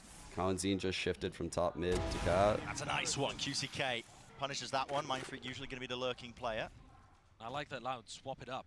Previous round they were playing heavy for hears mid. this Now they're playing rotate. heavy for the outsides of the map. And Sadak, he's used the ult there. I'm not exactly sure what pressure that was off, but he certainly thought something was happening. Did indeed Forsaken. When Yet's trying to walk out he's trying to pull rotates, and he did it. He did it. And that activates the fade, probably. Backed away from the angle. He's waiting for time, honestly, making a lot of noise on both sides of the map. There's a thrash, and Munyet just making it feel like it could be present over towards any direction. QCK. Bro, the way they're playing against his comp is so interesting. Slunk his way into the site, but can he follow And up that with this opened kill? up the lurk. Oh, They tried to open up a lurk for Forsaken lurking through mid court though, and now Monyet becomes the other lurker. 25 seconds left. He loses this duel at 2 years. Critical I one see what of they were that. trying to go for there. No gaps here into the play. Judge right in his face. And Oh my god. I see what they were going for, because you can't really like hit the site straight up against those ults. So they're trying to like cause pressure somewhere and open up a gap. It's happened before at A with Munya, and this round they tried it at mid by putting pressure on the extremities. Oh, he was so close to getting that kill. Bro, if he gets that kill, the whole round changes. It's like then we all of a sudden have a guy in the back lines, and the A player feels immense pressure. The B players like retreat back into the site. With Paper X's style, if they win that fight, suddenly there's a gap in the defense. What the and fuck? Paper X are very opportunistic. They do tend to exploit those fairly well. So certainly a weird round, not a successful one for Paper X on their attack side, but indicating a little bit of their game plan that Alex might try to adjust. Let's go! Time to talk about Loud. Melforce 1 inbound. What the fuck? Right? Yo, thanks for the raid, Mel. Again against Sentinels, who have just been knocked down into the lowers. Hope you had a good So winning this stream. matchup would guarantee that rematch. And for the fourth time this year. Exactly. You know Loud. What is eager that thing, for it. Mel? They've been shut down, put down. The most recent 2 attempts. Mushroom? was a very close series the last time those two teams played. So listen, they're going to be looking to try and pave that way to redemption. Bit of revenge maybe on the cards. A marshmallow. Both of these squads had to retool in the offseason after losing a superstar player. That's a fucking reach. You lost Aspas for Loud, you lost Jing for Paper X. Alex was talking about how that's a difficult fucking it's been reach. readjusting to life post-Jing. That's Loud were on no. to the grindstone immediately. Started in October, only taking about a month. Literally feeding me fucking dog shit and telling me it's chocolate. No, I'm being lied to out here. I'm just kidding. This is what they've settled below. Tiles push. Brawl to be taken here. This push is crazy. They did this an onslaught approaching from every single direction, and nobody can hang on. Holy fuck. Paper X didn't stand a chance. Holy no one's fuck. supposed to be going for the W gaming. And such a classic, great idea from Loud. You come out of your opponent's timeout and run a set play to steal the tempo. And they've wiped the floor with Paper X. An absolutely flawless round. You'll see that so often. It's a great idea. Your opponent takes a timeout. They clearly want to adjust something about their attack style. And you say, right. Nah, Mel, this has just been the most anti-shrouding I've ever seen in my life. It's fucking crazy. But it's all starting to crumble because the anti-strats are gone. The anti-strats have faded away now. We're fucking 9 rounds in. So now it's like, hopefully the anti-strats made Loud change their game. Spoiler, it didn't. Been watching the Howdong I doubt we see like the go everywhere type shit anymore. It gets wild with those. Strange economical purchases. Still, Prowler here setting it up. Disrespect by something. Look at this guy. He's up onto the angle. Doesn't care that he stand up. Hits it with a second shot. Finally, the second bullet. Dashing in with the satchel. And he's upset the aim entirely. Kauzin didn't know which way to look, didn't know which way to aim. Opens up the sight now for the plant. His post-plant positions of Paper X pretty sublime. Divide falling. Ooh. Are they gonna double flank? Early chances here. QCK is going to be ulting back in potentially with only an op to work with. Bro, dropping wall. Deleted them. Face molly. Oh goodness me. How does that one catch? Everybody's giving this up. It looks like. What is that? Hello. 2 years. Chasing him over extension. No, I don't think there's any chances. Listen, surely time is running out, but handing these kills just over to him. And considering the Paper X's economy was not amazing to come into this round, these are not fantastic kills to be given in the other direction, but it won't make too much difference because we're so close to the end of the half. Yeah. Right now, Paper X is playing a super dry game to try to avoid a lot of the util. Initially, they were spreading the map, right? Like they were working B, mid, and A simultaneously, aggressively. But now, this play to counter the comp is like, we'll all go together, but it has to be incredibly punchy. And we actually have to disrespect the initial util. Is watching for every one of those situations. For it. Yeah. Kawanzine set up with the Odin here to spam into B main. Is that the one way on the corner? Early knife fall. This is an attempt of a fake, but the early knife gives it away. Only one tag. Holy shit, what a lineup. It's going to be onto Forsaken, so the goal of that really to try and make a fake play over towards A. Cut away to sound cues. Odin spam spraying through. They are getting absolutely destroyed here. They're so low. Something managed to win his one, at least through the main angle. My God. Wants to, now with that showstopper, wants to send it and let it rip. Rolling Thunder cannot save you away from that one. It's explosive. High octane action, but an adjustment there. Beautiful by 2 years. Really just expecting that reposition, and it's about catching the tempo and the timings here. Walking right into it, but misses the opportunity. 2 years. Jump spots, gets a bit of additional information. Something one off of alt, getting a swingman a plant, not could trying to force alt. the fight in this situation, because they have a player advantage. Dude, have to alt it, so we're incredibly safe. It's going to take effort from Forsaken Didn't and hit something him? to clutch this out. Feels confident enough to use the Thrash here to try and clear his way It's forward. going up into heaven, bro. The boxes. Forsaken going walkabout towards tree, leaves it. Now 1v3. QCK's on the flank. Should be unwinnable. Blind as anything. Hasn't given it away though. Still was holding the shift key this entire time, but if he opens himself too wide, QCK's already there. Oh, I think I got seen. Not too sure. Corby and Maid jumping down, and there it is. A kill found. Very competitive half that we've had so far here. Paper X have found some opportunities to burst into the site, but the more that they default, the more Loud are picking them apart, I think. You saw there a cute idea from Paper X, like you said, going for that fake play. Oh, but the exec, no? Yeah. What made them think A was weak? Yeah. I don't know. I called the game was over on bonus. They're just the bonus approach at that point. Yeah. Yeah. It just, they didn't have the layers necessary to push and pull the rotations. They didn't look anything like how Sentinels would win on like Lotus, Split, any of the maps that you'd normally see them win on, where John is calling and mid-rounding. That was so different. And just on the bonus, I just knew it was over. No, he's not. It's like, oh, they don't got it. They would don't be a have little that kind cautious of in this pushing situation and pulling. for some pop flashes through the smoke or this kind of thing, but he's not worried. Nice shot, 2 years. I don't think they have any anti-spend. I don't think they read the veto right. Ball thrown at them. Still, it's back to a multitude of players now, and he's got to try and at least put up that wall to try and prevent them from getting past it. 2 years repositioned, still with the operator, and it's PaperX who are the ones who aren't coming up with really any of the appropriate answers. Double smokes out to try and get themselves into position, but it's being spammed with the rifle at work. All right, 6-6. Hopes and dreams placed onto the end of the barrels, and everything stolen away from them. So evened up. Loud doing a miraculous job there, honestly, bringing it to 6-6. I think this map is probably going to be a little attack-sided. I think it bodes fairly well for Loud that they were able to pick up so many rounds towards the end of that. It's a game of 2 halves there. Oh, brutal. If I had to guess, they had a lot of like. With the operator on Omen. They probably had a lot of like post-plant A aggressions planned with like Tenz's flashes. If I had to guess, that's what they saw as a weakness. And unfortunately, like, they just couldn't even ever make it to the side. I'm Gabriel, better known as Quick, currently the Duelist for Loud. I don't know specifically what Sen, maybe they had more moments in the game. They managed to optimize those moments and win key rounds that broke the economy. Or snowball with their ults. And, yeah. Talking about that, right after loss is hard, I'm feeling sad.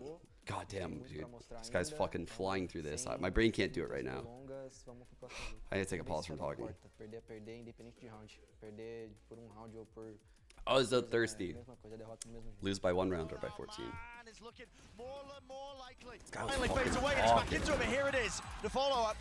With all the rifles online. He doesn't have the time. My God.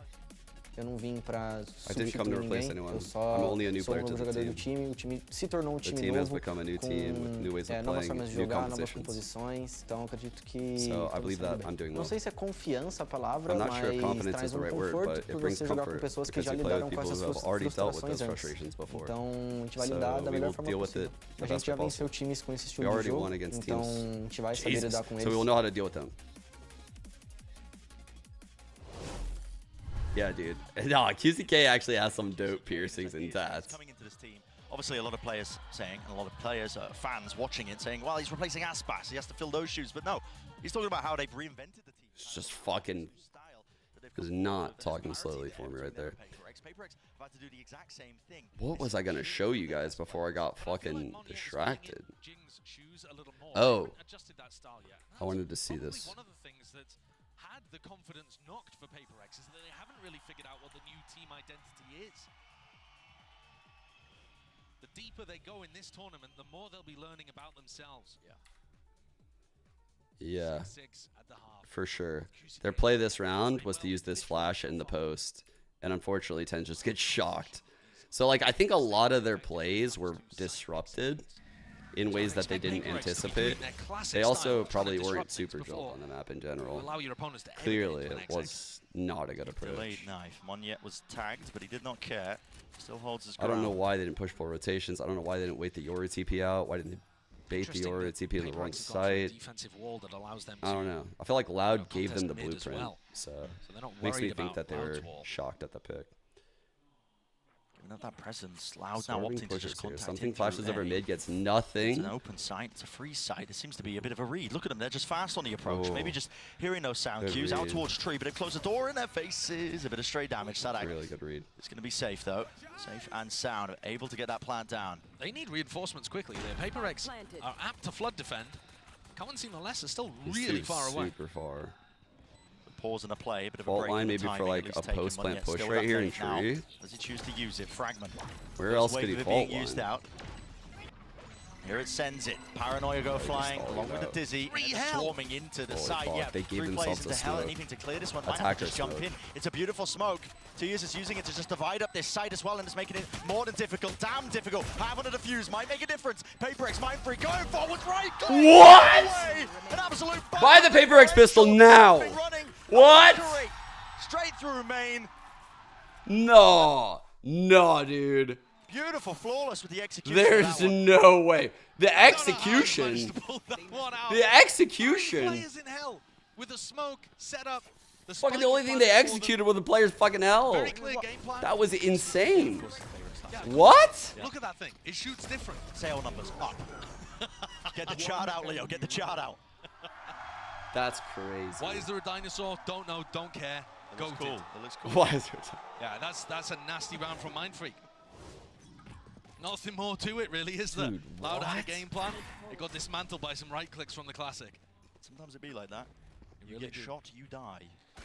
So again, Paper X being No able to Viper win the wall pistol down round. from Mind They Freak. won the first. Yeah. And one of the things that Des was talking about, Kukuka was saying. But why? They didn't really get much else in their prior I'm game. scared with the amount of ground they have with this comp right now. Medicine. It's a lot of util to be used right here. Calzine 2 years. I think this will be flashed, but They can pivot this quickly no, into a B split, though.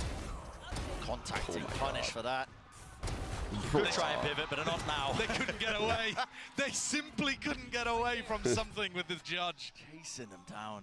And into mid as well. Pistols out now. Wants to take the long range fight. You know the players. They are tucked into the overheating corner. so hard. There it is. Oh cleared my out. god.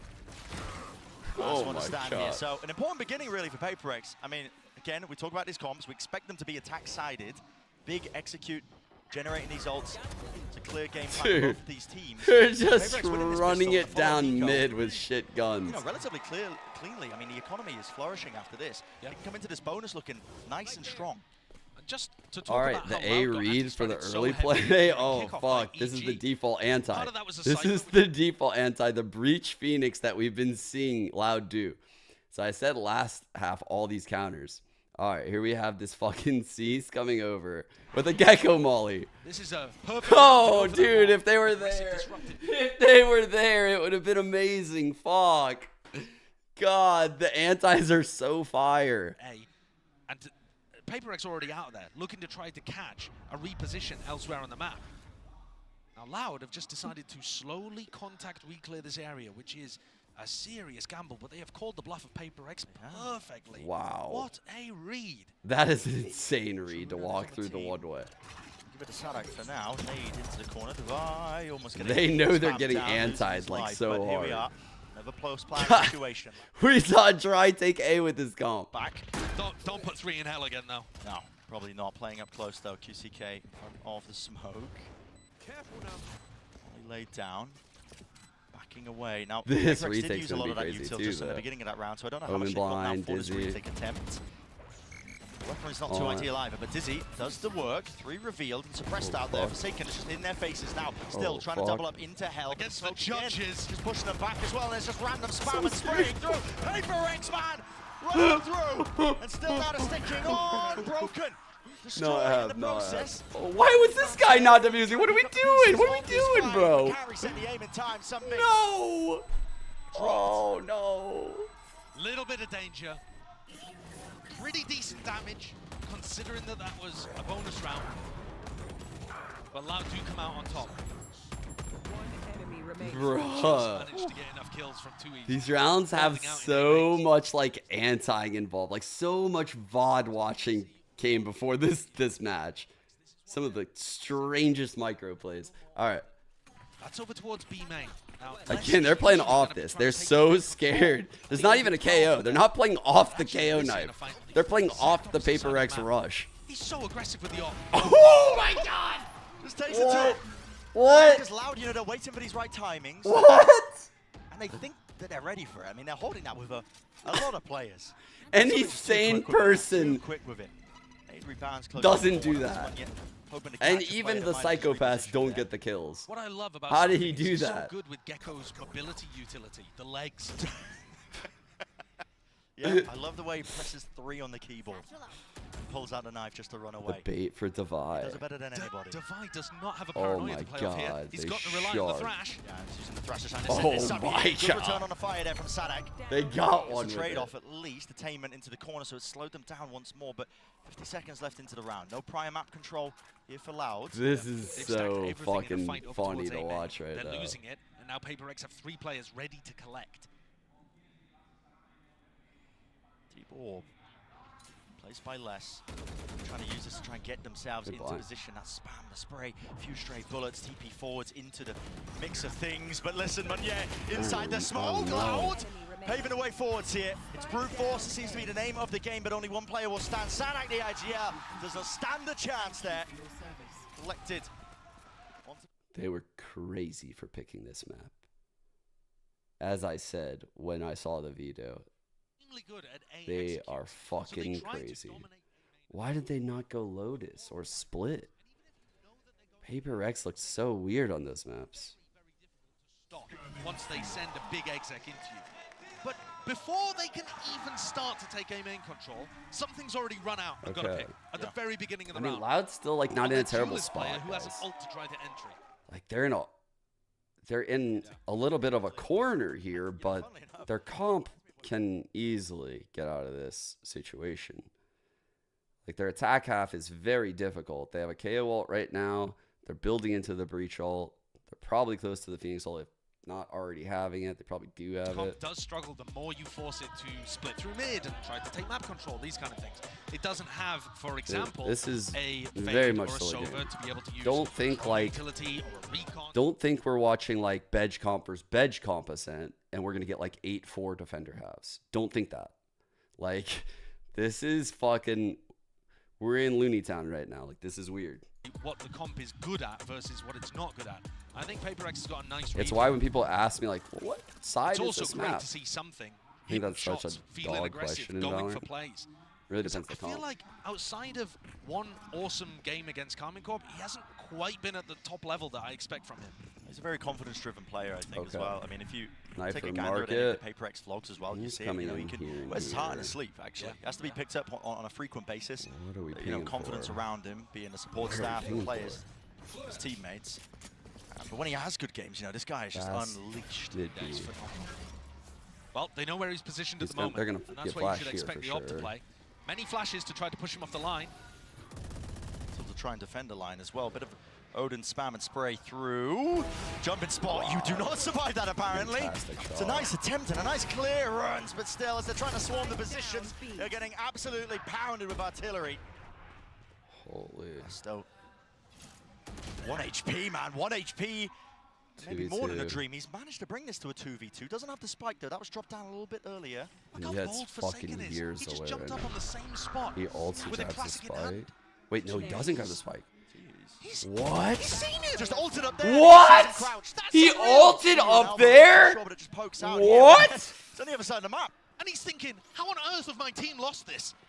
What's going on? He thought the Omen Shot, ult was I mean, gonna come less. to him. Of course, being a difference maker. Now, they don't know where Meunier is. They have no idea. And Paper X are the kind of team to over-rotate a little on defense, so they assume that he's What close. the fuck? 30 seconds Now left. Meunier's Les will wondering, get ult well, on where have they plant, gone? but it Because doesn't if look they were like just they're on gonna B, do surely they that. would have got the plant down. Incredibly winnable with how low these two What players the are. from fuck Meunier. was that Killed them both play? with one nade. Exactly. That Good was nade, not just that, insane. went away from the showstopper, but he really wanted to try and seal the deal. Here it is. He's got a lot to clear here, but maybe gifted yet. Bit of that information. Pulls out the rifle, expecting the re-swing.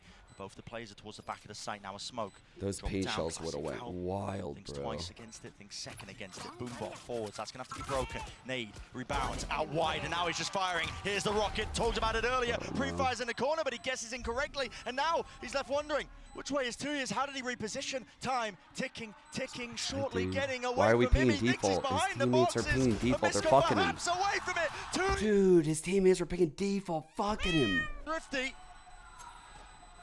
What a wild way to end that round. I'm really unsure how it even got to that point, frankly, but you could just see the mind games between both of those players. The less What? information that was available, the more it favored Someone was less commenting Tui's. that he's close, which is why he probably like ulted close, Just walking like. through B main. And this one, Wow, who ults into that spot? That is insane from 2x. What? Truly unheard of. God, that's a face of. What a fucking clutch. Almost That's a fucking championship winning team clutch. It's normally a little more animated than that. Be practicing stoicism or mewing, not too sure. Yeah. Yeah. Either inspired by Marcus Aurelius or Sigma males. Yeah.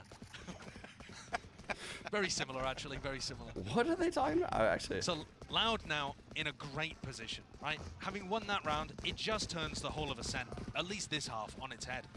Their economy is now flourishing. They got the flood wall, they're going to be in a position where they're they've looking got to just flood into the side. Economic bank to work with, and they're also coming into this round with a huge rifle advantage, starting to get up to big ults. This is where Loud's attack side comp looks so scary, even though they're one round behind. Oh, to Alex's reaction. That's when they start to come alive. I see. Okay. This spot here, that's how pivotal that first round was for PaperX to end up winning it out. The weak goodbye Forsaken. How much is he really going to be able to do here with a runner back facing him? QCK going to be making sure to clear all the available corners. Has a bit of util to set him up. Knife out. One to the cranium. Does drop that one. Here we go. Second go of things. What a hold. Forsaken doing quite Sent well in back that position to Phoenix there, and gets a kill. Only going even here. 4 versus 4, but he has more time for the fast rotate. One off Everybody on Loud playing on-site post plants. You know, even if Loud are able to get this, PaperX can make it extremely expensive just by holding B main and the defense spawn. Being cleared out now. Smoke propped up. Pre-firing up to the sky. Expecting Dizzy. Dude, they one-way both sides. Though, now defaulting over towards the fold line. Using that util to try and delay, but you are right, this could get I might pricey. just try to trap him. Very, very quickly. Yeah. Dizzy. Broken. You're in there with the protocols, and now this Loud who realize they have to really just barrel their way through this one. They are being penned in here with the guns. Should be favored. Almost nice with the movement there from Divide, but shut down there. Decent 2 players surviving from All right. Loud. 9-9, even scoreline. And Loud keep enough players alive that they do still have that cushion to work with. Tui's can drop Sadak, and they've got a good buy going with some spare cash to float around. This here is a colossal round. It's Loud's ults that now become an issue for PaperX. The more you What's let them Mindfreak get doing? set up I think to Mindfreak go might insta-ult for example, this, the Rolling Thunder, but the he more difficult it's going to be. hasn't I'm looking used at the his minimap, wall. and PaperX look poised to go for some serious A-main aggression. That puts the pressure on Mindfreak, Oh, doesn't it? he's going to get run Because down, as soon as dude. Sadak calls that, they're going to be running into This the is pit, I would scary as fuck, dude. He's going to get run down Knife here. spam into the corner. Mindfreak already dropped down to 50. Never mind, he's dead. Bro, He's that's finished. a crazy read. Dealt with. Holy And now, to be fuck. honest, Loud have no reason to immediately go into a B-site hit. Right? They know that PaperX are very fast on defensive That's crazy. They know the limitations of that Viper pit. They know that if he doesn't die to all this spam, that he's just hiding here. Like, he has to be hiding there. There's nowhere else for him to be. No command. Unless the Viper pit Smoke falls. off the timing for it. Just try and block off B main here. Wally sent flying into the smokes available here. Ready with the spam. The double spam on Damage being switch. done. Sadak barely alive, but does return the fire. Forsaken still. What a tucked spot. into the side. Yeah, but not going to be clear potentially, Oh. but faced by too many. Targets in opposition, this time storming into the site. It's going to be gained for them with that territory. Loud now, reload. Of the Odin, 2 players left alive here. Munyet though has got us back to all the available players. Flash is really quite excellent, peeking through it. So now Loud taking that lead, 10-9. Loud back in the driver's seat. Talked about it, dude. that danger zone for them, but this is how the Scary comp now. operates, I how feel it like Loud works. close it out. And you can see the PaperX are trying to disrupt it. If that had... Loud have got through so much anti-stratting to get to this moment, and now PaperX need to play like a heads-up game. Like they can't rely on these like crazy anti-plays anymore. Like they've exhausted it all. So, and that's why we're getting a timeout. They realize like, okay, we need something new. We need to figure out like what they're doing. They're kind of walking around taking these mains. It's probably what Alex is saying right now. So he's probably going to say they need an op back in his hands. And they need to find a way to show pressure without getting caught by like the breach ult, the KO ult. This is a tricky thing because they need to get these ults out of them early, but they also need to not overextend and die in the chokes. I think that timing difference has ended up being quite important for them. They're in such a bad spot. It's easier to read when it's just straight off the rip. Yeah, it is. I main Sova on Lotus. I didn't even read it. I didn't read it, but when Sai just said honestly, there's worse things to play. There are worse things to play. Yeah, yeah. I've seen it firsthand. Like League of Legends. Oh shit. Oh shit. Oh fuck. Okay. He said it, not me. I can hear cackling from the desk, man. All right. Elimination game. Paper Rex are in a tough position here, though. They really are. It's about to spiral out of control. Forsaken's not really found opportunities to have his will imposed upon the game. And he snuck up to try to take fights. Grabs one, and he gets out. Forsaken's got free, man. That's fucking He's the player that's been the difference maker this tournament, and he wants more. Oh, punished for the jump spot. So punished for that. 2 players waiting for him to just make that kind of mistake. And they know that Paranoia his flash over the style top is of to the play team alone, line, so but look, they just take it. side control They don't for even them, use now breach fighting ult. towards They don't get market. like info behind dead. it. Bro, like they just knew. They knew.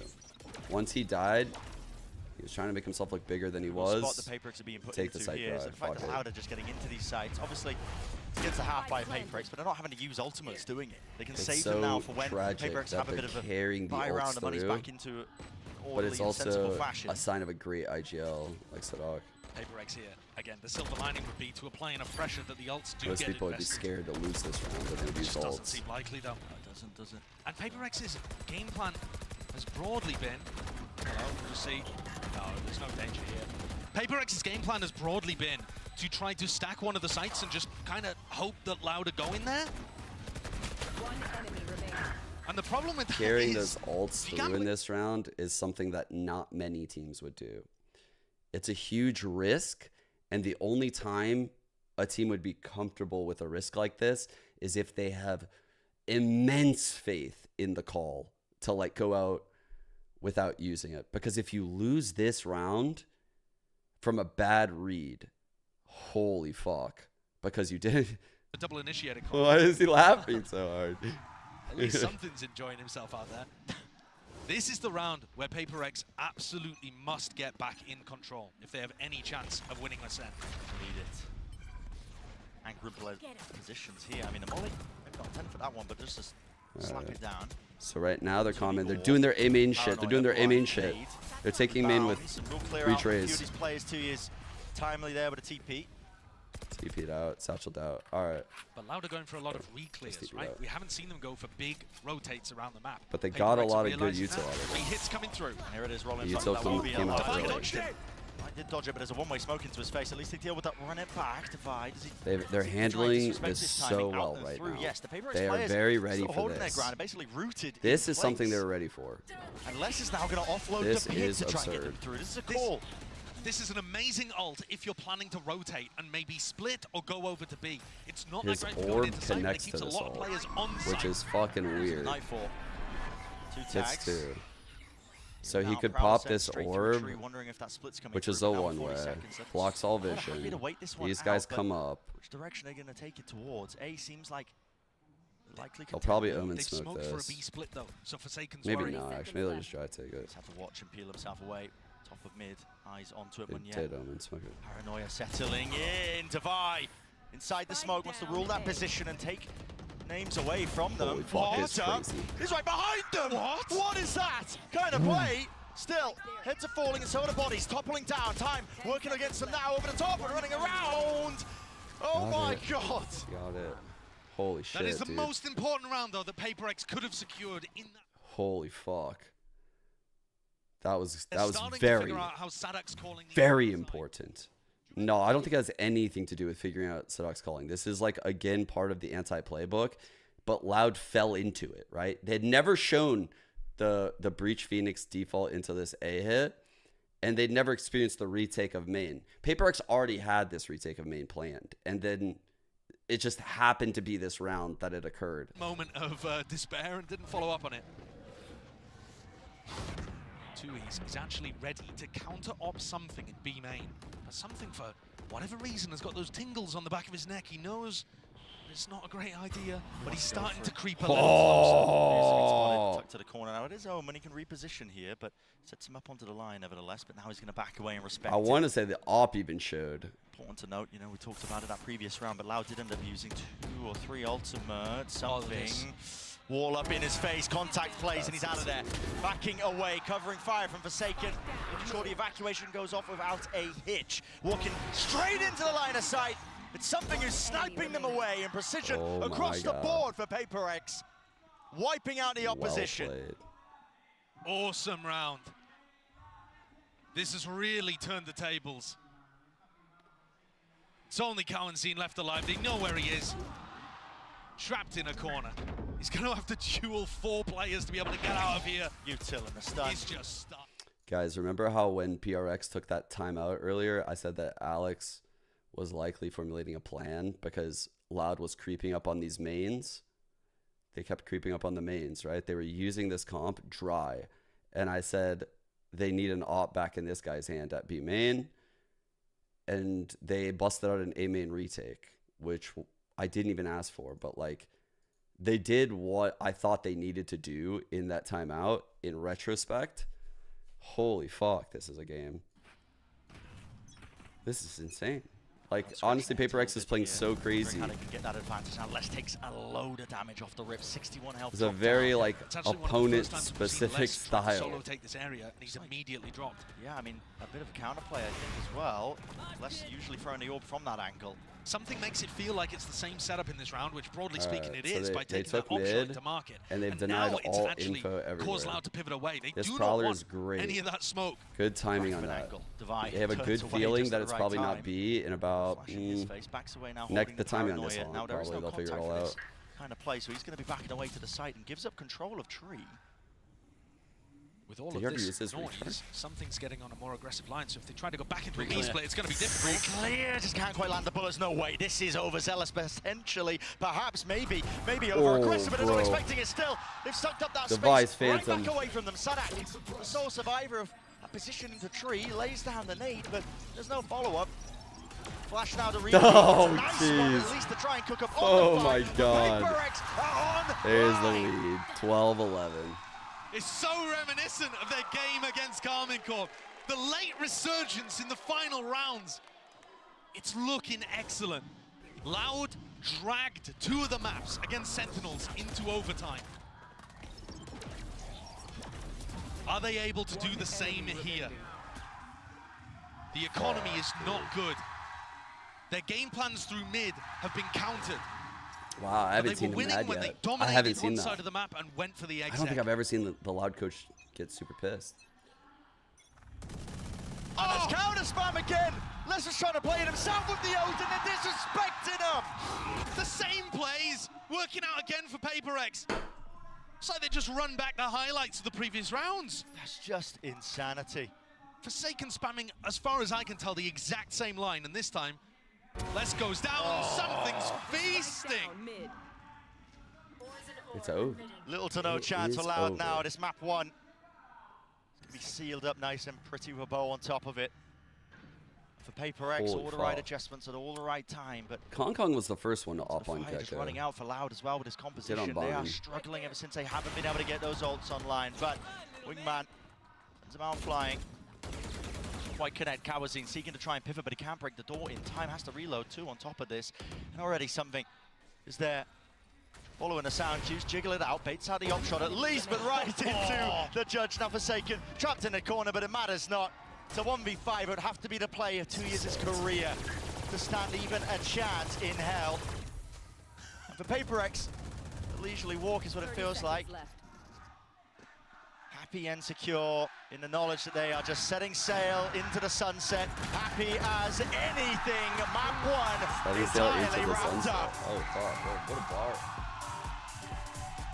A beautiful late resurgence from Paper X there, figuring out how to deal with Loud's attack side at the perfect moment. And Loud, I think, straying away from Jesus Christ. That was going instead for more of a play fucking crazy to see. I haven't seen like an anti-game plan like that in Valorant in a long time. Sunset on the cards. That is going to be a fantastic one. Two teams that are potentially Dude, I'm gonna go back and I'm gonna show you, like, go over like a few. Give me a sec.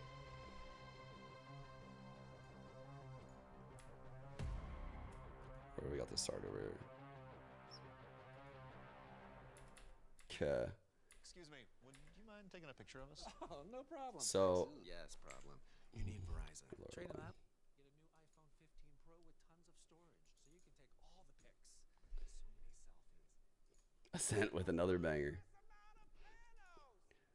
So this pistol was right away. I was kind of alarmed, just like what they were doing. So they're starving info, and by using this wall, they're trying to get someone, if they wanted, to peek in front of it. Like, they understand that, like, this is a high likelihood. They're baiting it. They're baiting that they might be, like, going over here, and then they're going to show presence with the fade. These guys are playing off of a KO knife, but they're okay with Gecko getting hit by a KO knife. They almost, like, want it. They want this Gecko to get seen here.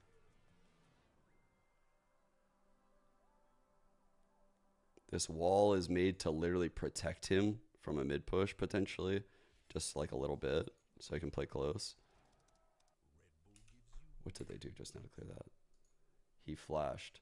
He flashed, he peeked first. And that caused them to walk up. And then over here, does he flash? He just flashes to clear.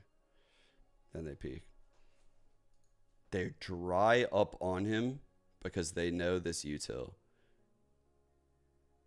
They were going to pick in, and they still do. And Forsaken is still, like, over here. He knows that they're probably pushing mid. They're so aware of this mid push. They're just so aware, bro. And then when we go to, like, round 3, ooh, right here. This round kind of told me that Loud was in a lot of trouble. Because they ping it. They understand that these two will play B together. These two will play A together. And it's like very spotty and almost like reactive in mid.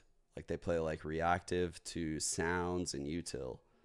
They don't play with like eyes and recons and fucking like cameras. So Forsaken, I don't know if he hit that knife or not. I think he might have purposely hit it. Let me see.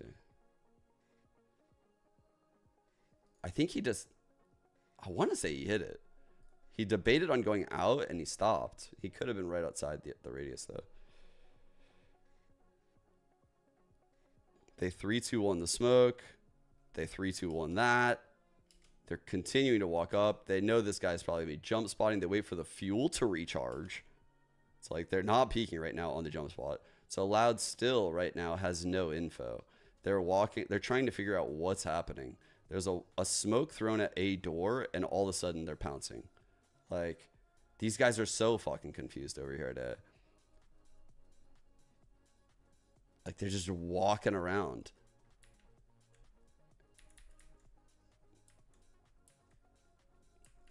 This round, very next round. Again, like it's not enough to win that bonus. They actually needed to win back-to-back rounds to stay in like economic control here. So you can see the info denial. Wait, purpose. So Forsaken gets hit by that. Haunts mid. To clear out mid. That just has all these lines. They know that like this comp's not going to be peaking mid, bro. Like they just know that he can do this. Like which of these guys is going to be opping on this round? The 4th round. None of them. Ain't no one taking this fight against him. So he knows he can do it. I don't know what. I guess they wanted him to go pick Cat. They wanted him to go up to Cat, and they're super aware that he judges these angs. In events like these. Yeah, I think Loud is one of the most intelligent and most consistent teams on the circuit, right? So they're we don't even know what they're gonna pick on the map veto. They can play almost all 7 maps, probably can. We just have to focus on ourselves this game. I think we haven't had the best run. So we really just want to get this, get ourselves like quite more aligned, if anything. Okay, keeping it humble, but that had us on the edge of our seat. So let's jump into the game for more. PaperX proving that you cannot judge a book by its cover. You think when they're out of this one, when they don't have it anymore, they find the magic yet again, and they're up 1-0, Mimi, in this elimination game against a Loud team that I don't think a lot of people were giving PaperX the time of day against. The thing is, even if you judge them by now, this is hard. This is hard. Like, I thought Loud's pick was questionable,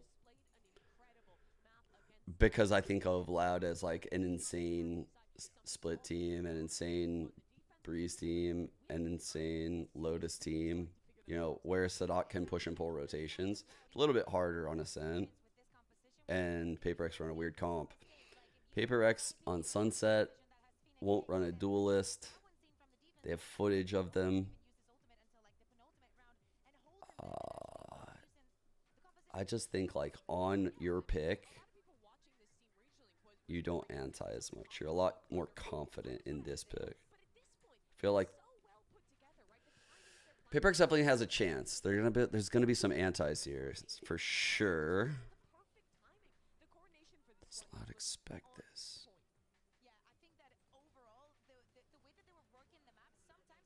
I don't know if Loud would expect them to pick Sunset, actually.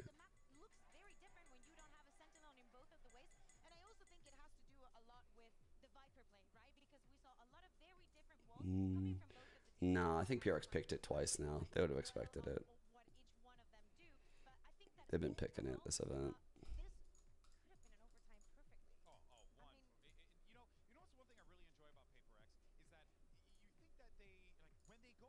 Yeah.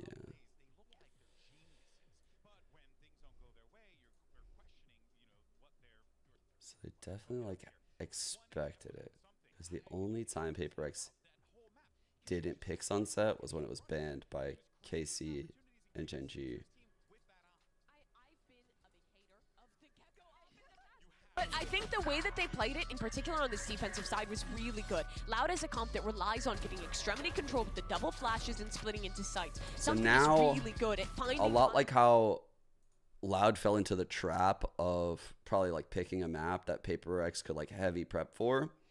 I think we're seeing that in reverse now. We're about to see Sadak know for a fact they were going to pick this map, have a couple days to prep, and we're going to see like his adjustments. I forgot they were picking this map before, and the only times they didn't pick it was when it was insta-banned, which means that you would expect them to pick it here if you're Loud. To be probably on your back because of that movement. It's also that you have to deal with something on the operator. I also really want to credit Coach Alex and whoever the IGL du jour was. Oh shit, he just went Astral, bro. Because they really varied up. Oh fuck. It's a very small word, actually. I'm not a smart guy. Actually. But they really varied up how they were going for that aggression. Early on, they were going for those extremity fights I was talking about. Then Loud figured it out. They varied it up and went for mid-round aggression instead. And then towards the end, very last round of the game, they go back to the extremity fight, win it. It was a beautiful map from PaperX. Another heartbreaking close map loss for Loud, which now brings us to Sunset. Exactly. We need to talk about Sunset, about obviously what happened yesterday. A Loud that was running out of time in a lot of instances. Enough. I mean, the one map that you would be certain to anti is Sunset. So it's by far PaperX's strongest map and just their go-to pick. So if you were going to anti in those 12 hours and you didn't have a lot of time, this is where you'd start. These teams have played this map, but we've seen both teams, go at this. But here's the funny thing. I was looking at the stats. PaperX, a lot more success here, right, in this competition. They've played it a few more times. They've thrown some unique ideas. They've beaten the likes of Heretics and EDG. They beat Gen G in the Pacific Kickoff. This is doable for PaperX at a 2-0. Yeah, I really like the way, especially these two teams' comps are going to compare. Loud is playing the Phoenix Breach again. It's a similar win condition of playing for really heavy extremity control on their defense, getting QCK posted on those lines, and farming him orbs. PaperX did a good job of shutting that down in map number 1, but I think it's a lot harder to deal with this breach when Loud will be on defense on Sunset. And especially, we go back to something that we already saw on Ascent. No Sentinel for this team. Of course, we see the Sage, but it is not the same. A Sunset with no Cypher, but both Vipers on both the sides. I'm looking at the Vi and how he's going to be using those walls, not only for him, Our for only Moniette, and Senti how in this Loud is going series to on read Ascent and onto Sunset No is matter a who's Sage on the so team far. around him, Sodox Loud has an expectation of making it deep in these international runs. They lost to Paper Exit champions. They have a chance to make up for it here if they can push us to a third map. This could very well be a fitting battleground here for the final battle between Loud and PaperX. If PaperX end it here, they will sunset the run of Loud, or Loud can force a map 3. Let's send it back over to Brennan Sideshow for the call. Exactly right. It's Loud who are now on the chopping block in this elimination game, our first one of the playoffs. And PaperX coming out with some surprising form, surprising improvements, you know, against all regular expectations, I will say. No. And now we set our sights on to Sunset, the second map here of this series. Should be relatively even. Both of these teams, they like to play this map. They're quite good at it in their own way and form. I love the way the PaperX approach this. We're going to see him immediately take some mid-control. The clashing tiles. Yeah, they're just trying to fight them. They're watching for it. Tui's. I think he got a collat there with the Ghost onto Divine and Moniette. A ridiculous beginning here. What is that I play? can expect Mindfreak, who's worked his way in. He's thinking twice about it now. Backs himself into market. What a beginning. I mean, the smoke deep down, not expecting that tiles aggression there. That just comes down to a game of chance. Yeah. PaperX is so happy to opt into the variance that is ever present in this game. And hope that it works out in their favor. The smoke there to try to block off certain sightlines coming from bottom mid. But as you say, just had no idea that Loud were going to run a pistol, which also involved them charging towards mid through tiles. They want to take the fight straight to him, try and earn a few more of these ults, less onto the corner. It's a good idea for QCK to try to push through that, see if he can find the kill. Yeah. It's going to be his ult that they try to build up early. But I think it was going to be a mid to A type play, or at very least getting mid control to force rotations because they're not running Senti. Good beginning. We'll see how that opened up. I mean, yeah, they're just using that deep smoke. No, they were going mid to A, I'm pretty sure. Because the wall is activated, like, they're swinging that shit. On a strap pistol, and Loud just happened to utterly destroy it. Right here. And now, PaperX stacking towards the A side. Standing ahead. Smoking mid in the exact same fashion, hoping that somebody sees it. Just a call, like there could be that presence into mid. Les completely alone here. Is going to get overwhelmed. And now PaperX are going to understand that this was fake pressure early on over towards A. So Salek's got to accelerate. They've got to get into the B side. The You've always got to be worried with PaperX. Is there still one player hanging around this area? It's going to slow them down slightly. That's why they're clearing it. Due diligence. Showcase, drone through as well, making sure they're into the back of the site. Flash. Players though, deep flash. Good flash That, I mean, a Dizzy, a wingman, everybody collided and collected into that deep corner here, but it just don't have the weaponry to really Dude, there nail was them. such a world. Was fantastic, and maybe more so. One player to Wait, start. he has 1 HP. On 1 HP. This is the world. Smoking onto the spike, it's turned just like that. Oh my god, the wall. Up, Devi blocking it, has to be broken here, but a reload for 2 years now, and he's so low that it just feels like he can't get the spam bullets on, spraying through, just needs one to really hit and connect. It's not happening! It's a massacre, Thrifty. Devi even cleaning up too easy at the end. He can't recover the rifle. Wow. And that is immediately in round 2 showing you some of the power that PaperX have on defense. And it comes down to the fact that their comp is so good for flood defending into B. That flood defending back B is one of the most successful ways you can possibly play this map. That retake was And when you have so flash dizzy combos to get into backside, and then sage walls to block stuff off, and smokes additionally too, Loud are going to find it difficult in post-plant situations. Nice, 4 spotted here. Great night. Wonderful indicator. Dangerous there in this round, maybe if 2 years are able to just. So now they know where the 5th is. Doesn't. He's in mid though. Tui's is fast to get into position to make the play. This A side is really But 2 sketchy. players doubled up, Devi and something looking to re-clear. Yeah, Good level of awareness. And Forsaken also with pretty decent awareness on the other side, even He's though that trapped. runway missed. Yeah, into this corner. He's really stuck here. There's no repositioning. They've overwhelmed them.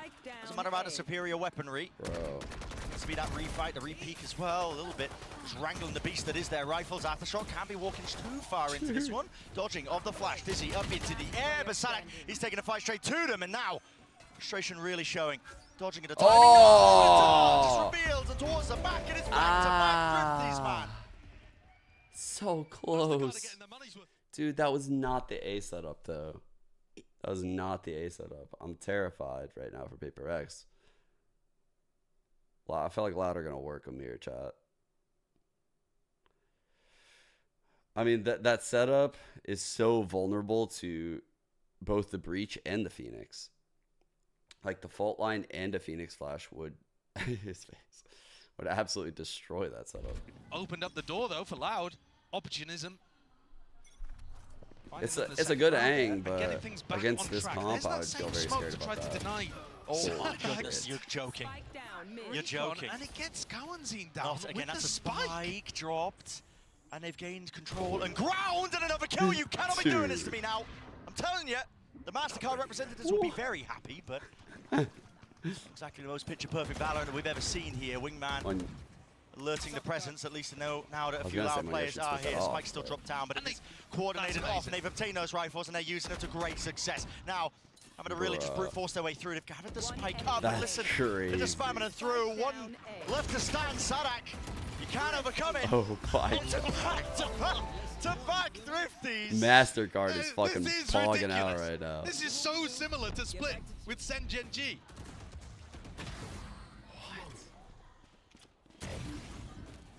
The aggression coming out, very similar to the pistol round. And Loud, my God. think of things from their perspective just for a moment here. They're in an elimination game. The pressure is on them. They're playing against a difficult opponent. They've only matched up against once, and they lost that time. Expectations are mounting for them to try to make a podium finish. You get the pistol win, you throw it away, you win it back, and it disappears out of your hands again. All right, they get the smoke dart mid to clear. Relation to disappointment, back again here for Loud. A true roller coaster of emotions. Now, Cowanzine's trying to get Tiles to use this vault line that goes sideways and covers both sides. That is a and great vault line. I've been saying if someone if anyone grabs this orb, they are fucked. This was the first time someone tried to grab the orb against them. I've scrambled my words. I meant worst the weaponry. first The time. utility was fantastic. Holy fuck. But that's Cowanzine trying to get that deep Tiles position, and this time no one from Paper I've been X waiting to punishes see him for this it. scenario actually since even kickoff. It's a game of playing I over waited so long various for that areas of map scenario. control and a little bit of gambling of where Paper X want to fight. The high-low will at the lead charge TP. here, making sure all the areas are cleared. Into the side, Cowanzine dart into a risky position and attempt at a timing by Mindfreak is immediately punished. 2 left to stand, 2 left to fight. Paper X. What have they got in them? Yeah, really wide face there, and he's going to get beamed down straight through the wall. Devi does have the money to make a go of this, but does he really still opt into it? The thing is, their economy's still in a good spot because we've just been sent through the Tombola machine. The what? We never know what's coming out the other side, and we're all getting shaken up and down. Backside position though, quickly, Devi is going to be swarmed from this position. Molly at the feet, dropping down, and a nailed shot, man. I mean, so much precision. I'm not saying it again, You're not Brendan. saying it again? I'm not doing it. I mean, I'll do it. I'll activate the sponsors. I'll make them happy. MasterCard Thrifty. Look, Loud are now in a position, though, where they're starting Someone's to stringing get together some ultimate fucking top rounds. Their composition has ults that you need like 7, 8 points to be able to get online. You're not supposed to really have access to these big ultimates as soon as the economy starts going for your opponent. But Paper X are whatever Sideshow just said. That's fake British BS. And now Louder, pretend. pretty He's just close to making some up big words. ults. Now I'm looking at Cowanzine's positioning. He's lost And he it. sends an early fault line up Time towards in A the net. and is trying to take space off the back of this recon. But look, he is quite exposed in mid here. And he's trying to take this Tiles position. The second fault line perhaps for a later re-clear over towards A. If indeed you had somebody like Forsaken looking to fight there or something. Late mid-control. Operator. Take flight. Quite slow and steady though, cautious. But they have multiple tools for these map control plays, and this time deciding to invest the drone. No tag, so no ult from Sadak. Delayed wall. Try to get to around a minute. If you break it, you give away that there was serious pressure behind that. Pinging up onto the top of it. I mean, Divide loves to play on top of this. Yeah. Great flash. It's a great Taking wall, rattles off a few guys, bullets, because he lets could play someone know his top wall, presence. jump on the That's gonna be box. sent into the He opposite could look direction over there. the Two wall tags. from up He's here trying or to here. Make a go of this one here. Pop Flash plays the Hunter's Fury. Like and he's back 8 to set it up. elevation And then we're in walls. anti-flash position. Holy Okay, so fuck, Loud that's like have the protocols to deal with that. No smoke spawn, Sage. Salves now into this site. Will they choose to use any more ultimates? A bit of random spray once more by Divide. It's that Phantom play at work. It's a bit of chip damage, but nothing really more to show for it. And here it is. 4 players blinded. There, big one with the Dizzy on top of it. Rolling Thunder now has to be committed. Thrash slow to a crawl. Les is a monster in this spot. This particular position and any attempt here, they just want to barrel over the smoke position. Fucking wild right there. Something, no chance here on the retake. Not with the operator now, so he has to just run tail between his legs. Paper X's composition is fantastic on those A retakes. You saw the amount of utility that was flying towards Loud, and they still managed to come out the other side unscathed. Mostly, I think, due to the fact that Cowan Zine had managed to save his ultimate. They were thinking about investing it. That was an insane breach ult because they were so fucked. They were all blind. Towards A, they took the gamble, saved it for the post plant, and came out to the good. Now Cowan Zine. Cowan Zine dying to spike there. Don't ask me. Luckily they've got money to spare. Yeah. But that's a great punish onto Forsaken. Unless choosing to try to take the aggressive option, not caught by any of that retake utility. That helps holding the site. Perfect. Les and Cowan Zine stepping up for Loud. Yeah, and now a timeout being taken here for Paper X. The trouble is, how do you get a grip in terms of what is replicatable? Because the rounds that you're winning have been seemingly down to just hitting a few straight shots, going for the mid-aggression. I don't think Paper X are going to have a really hard time this map. This is difficult. It's the opposite of the first map, right? And Loud have so many layers when you watch them play. Like, if this happens, we do this. And I feel like they haven't gotten to a lot of those layers because when they play Sunset, it's against like Sentinels. And Sentinels are really good at playing Loud. Like, the best at playing Loud, in my opinion. Paper X don't have those layers to kind of peel off all of the fucking shit that Loud has. But they do have, like, aggressive outplay potential. It's like, how the fuck do they aggress, though, into this comp? Like, they had the idea... Their initial idea to aggress in was this smoke. And that's how they won the eco round. And obviously how they lost the pistol round. But they have ways that they've tried to. This is going to be something new, though. I feel like just a coin flip at times here. We could buy 4 Paper X. We'll see if it makes a difference. Freak is Loud just absorbing pushes. Sole recipient of the rifle. He's going to be holding down a B angle just by himself here. He's going to be given up. Not even holding top mid, by the way. Holding right here. There with the Dizzy going down, so they know that there's players lurking around, a slow default play, which isn't anything out of the ordinary for Loud. No, and you can see that Loud is starting these rounds. This door will be broken. They're making sure to not go for any deep plays over towards mid. They're barely going into B main until just now. Spot shoulder of Mind Freak, and he hops away. Jeez. Did they even really get confirmation there that he has a rifle? I'm not sure. No mollies. Free position. Always trying to tuck himself up onto the box here. Are they even going to be aware of it? Through slow warp at their feet. Kawazine. Few random bullets, he might think it's cleared. It's not. Patience! Play to perfection here by Mind Freak. Might be looking for a few more still. Holy fuck, that's so cringe. Two of them. Divide has gun of his own now. Ready for the spray through. Ready for the spray down. Holy revealed. fuck. Tucks to the corner, sidearm out and wide, but less. We'll put him down and put him to rest here. Dodging the flash, but he's got a lot to overcome now. Wait. Oh, was Wingman blind? Normally he like latches on fucking everything. Discipline. Honed and ready, showcased by Paper X. Now listen, the spike is on Les's side, but he's going to have no opportunity to really get a free plan off here. Molly down, running through it, Meunier. No, Paper X, no. And No, there it Paper is. X. Okay. Round one, they know it. Tucked to the corner, something. Recognizing the win conditions. Guess what? Save it all, please. Another Massacre Thrifty. Please, I'm begging you. Yeah, and also an ace. Just to cap off how absolutely crazy this game has been. We have another Thrifty round, powered by Mindfree being able to get a Q play in this corner and Kawanzin not really able to clear it. Devi following up with the rifle. And Les does what he He's can. like, I don't know, we won a Thrifty. I'm kind of happy, but holy fuck, the way we ended that round was grief as shit. I'm so conflicted. Taking the risk, playing for that variance, and it pays off for Mindfree. Now, Loud, change up the pace. Oh my goodness! Wow. It's Paper X. The dizzy Taking over fight the straight to swing. them. Yeah, Off the Loud insta opted TP. into that pace increase. They wanted to try and get fight this, it, get and this then one some of win. them being punished. Okay. One-way smokers. Oh, This shit. is just sharpness We're peeking on our display. own one-ways. That's Fuck wild. it. That caught me completely off guard. I mean, Loud have been playing such slow defaults to start these rounds off. Oh, Focused on shit. aim control, but not that fast. Forsaken almost caught a timing. Surely will.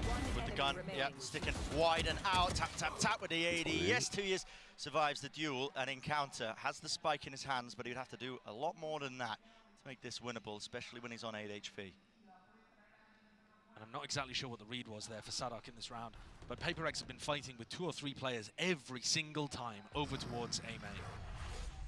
I think you've got to start trying to take space in the early round somewhere else on the map. You can go back and late re-clear with the fault line or the drone, but I think trying to just run in and take that fight straight up is going to be so difficult. What's good? There are so many Yeah, tools though that Paper X have at their disposal with this no duelist composition. Love ones if that you you ignore love. A main completely, sometimes What a Devi might just wall it off. And then they can just ignore it. I mean, Stay what hydrated, chat. are the chances that both teams just decide to fight A main that fast? Wow. The flash connections were so perfect. Paper X fight The through early all of TP the up smoke is so utility sick. to get the kills. Yeah, not just the flash connections, I mean the shots on target too. Yeah. And that was something that I was a little concerned about going into this game, actually. Loud are going to take a tactical timeout, but I felt like from what we had seen over the course of the rest of this tournament, Watch this. Loud had more players stepping up with We've their shouted out this individual exact form. play before You know, from Les someone is just else. consistent. He's always Maybe it a was Paper monstrous X. player. So But I feel like QCK's the way had some they big do moments. it, I think Weezy's it's been playing Flash better comes than expected. over Kawanzi's from been, like, KO, putting in some Flash solid from work at Dizzy, times. and you have When to I was stand looking at the other side off of the things for wall a little Paper bit. You X, can't be right it up was on only the really wall. Forsaken that was blowing The me Dizzies away. I've seen are off the Something wall had some slightly. big moments, but wasn't always And there. then he Today, TPs he's into been the on corner fire. to get space quick. If you want to look at one individual that turned the tide of a That's set, so it would be fucking sick, something bro. with the operator inside. That's a great take. And you've also been getting better and better performances from Monyet as he spends more time with pressure on him on the stage. Something that Alex has been alluding to as well in these interviews, but just that stage experience being so valuable for a team like Paper X when they've been making these adjustments, trying to find that identity, I think. But listen, if it's form that carried them to this point right now, the ideas This has and a time gap here. are and kind of they're flourishing, pinging honestly. it. They've got good reads, they've got Is good he going adaptations, in they've got it? good counter strikes. He's going in it. Prepped and planned. Of course he's going Making in it it. The cringe is so back, damn hard guys. right now for Loud to try and deal with. Again, Paper X start 3 players ready to fight over A. And Loud go for the exact I think same the dart default doesn't setup ping again. it. You know, Sova, Viper over towards A, Kawanzin and Tiles. I wanted him to do the other dart. Ready for any kind of mid-aggression. I think their normal but dart not wouldn't actually ping taking it. aggressive map control in B main or market, Alright. anything like that. Double swing From here, mid, high-low. face wide, doubled up in the high-low, but no casualties or kills. Hit Devi, he's making a go of it, he's making a mess of it. That's Kawazoon who puts him to You almost rest. had it, Yeah, but the good Mosh trade. got a kill, and Sadak's just sticking the orb right in the middle of all of these guys' faces. Oh, win. Oh, no. Wait. He's doing what? What's going on? That's Yeah, wild. such a troll. Just hoping that he would find another player involved. Kawanzin sprays down What? 2, but No something way. gets the response. And it's all left to 2Es, who, of course, is not in A main where the fight is happening. No, he wouldn't be. He'd be on the other side of the map, of And course. he certainly is, without the Omen ult to be able to make the play happen. Thrash hunting him out. Smells blood in the water, but can't quite get a sniff this time. Misdirection might be working to the 30 favor seconds of left. 2 years now. Time pressure will work against him. Spike is dropped down into no man's land. If something gives him a free kill, though, this is winnable. That's how the clutch really begins, but he was just aiming in the wrong location. 4 kills in the round for something. Raw. That was a good play This round, again. Loud did actually try to. It wasn't early round market control, but QCK started walking into mid. So are they gonna do it again? Are they doing it again? It wasn't seen. It carries over. The cringe can carry over. Mid to dominate those sight lines. Which might be why he didn't kill him, honestly. He might have not killed him, so that way the fucking idea like can carry over. Towards A, and the PaperX players just peek. The more mess that's involved here, the more I think you start playing towards PaperX. I think this early Omen TP and Halls won't get pinged by the dart. Fast play again. They're doing it again. Dart, flash into the He's corner. not getting pinged by the dart. The judge, no Yes, It's starting dude. to get sloppy. It's starting to get sloppy indeed. And guess what? Exactly Oh my where a team like god, PaperX dude. thrives. Oh my This god. team, they were born and bred in the That's why he chaos. didn't want to kill him last They're round. showcasing exactly why you can never underestimate this squad still. Yet walks straight into it. Oh again. fuck, what a fucking Brought play. into essentially an unwinnable scenario. Another round. We've seen like Loud 3 players. back-to-back-to-back PaperX incredible complete plays out of round. PaperX. Yep. And PaperX Maybe 4. I don't even remember coming the out Mind here, Freak round. They're really not the adjusting A their push defensive setup round. too much. It's that This Loud wall. cannot come up with the answers. This wall twice. Doesn't We've count. now seen 4 rounds in a row, roughly following the Holy same kind of fuck, trend, dude. where Loud want to take control of A. This is the exact style of game that PaperX need to play, by the way. This is so funny. From both sides, just getting pulled into the maw of PaperX. I saw smiles on the faces of the PaperX players. Of course it would be. Never, Alex. I love It's scary when he smiles, actually. You don't expect it. This is the first time PaperX decide not to fight Okay, over towards all A. mid to So see we might over see the a smoke. very different round here. I actually saw an attacker Loud are ping actually here, though. being given this space. He's over the PaperX smoke. anticipating that they would change it up. Surely they We're don't clear- go A we're again definitely after clearing we've just this shit been this beaten time. them. This wall's slightly different. I Out think, not to though. be deterred, though. One away from the ultimates. Sonic builds up his.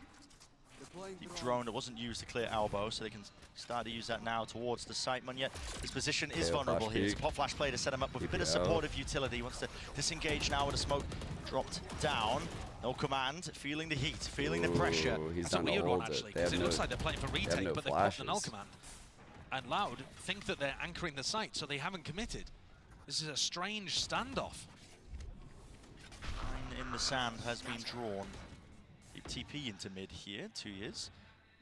He's just sticking that one, so he's given himself a deep Stuck position it. to mid. Probably won't matter too much. Munyet might be eager though for a challenge here. How's your reaction time? Sun flashes on flashes. Paranoia to meet their match. Good A timing. deep dart as well. That's not going to be accounted for. Oh, Hunter's Fury dear. though tucks into it, gets the connection, gets the collision course straight into these players. Wow. Munyet does a decent job of just avoiding it. He was Dodging, dancing. ducking, weaving, but not enough there. And a repeat with the Outlaw. Something has something to say.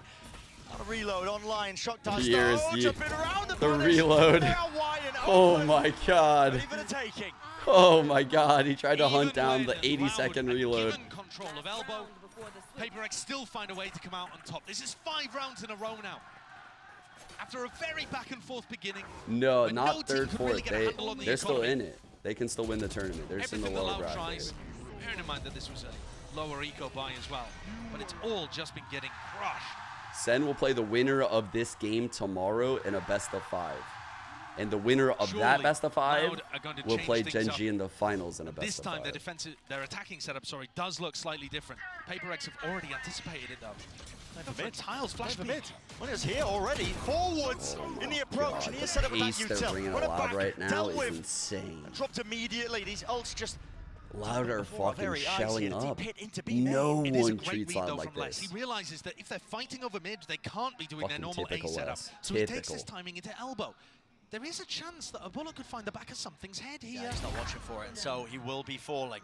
So Flat typical, lines bro. to the side, and a sight He's gonna gains ult. now for less. Going to be calling He's for gonna the like rotate ult and the the pivot left or smokes. something. He He's could gonna drop like. a pit. Which side is he? Down, gonna he ult? certainly could. That's the question. Turn this into one in a winnable spot with 2 years. In that late lurk player dropping like flies. 2v3 here. Loud Does have Les hate massive the Viper advantage here Pit? with the pit with the rolling thunder. He literally He's never letting it wants to loose use and it. letting it rip Oh here. my God. Sky high. That's Oh the my vibe. God. He's going to be flying forwards and won't be able to withstand any There we sort go, of okay. pressure there, leaving it just to Mind Freak now. Mind Freak's been good at catching 2Es in all of these previous rounds, but finally 2Es. Low key, a great half for PaperX.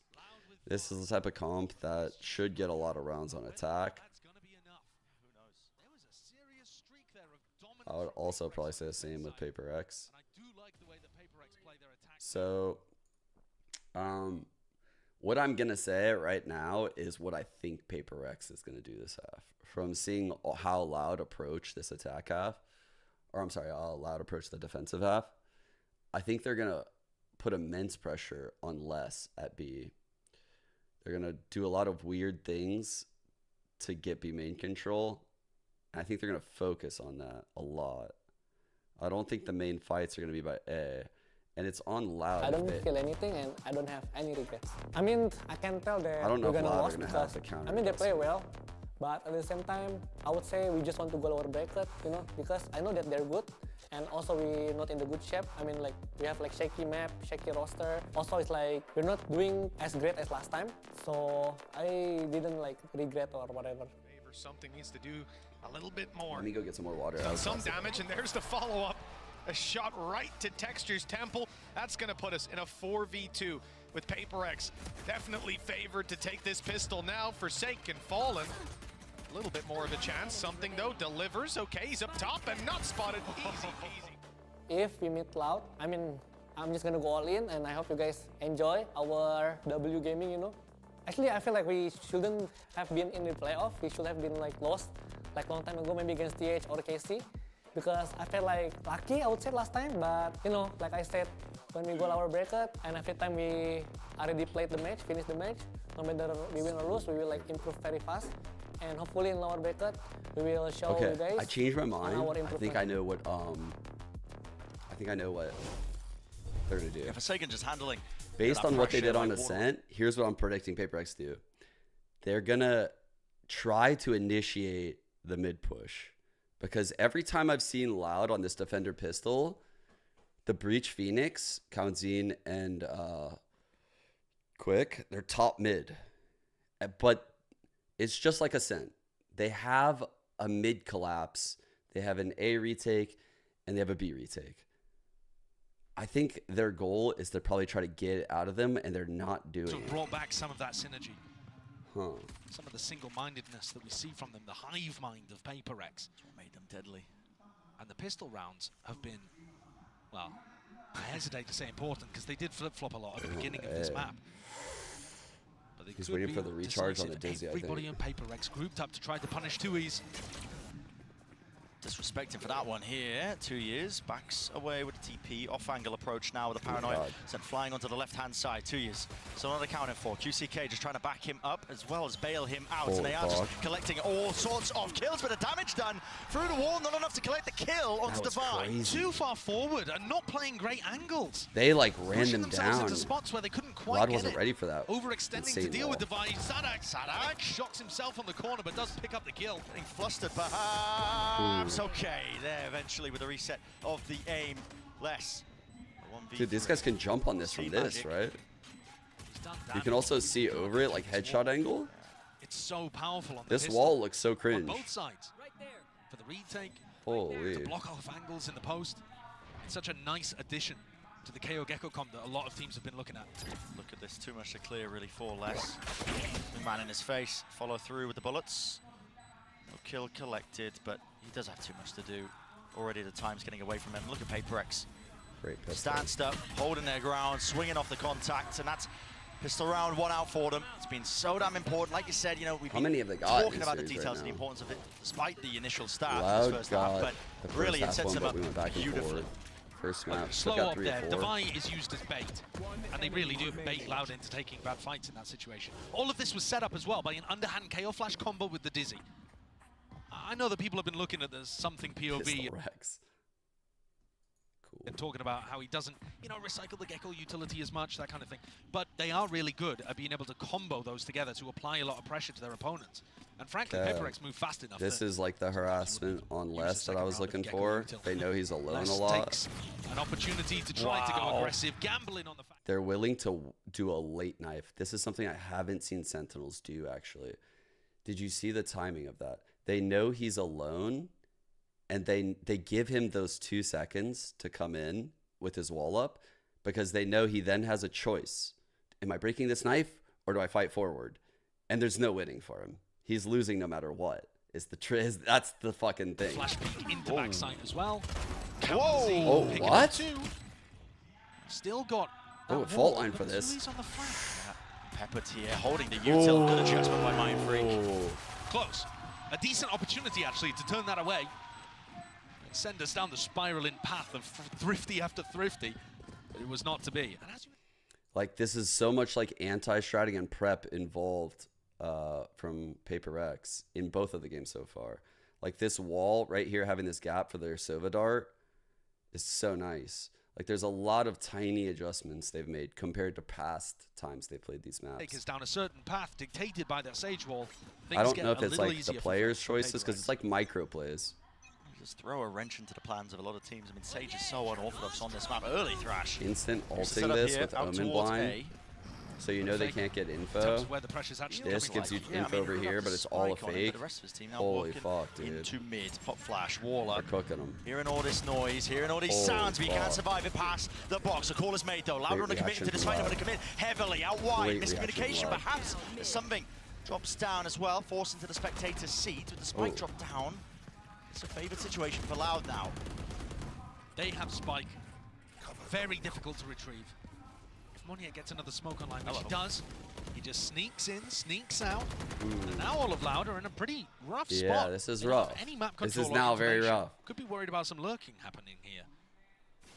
So just like that, suddenly there's a lot of doubt. So now we play the gamble game. If I'm Paper X, the likelihood of someone coming in here, very low. That means they would have to come out of Boba.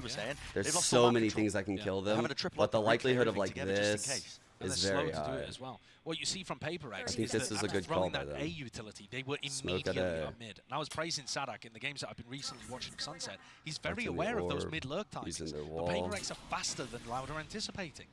And didn't we see that all the time on Ascent? They don't want to use util because it's 3v4. Using util would give up the game, right? Like, you don't want the... You don't want to play 3-on-4 on a floor. You want to get advanced ground and try to even things up. A spot where they can Loud knows this. They're going to use a lot of util right here. Paper X seeking to try and fight them deep into these angles. Wow, they try to beat the util. Fuck. Left alone to his devices, only the Spectre in his hands. It would have to be a miracle. It would have to be mistakes to be made. Less though. Hot on his heels as well to really collect up that kill and get that trade online. So that was a bonus round for Paper X. The two players surviving for Loud, they might even consider that a bit of a success. Yeah, I think I would. Paper X's economy's in a really nice spot. Probably. And not just that, that was very scary. I mean, Paper X, I don't...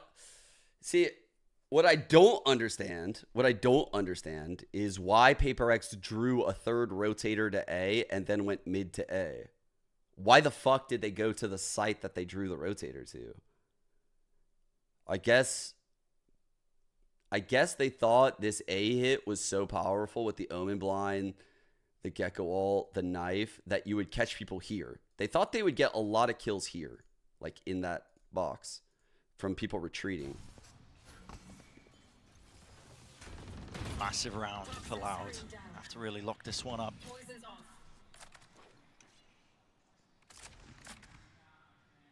Pretty heavy with the economical investment across the board from Loud. I mean, two players with a bit of money to spare, all picked up as well. So like the strat was insane if it was a B try and split. Build up towards that big ultimate. But it was an A split. And a very slow beginning Still to the round from Paper X. Loud choosing to try to fight A main there. Recommitting to the angle after this utility was thrown. Pushing them up. Here's a pivot though, straight into market. They got anything to try and spot push 2 years off. So deadly with this sound wall. cues. He can see like over the fringes of it. Less refreshes with a one-way. Top of it. Here we go. Drone into mid. Munyet. Second tag. You can see how they can pair up from in here. Now Les is left B. In through mid now. So they can do this landing into market. Wall through. Broken immediately. Couple of shots sprayed out. Might break it though, Munyet. Could really be that insurance player now. He has the blind. They're going to collapse. Here's the rotation. They wanted to collapse. Oh no. Oh no. Oh dear. Now they're in no man's land. Okay. A beacon, something only the one. It doesn't matter. They're going to fight it out. Holy shit. Trying to play in tandem with each other, but they are overwhelming them. Mind Freak towards the back. Les is dodging and weaving, gliding across the floor. He finds it now, leaving it to Devi. One way in, maybe? Ticking away. What is the call here? Tapping again, this time less sticking, not making the same mistake as the prior game 2 years. Locking down the angle and approach.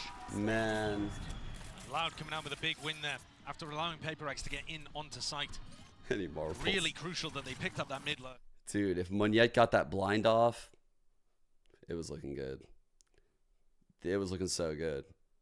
I mean, they were going to pinch market right there in the post. They were all gravitating towards it. He was going to like KO flash it with the Omen blind. Oh, it would have been fire. They would have had it. Hurting there. They came into that round with a Stinger and a Spectre. Yeah. Even though I thought they were taking the previous one as a bonus. Clearly they didn't. PaperX messing with their own economy a little bit has put them in a really tough spot. Again, trying to harass less, guys. They know the weak point. This is what I would do if I watched this VOD. This is what I would do. I would just be taking it dry. I would just be running him down. He's a Viper that's spotting for info using this wall. Now, most of the time he does this because he's playing ciphers and he can break the cam or some shit like that. Truthfully, I think versus this comp, he might be just doing it for info purposes, like, and breaking knife. Absorb up all the orbs around the map. PaperX now defaulting back over towards B main. So they know they've done this, right? They know they've put a lot of pressure here. They've got him probably like out of the sight. Honestly, if I were PaperX and I watched their games, I'm fucking just walking out B right now. Just walking out B, bro. Can keep stacks towards the rest of the site. Having said that, Loud are mostly playing B for retake here. Not going to have any way of being able to challenge this. Inside the market, Dizzy. What's that connection there onto QCK? So it looks like the wall is intact. Wasn't able to spam it down in time to take it. Slimy wall. Tux. Side by side, let's play together now. Him and something here. Running back forwards, facing with it. The flash is not connecting here. Less running back, feeling really the heat and the pressure. But Kawazin seeks to relieve it. And now back into the action and the fight. Rolling front of oh shit! Moniette! What if that works? The IR still after shock. Plenty of util left where that comes from. Okay. 2 on the table now, 2 left to go. Dropping down, knows they're not on it. Peeking through, another tap will force Mindfreak out into the open. Kawazin really seeking to oh my god, he's got it. Running him down! Mindfreak performs magic before our bloody eyes. Holy fuck, dude. What a ridiculous round for PaperX to get. They have 4 ults, too. Basically an eco round as well. They have 4 ults. Going to be labeled as a Red Bull clutch, but could just as easily be called the 50. Oh. Their economy was not good. It all came down to Mindfreak. And Lau could not find a safe position to go for the half. Hesitation to stick it and trust that they could potentially just hold down the angle. The Kawazin in that spot. I mean, it's super reminiscent, honestly, of the other day. It's very how to play in Sen. John QT's playing the clutch. They can't decide who's. I love when I see like something maybe smile. I don't know why. It's very just tough like in so those situations wholesome. where you don't have. Yeah, it reminds me of like 10 smiling. Because you don't isolate angles that the clutch player there, Mindfreak, could be peeking from. So really, you got to just tap and push. But instead, they were, Sadak's trying to get half, wondering like something if he can, is like trying to tap the same vibe to me as 10. Hoping like, that they can rely on their individual skill to win it out. And Mindfreak. They're like gentle monsters. They just seem so nice. To turn around. Because but in the server, other than they're fucking that, the dares. game plan is actually not really working here for PaperX. So weirdly enough, it's Loud to take the tactical timeout, but I think Alex will be happy to have a little chat with his team here. Yeah. Because what's happening is PaperX are getting into post-plant situations quite a lot, and then they're forced to go for some post-plant aggression, and there's a bit of anti-synergy with the Sage Wall and the positioning. You saw them swing with just stingers into market there without too much util at hand. They're finding it difficult to pick those timings to disrupt the Loud retake. And if they just sit there, they can do that against other teams, but not against the comp that Loud are running. They're going to get obliterated. See if they change things up or coordinate that post-plant aggression just a tad bit better. Strange bite of Loud. It is, yeah. It Invested is a into force. it. Yeah. PRX But got Les no would rather control. have a sheriff than anything else. This guy, I mean, he is incredibly consistent with it. He is. It's insane. Same base setup, guys, right? Like calm, raw aim based on his crosshair placement that I've ever seen. These 2 over by A. Sometimes you'll see that. Slow beginning now for PaperX, nice and cautious off the rip. Trying to see if Loud will overplay their hands. Initially, lots of ults really to work with for PaperX on top of that. So being given that B main control essentially for free. Ooh, Looks like there is that hesitation though in terms of how they want to play it. Yeah, it's interesting. They've spotted Mindfreak's 2Es. feeling it, dude. He disrespected the one way. Disrespecting that one way breaks it all. That breaks it all. Oh, it missed. That's why he went through it. Exactly there, and now they've just come all the way back over towards A. And that's got to be a call from Mindfreak, I think, because he's the only one getting info on this side of the map earlier. Oh, man. They're going to hit a fairly weak site. 30 seconds on the clock. Pass this one rebounding. The whole pace from 2Es is like a step behind Paper X. So they're ahead of him. sticking around to find out with this one. Hunter's Fury to try and deny this one. Plant will be disrupted. Flash up into the air. It's actually a nasty one as well. Connected onto a multitude of players. Now the Plant and the Pit all layered down onto the site. This does make it difficult. Pit down. Toxic Screen going to be covering the Gekko's entirety in of the Halls. field. Does he have his flash regen? No way of really using these flash players to retake in this spot. Absolutely.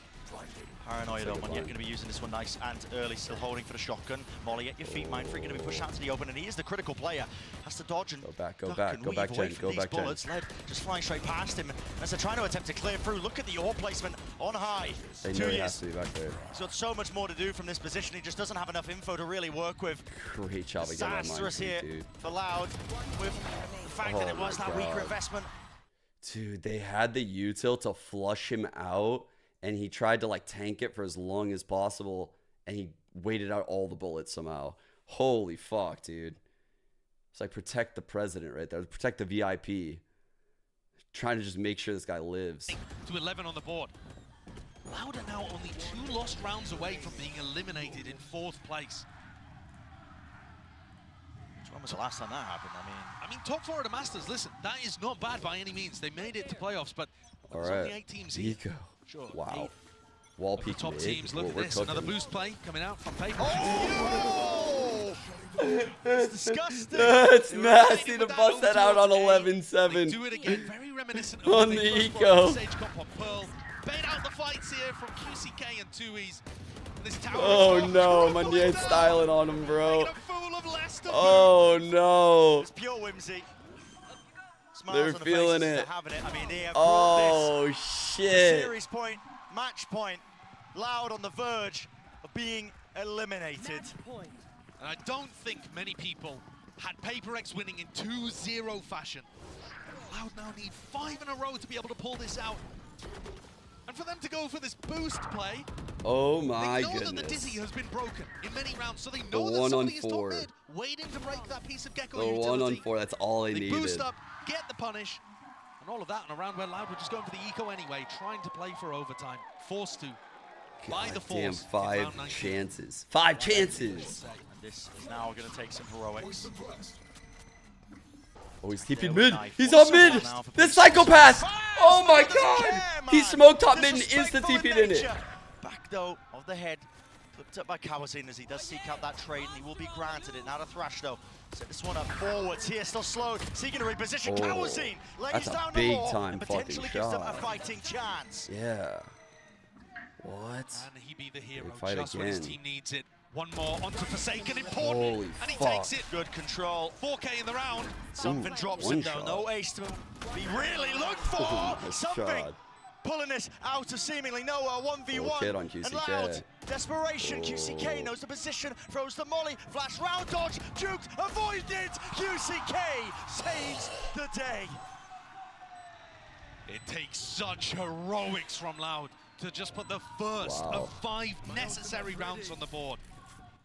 I'm not going to lie. That clutch alone made me a bigger believer in QCK. Because holy fuck. That's a big time clutch. It's a serious shooter. Deletes 2 players as they come around the corner there. Mindfreak and Divide both falling. And it still came down to a 1v1. Oh.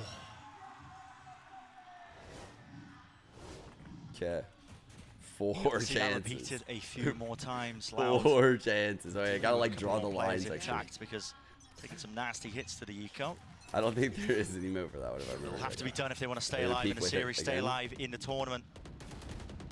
No, not this looking time. to try to take an early timing here. Could have been an adjustment. I don't see how he's going to find the opportunity facing against this Viper wall. Les normally plays a little more passive, actually.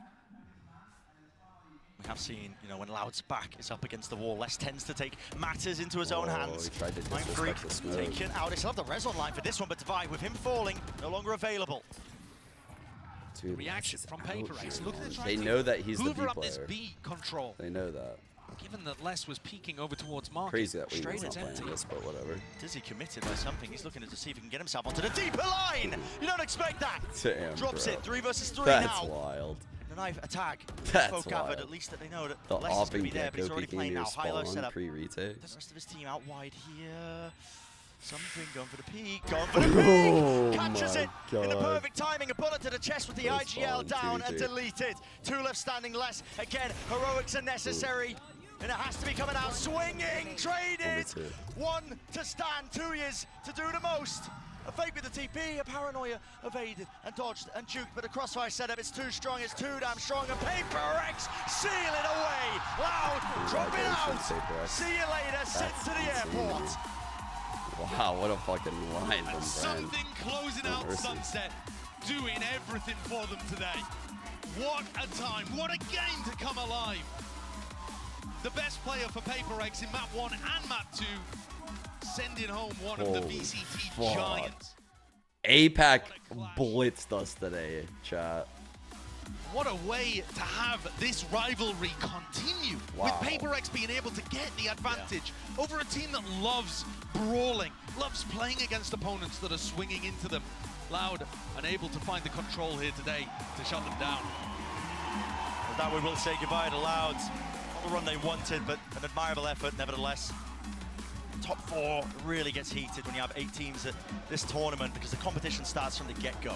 Yeah, and they put themselves in a difficult position, honestly. This new style that they've come up with, it does kind of cause them to have to plug gaps constantly without that sentinel. They have to be mobile, they have to be aggressive, and they're playing against a team that wrote the book on playing an aggressive, mobile, constantly doing stuff kind of style. Certainly did.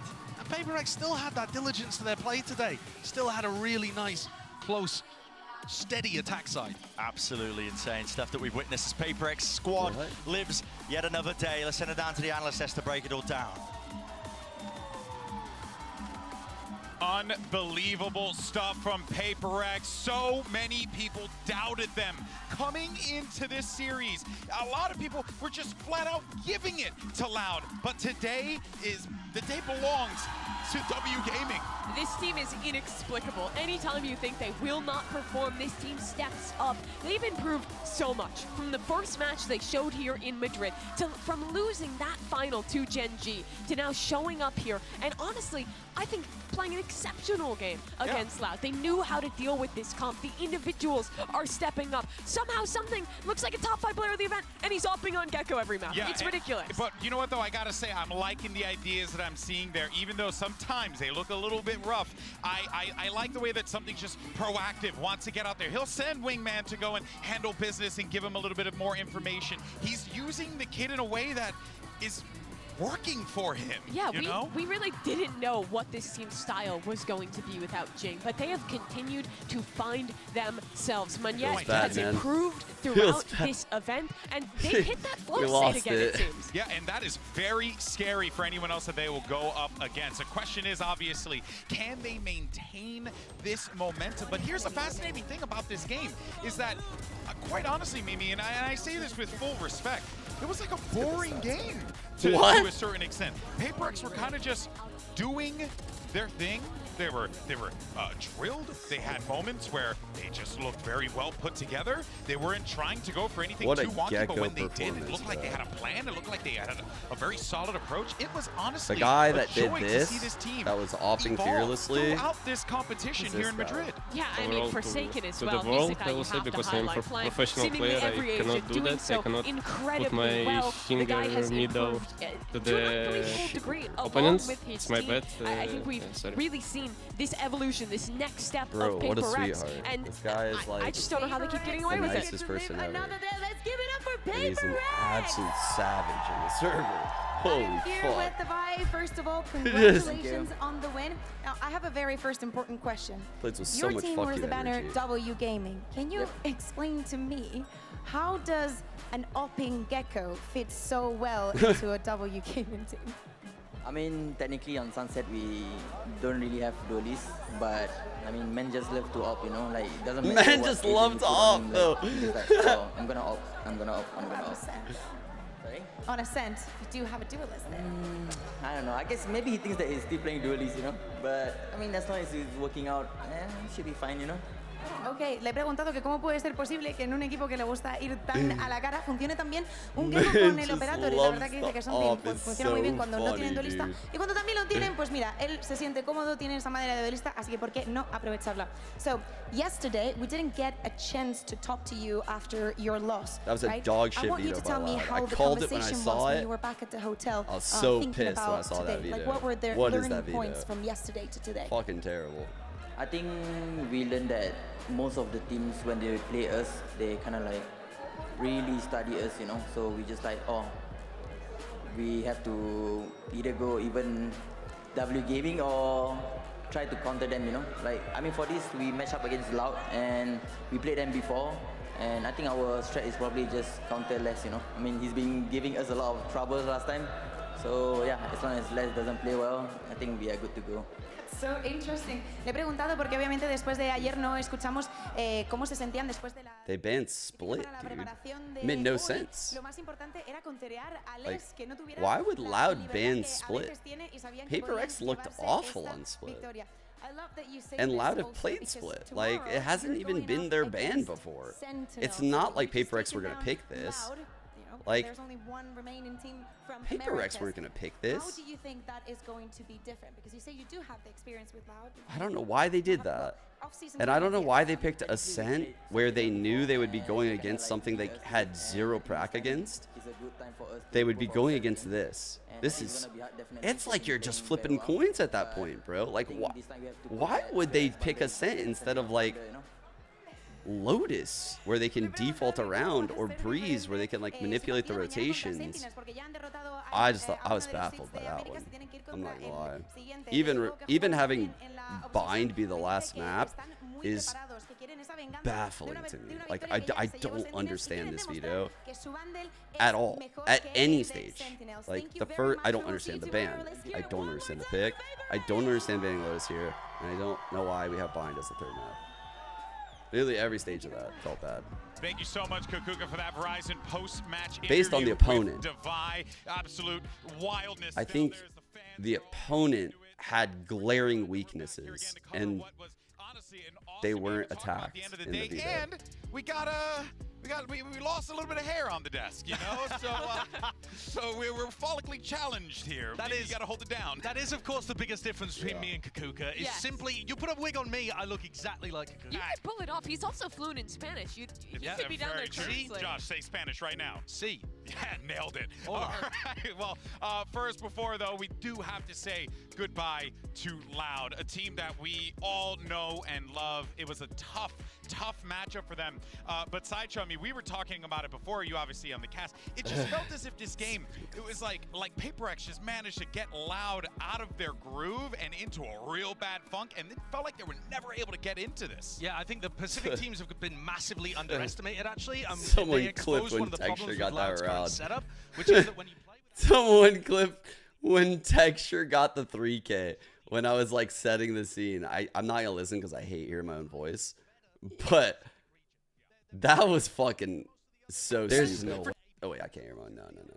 But wailing at the screen. Yeah, he was texting me during the game. This is the greatest day of his life, I think. When his future child is born, not better than Genji and Paper X winning in the same day. Yeah, but I think that people hard underestimated the Pacific teams, and I think that you say people. Was it not us? No, I mean, no, genuinely. I mean, I had Genji at number 3 coming in, and I think I underrated them. And I think Paper X were underrated because they were playing worse at kickoff. Yes. And they've actually gotten better. Right, so I mean, we were seeing some bizarre things from Paper X throughout Swiss. But I think that's what's so impressive, that they managed to make this comeback. Like you were talking about on the cast, they've been learning throughout this run at Madrid. I think really starting to find themselves in their comps, and also the individuals finding form. I think they're actually unlearning. Does that make any sense? They were trying. I think they were trying too hard before. It's like when you get someone out of a cult, you have to deprogram them and then get the new good stuff in. Yeah, I think it kind of was like I'm that. saying they were a cult last year, but just Flash wrong. that take take over right now. happily We're join going the off the cult of rails. Paper X. We're off the rails. Yeah. Everyone gets a Paper X bundle when you join the cult. It's great. It's Sign me up. Sign me up. I'm in. Oh boy. But this has been super fun, though. I mean, look, it's disappointing to say goodbye to Loud, but I am just, give me more Paper X, baby. It's going to be Paper great. X Sentinels. What a game that's going to be. I'm so glad you said that, Mimi, because look at this. We got a bracket graphic. Let's go ahead and fly that darn thing, because it's not really much of a bracket. We got 3 teams left in the darn thing. Sentinels, Paper X, the final. I mean, here's the thing about the rematch, guys. Or wait, they didn't match yet. They didn't match yet, right? They haven't yet. Yeah. They haven't. Okay.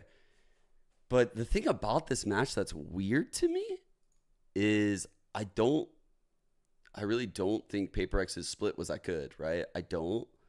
But it scares me in this Sen matchup right now because Paper X, they played Gen G head to head and they ran, the same comp, like the double duelist comp, right? So if Paper X like what they saw from Gen G today, like Gen G had really good ideas for like fucking with the rotations of Sentinels. Maybe they really like how they put the Jet outside of A on, the default. They could do that. And so they could literally learn that overnight very easily. A lot of like the micro plays, like the spacings and timings, and obviously like the key star plays coming in that they're very comfortable with will be missing. But they could definitely take a lot of good ideas away from Gen G in this game. And that's what's a little bit worrisome, right? Like they have the blueprint in front of them. Like before, people didn't have the blueprint. Now you know how to beat them.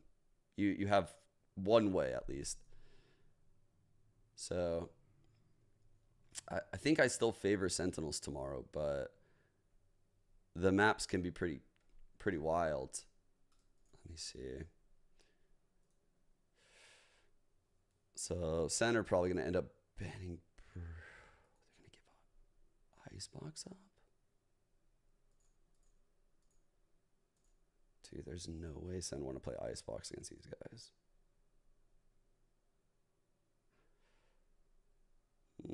I guess they don't really play it. I wouldn't want to play Icebox against Paper X, but I guess they're not playing it.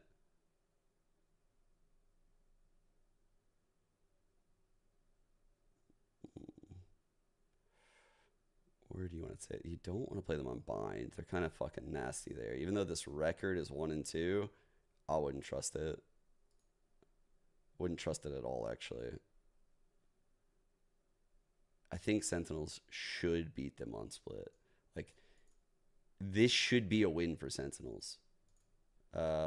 Even though they have, like, the blueprint of Sen playing Gen G and losing, Sen are still heavy favorites there. So bind is kind of even. Split, I got Sen. Ascent, I have Paper X. So 1-1. Breeze.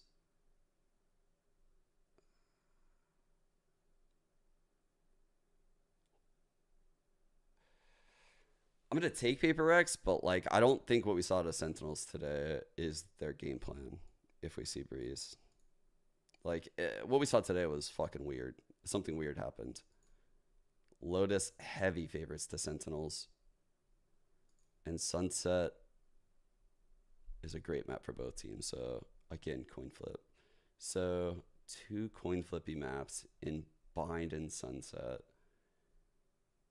2 maps where I'm like super Sen pilled with Split and Lotus. And then for Paper X, I'm pretty confident that they would win on Breeze, but I'm not 100%. And like they have puncher's chances everywhere. Paper X has to ban Lotus or Split. What did they ban today? They banned Icebox. I think they're going to do that again. I think they've just been perma-banning it. It's not good. They didn't have a perma-ban. Things would look nice. And Breeze here. Does Heretics not play Icebox? Maybe they don't play Icebox. Maybe that's why they didn't ban it. Played against K-Corp 2 weeks ago and they lost. They gambled that they were just dog shit on Icebox. They would never pick it against them. Good call. They banned it in the second set. Fuck, dude. PaperX doesn't want to play Icebox. They're going to ban it.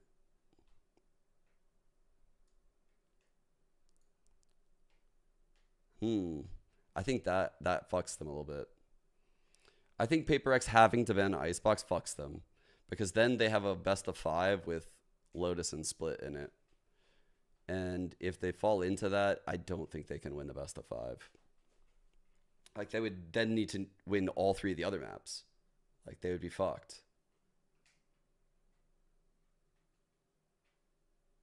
Like, if they ban Icebox and Split and Lotus are in the pool, PaperX will lose the best of 5. They each get 1 ban in lowers. So since we're in the lower bracket, both teams will get a ban. So it'll be a best of 5. Both teams will get a ban.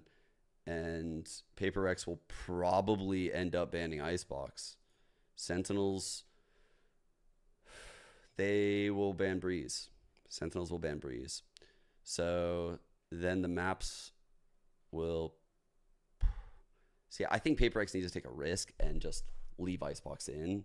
But I don't think they will. That means like map 1 is going to be Lotus and map 3 is going to be Split. Or map 1 is going to be Split and map 3 is going to be Lotus. And even if map 2 is like Ascent or Bind, it's just a really hard series for PaperX to win at that point.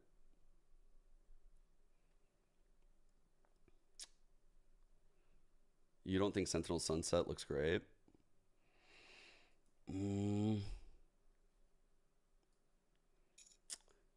What I'm worried about isn't like a particular map looking great. I think their Sunset does look great, by the way. I think Loud are really good on it. I think they ran against a Neon here. So you can't really judge them too hard because they don't have a lot of experience in that realm.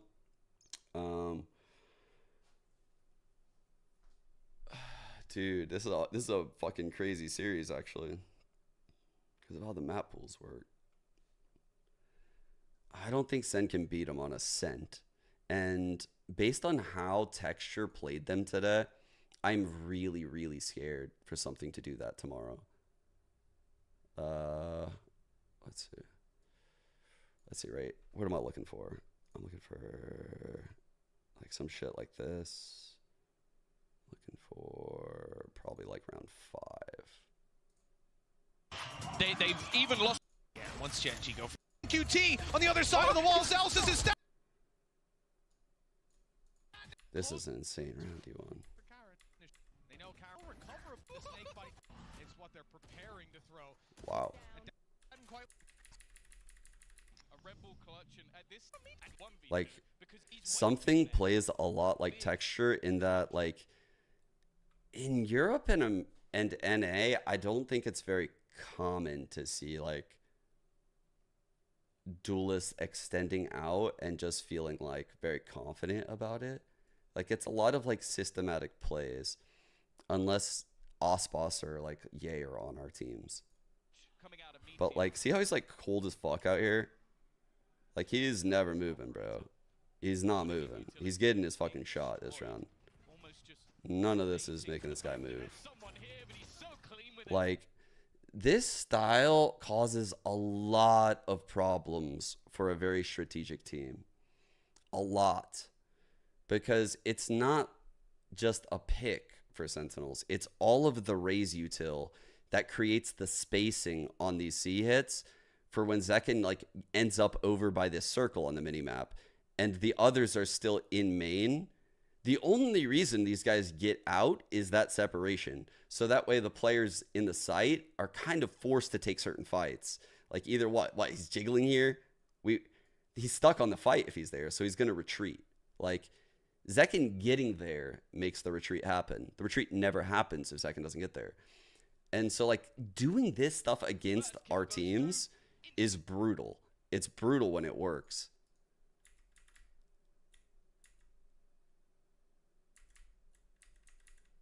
you can see like this is the round. Fucking, we're like running it down A, and there's no time.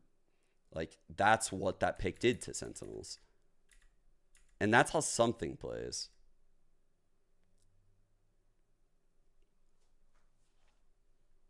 Just prodding out front B. I'm looking for the round where he just goes through the fucking A stairs smoke.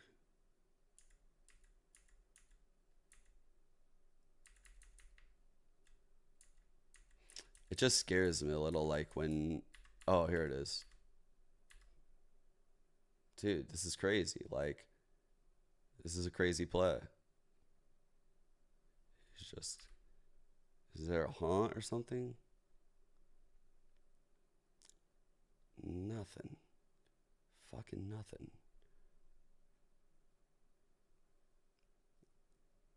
Last time he fucking walked through the fucking stair smoke, actually. This is the second time.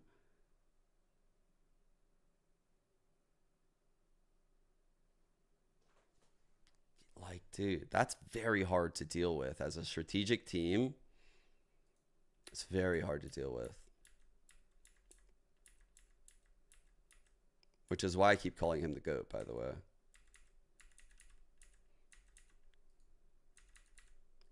It's insanely hard to deal with that shit. Just people fucking disrespecting all your util, stepping in front of it and going for picks.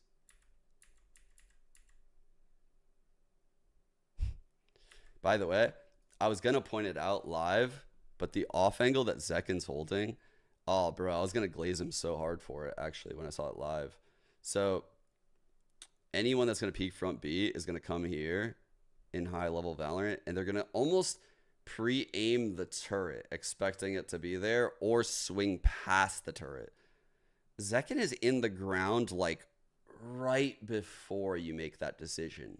Like, that off angle. It's a fucking really good off angle to hold the front B push. It's right ahead of where the turret would be. So his crosshair placement, I'm going to guess, like, gravitates right. His crosshair placement is actually really fucking good. Most people wouldn't even do that. It's just a really good angle. And he's further distance away than, like, this guy is from this corner. So, like, the physics of the game help him see this ang first. Very fucking good. Alright. I think the texture on must be early, right?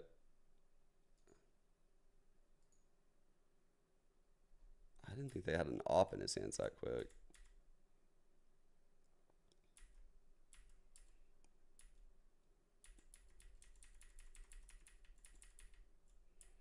Yeah, I guess I might be thinking of a different game. When did texture do that?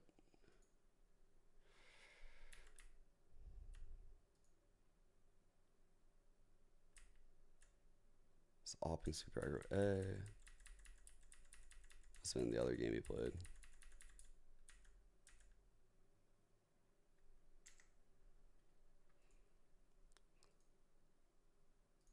Is here.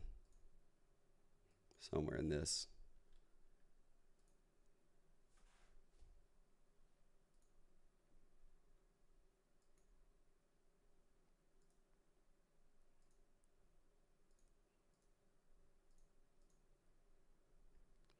Might be this round.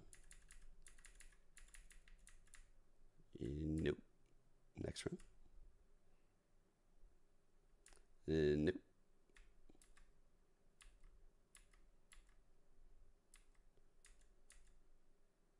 Oh.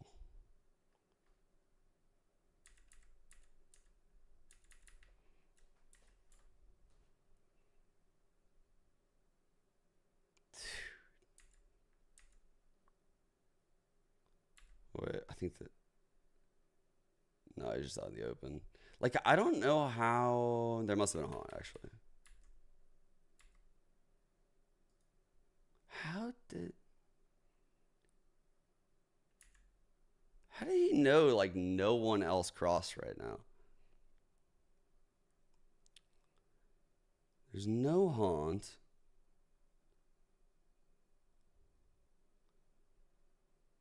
Like, I know the Cypher is normally a lurker, but holy fuck, like, it's just...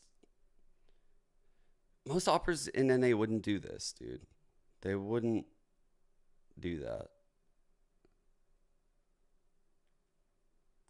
Like, they're willing to take those risks. Maybe there's a level of anti-ing there.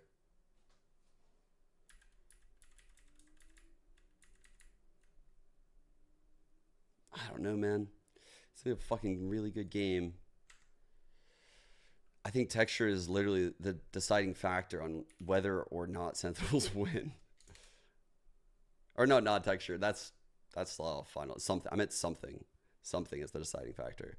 If he can like disrupt Sentinel shit the way texture just did in those clips, he did that today against Loud. He really fucked him up. So I don't know. It's all about finding real good timings and understanding your opponent to a really high level. He has been a little inconsistent. I'd imagine it's hard to be consistent on Gecko when you're opping.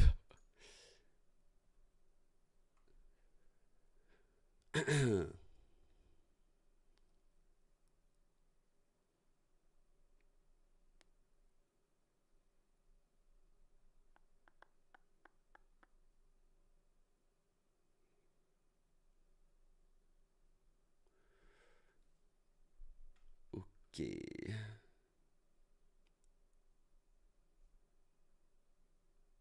I think I end here.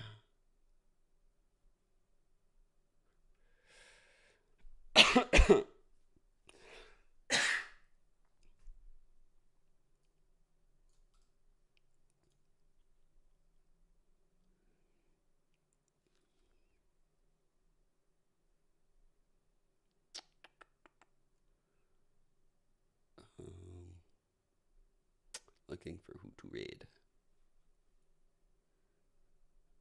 Yeah, Sen going 0 for 6 on pistols is kind of fucking ridiculous.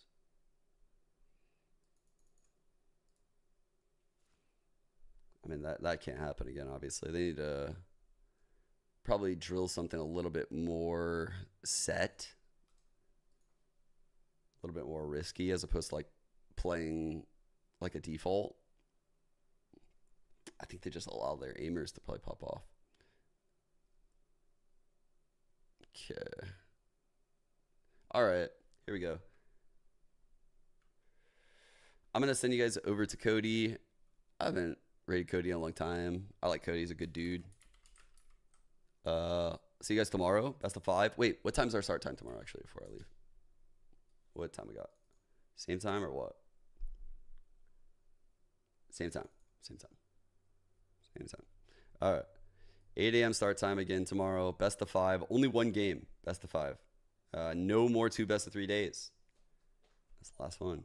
Our finals actually starts an hour later. Ooh, we get an extra hour of sleep. Kind of pog. I'm not gonna lie. Must be a huge pre-show.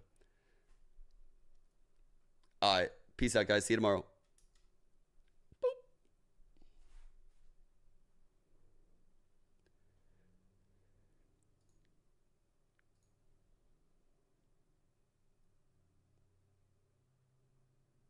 Yeah, my pick'ems are fucked.